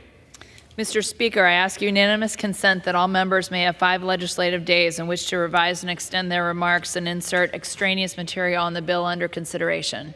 Without objection. Mr. Speaker, I yield myself such time as I may consume. The gentlelady is recognized. Mr. Speaker, I rise in support of H.R. 3722, the Daniel J. Harvey Jr. and Adam Lambert Improving Service Member Transition to Reduce Veteran Suicide Act. I commend the gentleman from Iowa for introducing this legislation and for his leadership on this important issue. H.R. 3722 seeks to improve the Transition Assistance Program run by the Department of Defense and the Solid Start Program run by the Department of Veteran Affairs. Both programs provide critical assistance to the over 200,000 warfighters who transition to civilian life each year. Every departing service member is required to complete the TAP program before leaving the service. The program provides valuable information, education, and training on veteran benefits, financial planning, how to find a job and start a business, as well as mental health resources available to service members and their families. Departing military service can be a very stressful time for service members and their families. Service members often experience feelings of isolation and loss of community that can exacerbate other mental health conditions. H.R. 3722 seeks to ensure that all departing service members receive information on how to recognize and cope with these stressors, as well as help them identify risk factors for suicide. On behalf of the Armed Services Committee, we look forward to working with the gentleman from Iowa as this bill moves forward to address some issues that may hinder its proper execution by the DoD. It's important that we regularly review transition programs like TAP and Solid Start and make sure they are meeting the needs of our departing service members and their families. The men and women of our armed forces sacrifice tremendously when they agree to serve our nation. When that service is complete, the least we can do is ensure they have an opportunity for a healthy and successful civilian life. That's the goal of H.R. 3722. I urge all members to support it. I reserve the balance of my time. The gentlelady reserves. The gentleman from North Carolina, Mr. Davis, is recognized. Thank you, Mr. Speaker. I yield myself such time as I may consume. Without objection. I would like to join my colleague, the Honorable Representative Kiggins of Virginia, and rise in support of H.R. 3722, the Daniel J. Harvey Jr. and Adam Lambert Improving Service Member Transition to Reduce Veteran Suicide Act. As a proud United States Air Force veteran and voice for over 46,000 veterans in North Carolina's 1st Congressional District, I was proud to join my friend and colleague, the Honorable Zach Nutt, in introducing this bipartisan bill last year ahead of Memorial Day weekend. The suicide rate in our military ranks and among our veterans is unacceptable. We must not have service members put themselves in harm's way fighting for our country only to return home to take their own lives. By requiring the Department of Defense and the Department of Veterans Affairs to jointly pursue a 5-year pilot program, H.R. 3722 will help assess the feasibility of providing specified counseling and services as part of the Transition Assistance Program. This bill will close the information gap and ensure veterans can access the services they need when and where they need them. When our active duty personnel take off their uniform and begin to transition to civilian life, we must ensure they have the mental health resources and support they need not only to survive, but thrive. I reserve the balance of my time. Gentleman reserves. The gentlelady from Virginia is recognized. Mr. Speaker, I yield 3 minutes to the gentleman from Iowa. The gentleman is recognized. Thank you, Mr. Speaker. Thank you, Madam Chair. I rise today to share the story of Adam Lambert, a proud Marine from Adel, Iowa. Adam brought joy and laughter to his mother, Jill, and proud sponsorship to his father, Dean. He was a protective brother to his sisters, Mackenzie and Ann. Adam put himself before his country, his friends, his family, and his service. And during boot camp, Adam met with fellow Marine named Daniel Harvey from Rhode Island. Together, these two became friends and stayed connected through their deployments and returned to civilian life. And at 22 years old, sadly, Daniel died by suicide, just a year after he had left the Marines. And tragically, as was noted, Adam followed him less than a month later. Unfortunately, Adam and Daniel's story are all too often, and is becoming one common among our veterans. Veteran suicide is a casualty of war, one that demands immediate attention and action by this Congress. The truth is that when our men and women in uniform leave the service, that transition to civilian life can be extremely difficult and often very much left alone. This is something I've witnessed firsthand as a 20-year combat veteran, as my others have highlighted here, both from their military service and as a squadron commander in the Air Force, who saw airmen struggle with the realities of life when they transitioned from service in the defense of this nation. The pressure of employment, lack of fellowship, substance abuse, and finding a purpose weighs on all our veterans as they return to civilian life. And many of our brothers and sisters, sadly, do not make it. We need to do more to ensure that veterans are aware of the resources available to them as they leave the armed forces. In honor of Adam and Daniel, as well as the countless other service members, I introduced the Daniel J. Harvey Jr. and Adam Lambert Improving Service Member Transition to Reduce Veteran Suicide Act. This bipartisan legislation, led by veterans, makes critical improvements to the Transition Assistance Program to provide service members who are returning home with access to the mental health resources, more frequent VA check-ins, and clear communication about available assistance programs as they navigate their return from the battlefield and before it's too late. I thank all who have served our nation for their service, and I strongly encourage my colleagues on both sides of the aisle to support and pass this critical legislation. Thank you, Madam Speaker. Thank you to my fellow veterans, and thank you for all who serve. With that, I yield back the balance of my time. Gentlelady reserve. Reserve. The gentleman from North Carolina is recognized. Mr. Speaker, I thank Representative for bringing this forward, and I reserve. Gentleman reserves. The gentlelady from Virginia is recognized. Mr. Speaker, I yield 2 minutes to the gentlewoman from Iowa. Gentlelady is recognized. Thank you, Mr. Speaker, and I thank Chair Kiggins for the opportunity to speak. I stand before you today in support of H.R. 3722, the Daniel J. Harvey and Adam Lambert Improving Service Member Transition to Reduce Veteran Suicide Act, which is co-led by my colleague from Iowa, Representative Zach Nunn. Our brave men and women in uniform has sacrificed immeasurably to defend our nation and uphold our freedoms. And as a 24-year veteran, I know only too well that when they return home, many face significant challenges transitioning back to civilian life. Too often, these challenges lead to tragic outcomes, including the heartbreaking reality of veteran suicide. This bipartisan bill presents an opportunity for us to take meaningful action to address this crisis. By implementing a pilot program to enhance the pre-separation transition process for our service members, we can provide them with the necessary support and resources to navigate this challenging period successfully.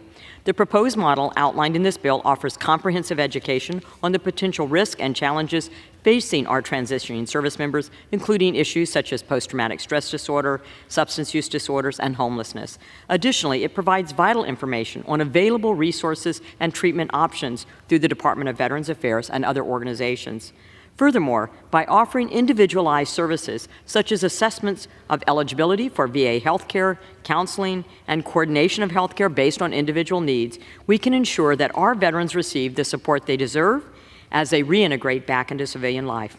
This is not a partisan issue. It is a moral imperative. We must always stand for our military and honor our veterans. By supporting H.R. 3722, we reaffirm our commitment to fulfilling this sacred duty. I thank my good friend from Iowa, Representative Nunn, for introducing this legislation and urge my colleagues on both sides of the aisle to join me in supporting this bill and taking decisive action to reduce veteran suicide rates and ensure that those who have served our country receive the support and the care they need and deserve.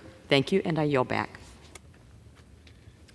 Gentlelady reserves. The gentleman from North Carolina is recognized. I reserve.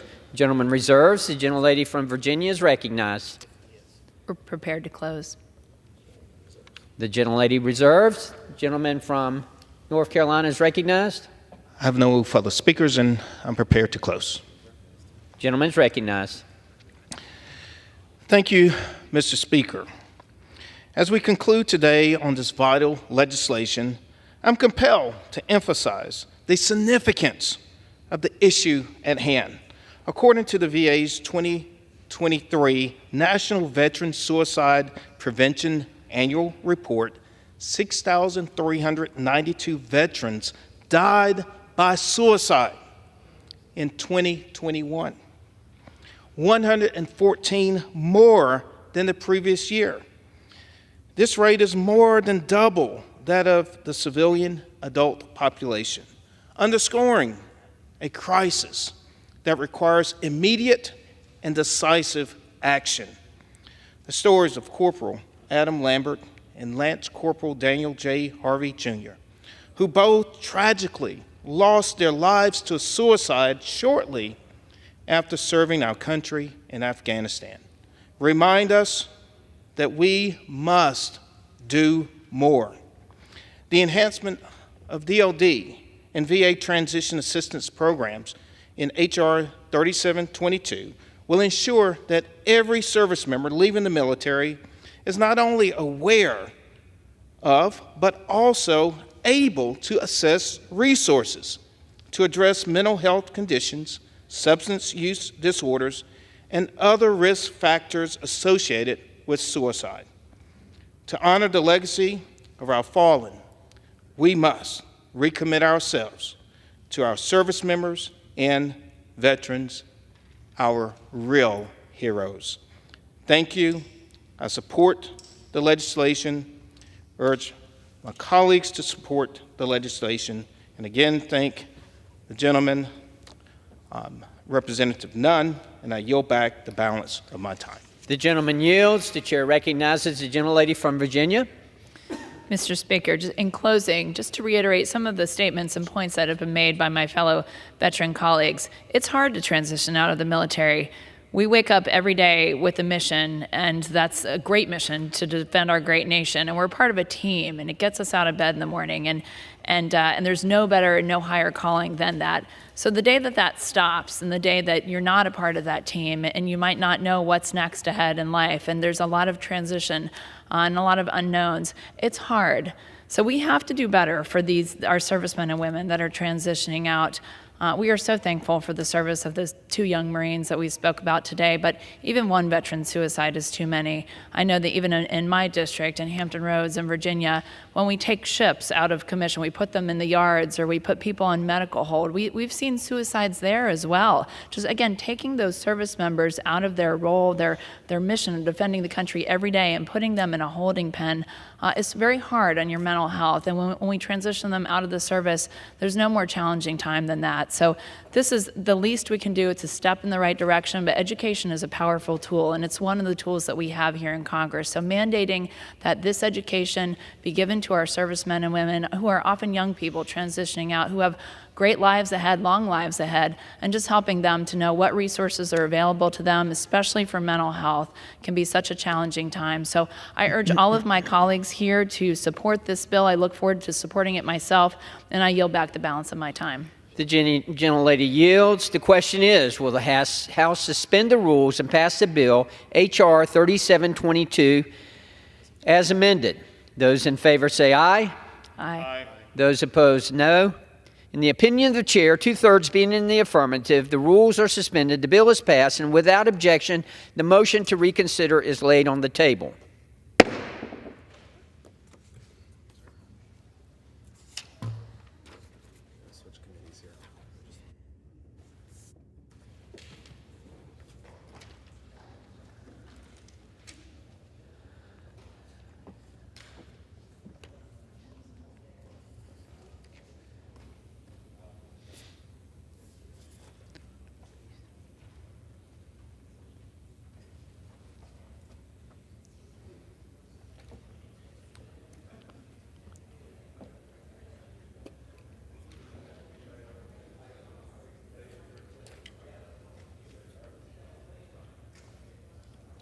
Ready.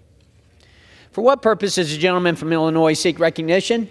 Thank you, Mr. Speaker. I move to suspend the rules and pass H.R. 5914, the Veterans Education Transparency and Training Act, or VET Act, as amended. The clerk will report the title of the bill. Union Calendar Number 373, H.R. 5914, a bill to amend Title 38 United States Code to improve the processes to approve programs of education for purposes of the educational assistance programs of the Department of Veterans Affairs and for other purposes. Pursuant to the rule, the gentleman from Illinois, Mr. Bust, and the gentleman from California, Mr. Takanko, each will control 20 minutes. The chair recognizes the gentleman from Illinois. Speaker, I ask unanimous consent that all members have 5 legislative days in which to revise and extend their remarks on H.R. 5914 as amended. Without objection. Speaker, I yield myself as much time as I may consume. The gentleman is recognized. Thank you. Speaker, I rise today in support of H.R. 5914 as amended, offered by my friend and colleague, Mr. Van Orton from Wisconsin. This bill, as amended, would improve the information schools are required to give individuals regarding their GI Bill benefits.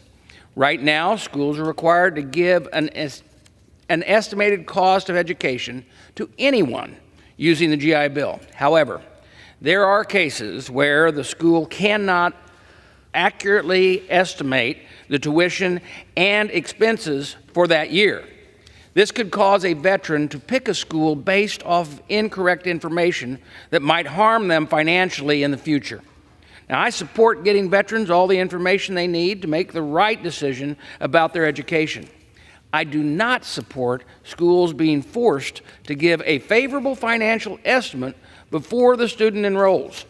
This bill would also ensure that schools have a central place to find information to train their staff in charge of helping student veterans use their benefits. Finally, this bill, as amended, would improve opportunities for veterans wanting to get commercial driver's license. Now, I'd like to thank my colleague, Representative Edwards of North Carolina, as well for his work on key provisions of this bill. Now, I urge my colleagues to support H.R. 5914 as amended, and I reserve the balance of my time. The gentleman reserves. The chair recognizes the gentleman from California. Thank you, Mr. Speaker. I yield myself such time as I may consume. The gentleman is recognized. Mr. Speaker, I rise to express my support for H.R. 5914 as amended, the Veterans Education Transparency and Training, or VETT Act. This bill makes changes to student veteran rules and regulations intending to make it easier for veterans to participate in commercial driver certification programs. The bill also makes improvements to the shopping sheet that is offered to student veterans when they are applying to institutions of higher learning. While I support the legislation, I do wish to raise a concern, which is that this legislation chooses one industry, commercial truck driving, over others for approval streamlining. I understand that this industry is in need of workers.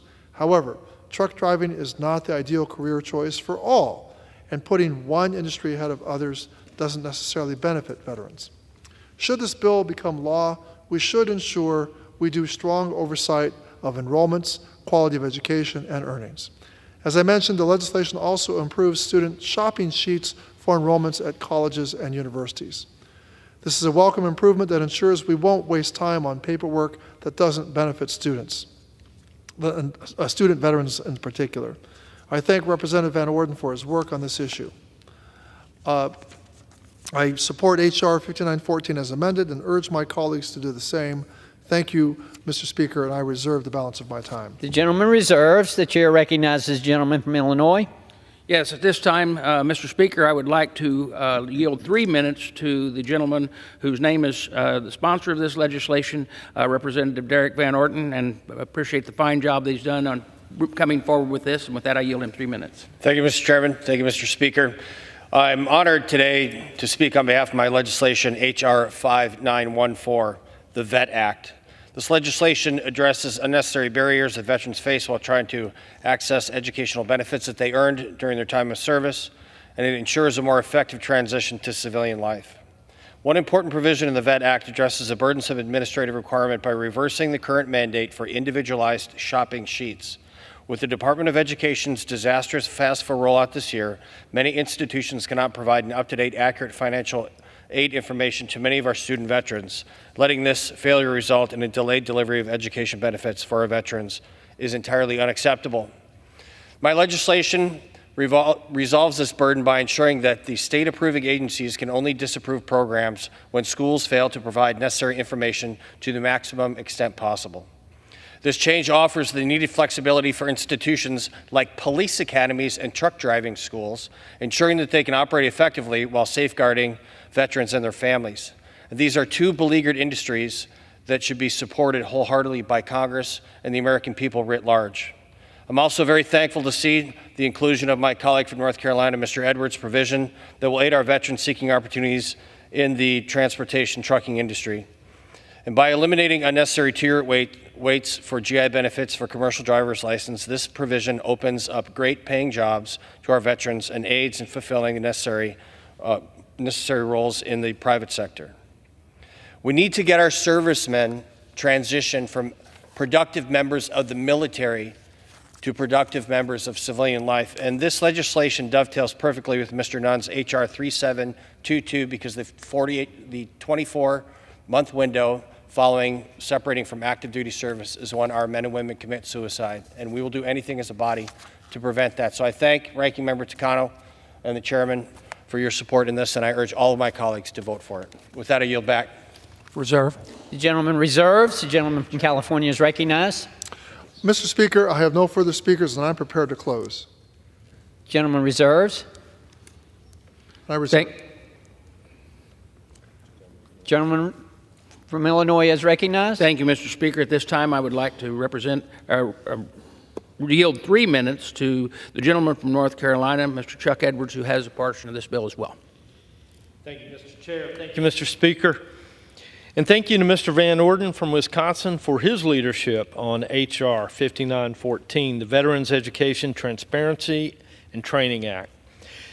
This bill makes much needed improvements to veteran educational assistance programs, and it will expand job opportunities for the brave men and women who serve our great nation.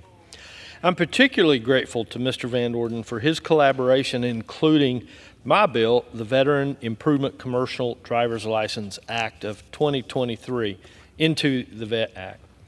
The VA CDL Act will increase veteran access to timely, quality commercial driver's license training, increase the truck driver workforce pool, and reduce the strain on our nation's supply chain that's currently worsened by the severe truck driver shortage. Across the United States, the trucking industry is facing more than a 78,000 driver shortage, which some estimate could reach by 160,000 by 2030. This shortage is exacerbated in part by burdensome red tape, restricting veteran access to commercial driver's license training using their GI Bill benefits. Currently, roughly 8,400 commercial driving programs are approved for use by eligible veterans under the GI Bill. But a statutory 2-year rule prevents these training facilities from accepting GI benefits at secondary locations for 2 years. This burdensome red tape has excluded many veterans from attending closer secondary branch training facilities, and it has been forcing veterans to travel hundreds of miles further for training or to wait 2 years to pursue their CDL. My bill fixes that issue by exempting new branches of pre-approved training facilities located in the same state as each other from the statutory 2-year wait to accept veterans' benefits.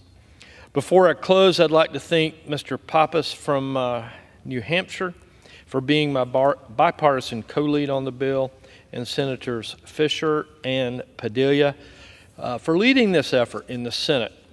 Ultimately, this is a common sense reform with wide organizational support that will reduce unnecessary roadblocks to veteran training and workforce opportunities. I'm grateful for its inclusion in the VET Act, and I urge my colleagues to support H.R. 5914. Thank you, and I yield back. Madam Speaker, I have no more speakers. I'm ready to close, and I reserve. Gentleman reserves. The gentleman from California is recognized. Madam Speaker, I ask all my colleagues to join me in passing H.R. 5914 as amended, the VET Act, and I yield back the balance of my time. The gentleman yields back, and the gentleman from Illinois is recognized. Madam Speaker, once again, I encourage members to support this legislation and to help our veterans get the most out of their GI Bill benefits. And with that, I yield back the balance of my time. The gentleman yields back.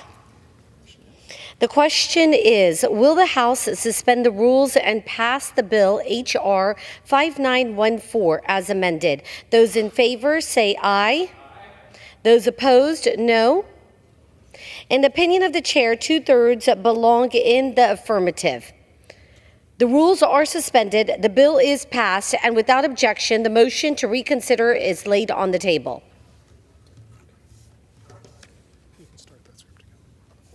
For what purpose does the gentleman from Illinois seek recognition? Madam Speaker, I move to suspend the rules and pass H.R. 4016, the Veterans Fraud Reimbursement Act. The clerk will report the title of the bill. Union Calendar Number 379, H.R. 4016, a bill to amend Title 38 United States Code to improve the repayment by the Secretary of Veterans Affairs of benefits misused by a fiduciary. Pursuant to the rule, the gentleman from Illinois, Mr. Boast, and the gentleman from California, Mr. Takano, each will control 20 minutes. The chair recognizes the gentleman from Illinois. Madam Speaker, I ask unanimous consent that all members have 5 legislative days in which to revise and extend their remarks on H.R. 4016. Without objection. Madam Speaker, I yield myself as much time as I may consume. The gentleman is recognized. Thank you, Madam Speaker. I rise today in support of H.R. 4016 and as offered by Representative Connolly. This bill would ensure that VA's fiduciary program is managed effectively so that our nation's most vulnerable veterans receive the benefits they earn. VA appoints fiduciaries for veterans who are unable to manage their VA benefit.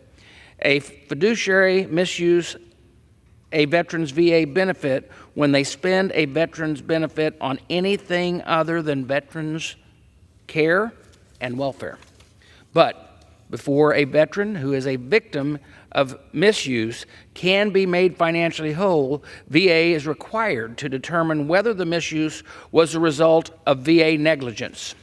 But VA does not adequately monitor whether these negligent determinations are being made in a timely way. This bureaucratic red tape has resulted in long wait times for veterans to recoup their misused benefits. Some veterans have passed away before recouping their misused benefits. We must ensure that VA promptly makes whole any veteran who was a victim of misuse by a fiduciary. H.R. 4016 would ensure just that. It would prohibit VA from withholding repayment of misused benefits because VA is still working on a negligence determination.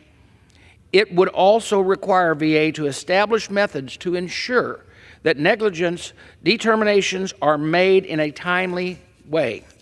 Veterans deserve to receive their benefits without bureaucratic hurdles and unnecessary delays. I urge all of my colleagues to support H.R. 4016, and with that, I reserve the balance of my time. The gentleman reserves. The gentleman from California is recognized. Madam Speaker, I yield myself such time as I may consume. The gentleman is recognized. Thank you, Madam Speaker. I rise in strong support of the bill from Representative Connolly, H.R. 4016, the Veteran Fraud Reimbursement Act, and encourage my colleagues to do the same. Beneficiaries in the fiduciary program are among the most vulnerable in VA's care, and because they're often elderly or mentally ill, they are at greater risk for financial abuse and theft of benefits. And unfortunately, in spite of VA's best efforts at vetting proposed fiduciaries, bad actors do arise from time to time. And when that happens, theft or misuse can have a devastating impact on the financial stability of the beneficiary. Not only that, the strain of being taken advantage of can further erode their physical and mental health as well. As such, I support this bill's goal of speeding restitution to those beneficiaries who may have suffered from theft or misuse of funds by a fiduciary. And we must empower VA to make these beneficiaries whole as soon as possible. It is the right thing to do. I encourage my colleagues to support the bill. Thank you, Madam Speaker, and I reserve the balance of my time. The gentleman reserves. The gentleman from Illinois is now recognized. Thank you, Madam Speaker. At this time, I would like to yield 3 minutes to the gentlewoman, Dr. Miller Meeks from Iowa. The gentlewoman is recognized. Thank you, Madam Speaker, and I thank Chairman Bost for yielding me time to speak. I rise in strong support of H.R. 4016, the Veteran Fraud Reimbursement Act. This bipartisan piece of legislation, introduced by Representative Siscomani and Representative Connolly, aims to enhance the repayment process by the Secretary of Veterans Affairs for misappropriated benefits. Our veterans have selflessly served our nation with honor and courage, and it's our duty to ensure they receive the benefits they rightly deserve and have earned. However, instances of misappropriation of veterans' benefits are a grave injustice that cannot be tolerated. This bill addresses this issue head-on by instituting crucial reforms to ensure that our veterans are promptly reimbursed for any benefits misappropriated by their fiduciaries.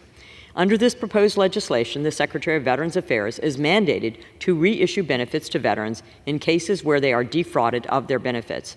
Additionally, the Secretary must make good faith effort to recoup misused funds from the responsible fiduciaries, thereby holding them accountable for their actions. As a 24-year military veteran, I would also like to state this bill ensures that veterans are not unduly penalized due to delays in determining negligence and guarantees that they receive their benefits owed to them in a timely manner. We cannot turn a blind eye to the injustices faced by our veterans. By supporting H.R. 4016, we demonstrate our unwavering commitment to protecting the rights and well-being of those who have bravely served our country. I urge all of my colleagues to support me in supporting this crucial legislation and standing up for our veterans. Thank you, and I yield back. Reserve. The gentleman reserves. The gentleman from California is recognized. Thank you, Madam Speaker. I'd like to, at this time, yield 5 minutes to my good friend, who is the co-author of this legislation, who serves on the Foreign Affairs Committee and the Oversight and Accountability Committee, the gentleman from the state of Virginia, Representative Jerry Connolly. The gentleman is recognized. Thank you, Madam Speaker. And thank you to the ranking member of the Veterans Affairs Committee and to Mr. Bost for their leadership and their wonderful support in trying to fix a wrong. Mr. Bost, I think, perfectly described the intent of this bill and what the problem is. And I think Mr. Turcano did a great job in helping us understand what pain is incurred when veterans in a fiduciary status experience fraud and cannot get reimbursed in a timely manner for the benefits. And as both gentlemen indicated, we have examples of veterans who have died before this issue is adjudicated. That is wrong. No veteran and no family of veterans should have to go through that once the determination has been made that fraud has occurred. And more than 50% of the people in this fiduciary category are pensioners. And as Mr. Turcano said, this is among the most vulnerable population of veterans. And so easy to defraud, easy to exploit and take advantage of, and the government must stand by those men and women who served in uniform, served bravely, and deserve the best treatment from their government, not negligent treatment. So today, with this bill, H.R. 4016, the Veteran Fraud Reimbursement Act, which grew out of actually an encounter I had with veterans in my district who were describing this very problem. We can't solve every problem, but this one we can. And so I urge my colleagues tonight to support this legislation. I thank my colleagues on both sides of the aisle for making this a bipartisan effort. I hope that it will pass with no opposition and clear the Senate so that we can start making sure that our veterans are kept whole. With that, I yield back. Madam Speaker, I have no further speakers, and I'm prepared to close. The gentleman reserves. The gentleman from Illinois is recognized. We have no more speakers, and I'm ready to close as well. The gentleman reserves. The gentleman from California. Madam Speaker, I ask all my colleagues to join me in supporting H.R. 4016, and I yield back the balance of my time. The gentleman yields back. Gentleman from Illinois. Madam Speaker, once again, I encourage the members to support this legislation, and I yield back the balance of my time. The question is, will the House suspend the rules and pass the bill H.R. 4016? Those in favor say aye.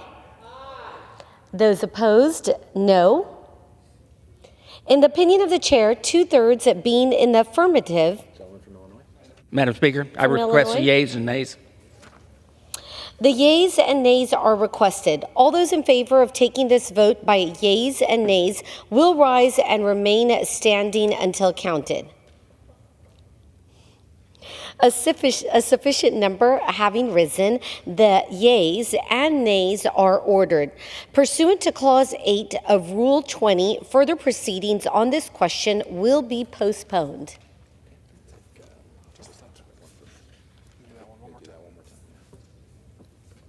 For what purpose does the gentleman from Illinois seek recognition? Madam Speaker, I move to suspend the rules and pass H.R. 1767, the Student Veterans Benefit Restoration Act, as amended. The clerk will report the title of the bill. H.R. 1767, a bill to amend Title 38 United States Code to provide that educational assistance paid under Department of Veterans Affairs educational assistance programs to an individual who pursued a program or course of education that was suspended or terminated for certain reasons shall not be charged against the entitlement of the individual and for other purposes. Pursuant to the rule, the gentleman from Illinois, Mr. Bost, and the gentleman from California, Mr. Turcano, will each control 20 minutes. The chair recognizes the gentleman from Illinois. Madam Speaker, I ask unanimous consent that all members have 5 legislative days in which to revise and extend their remarks on H.R. 1767 as amended. Without objection. Speaker, I yield myself as much time as I may consume.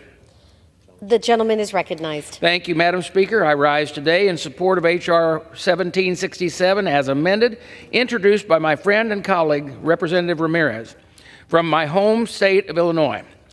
The bill on the floor today is a result of good bipartisan work to improve the lives of veterans. Now, I'm pleased that Representative Ramirez was willing to work with me and make the changes that I believe were necessary to get this bill moving forward. H.R. 1767, as amended, would restore the GI Bill benefits to student veterans that were harmed by misrepresentation or fraud of an educational institution. The GI Bill is one of the very best benefits a veteran earns for their service. No veteran should be unable to use their benefits to receive an education because of a fraudulent school stole their GI Bill.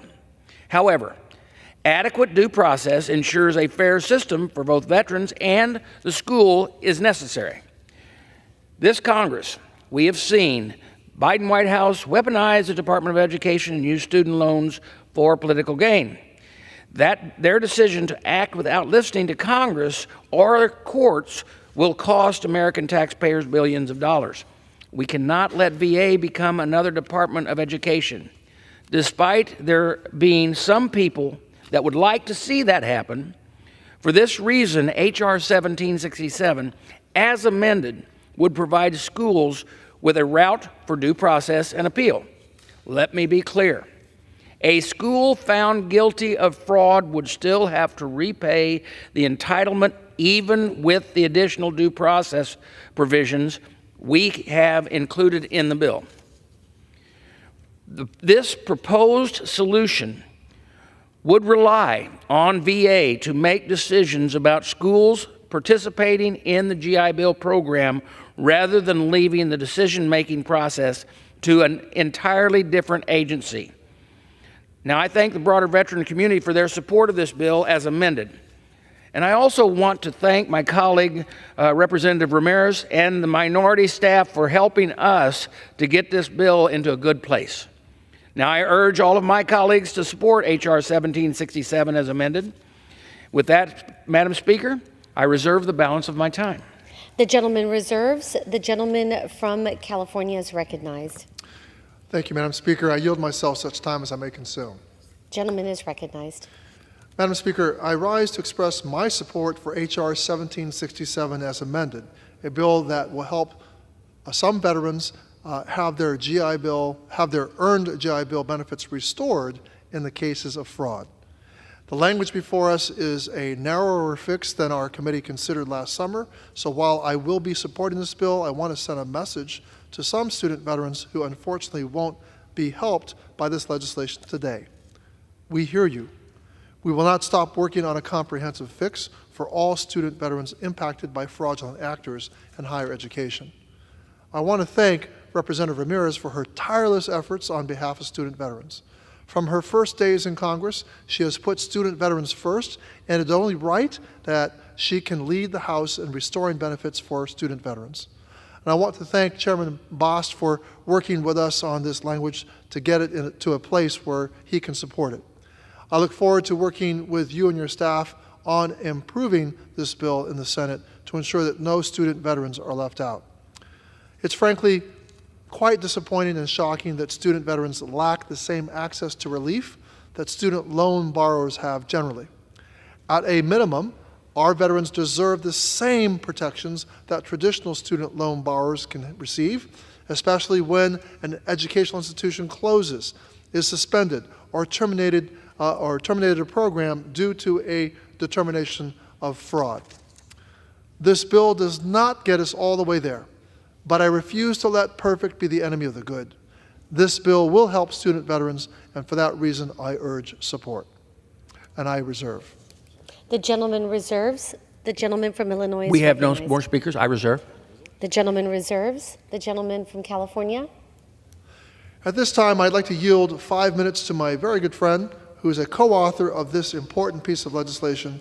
She also serves on the Disability Assistance and Memorial Affairs Committee Subcommittee and the Economic Opportunity Subcommittee of the House Veterans Affairs Committee. I yield to the gentlewoman from Illinois, Ms. Ramirez. The gentlewoman is recognized. Thank you, Madam Speaker. I rise today to urge the passage of H.R. 1767, the Student Veteran Benefit Restoration Act. When I came to Congress about 16 months ago, I made a commitment to deliver legislative victories and every possible resource that would positively impact Illinois 3. During my first term, in our work in the Veteran Affairs Committee, I have made it a priority to advocate for equity for our veterans and to ensure that they have access to every single benefit and resource they have rightfully earned. That work includes protecting them from bad actors seeking to exploit them for the benefits that they deserve.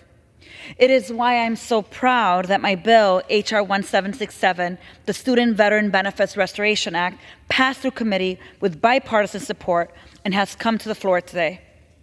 I want to thank Congressman Mike Levin for being an original co-sponsor with me. And I also want to thank Veteran Affairs Committee Chairman Bost and Ranking Member Takano and the fantastic committee staff, because we don't acknowledge the work that they do enough. Thank you for all the work that you've done in your leadership to help us support moving this bill through committee. I also want to thank Veterans Education Success and Student Veterans of America for leading the effort to protect our student veterans from bad actors seeking to exploit their benefits. Thank you to the National Education Association and the Hispanic Association of Colleges and Universities, HACU, for their support of my bill and the work that they do on behalf of student veterans and all students. I also want to take the time to express my gratitude to my staff and the rest of the committee staff for the countless hours that they have spent, majority and minority, working on this bill. I thank them for their effort. A very special thank you to Justin Vogt, who has been and continues to do this instrumental work. See, access to quality education is one of the promises we have made to our veterans, and we have to deliver. The educational benefits provided by the GI Bill have been instrumental in helping veterans gain economic security and access to post-secondary education. Moreover, these benefits have helped ensure that student veterans are fully supported to transition back into civilian life. This bill starts the long overdue process of restoring the GI Bill benefits of student veterans who were defrauded by for-profit colleges and universities. This bill will help veterans like Army veteran Christopher Brown from Des Plaines, Illinois, who was promised a quality education that would be covered by their benefits. But ITT Tech instead used all his benefits and left him with $95,000 of debt. Because of this bill, thousands of veterans across the country will now have a pathway to be able to seek restoration. And I want to thank our ranking member again for your commitment, your endless commitment, and our chairman as well. I believe that today is the beginning of the journey of making sure that every single veteran in this country is able to go to school, is able to have an opportunity to seek the education that they deserve. And yes, my bill was negotiated and amended, and I look forward to working together to ensure full parity for veteran students as we continue to do this work in the coming months, in the coming Congress, and certainly making sure that this bill passes the Senate. We've come a long way in the fight to protect our student veterans in passing H.R. 1767. And Madam Speaker, I urge my colleagues to support the swift passage today, and I look forward to it becoming law. Thank you, and I yield back to Mr. Takano. The gentleman from California is recognized. Madam Speaker, I have no further speakers and prepare to close. The gentleman is recognized to close. Thank you, Madam Speaker. I ask all my students to join me in passing H.R. 1767 as amended, the Student Veteran Benefit Restoration Act, and I yield back the balance of my time.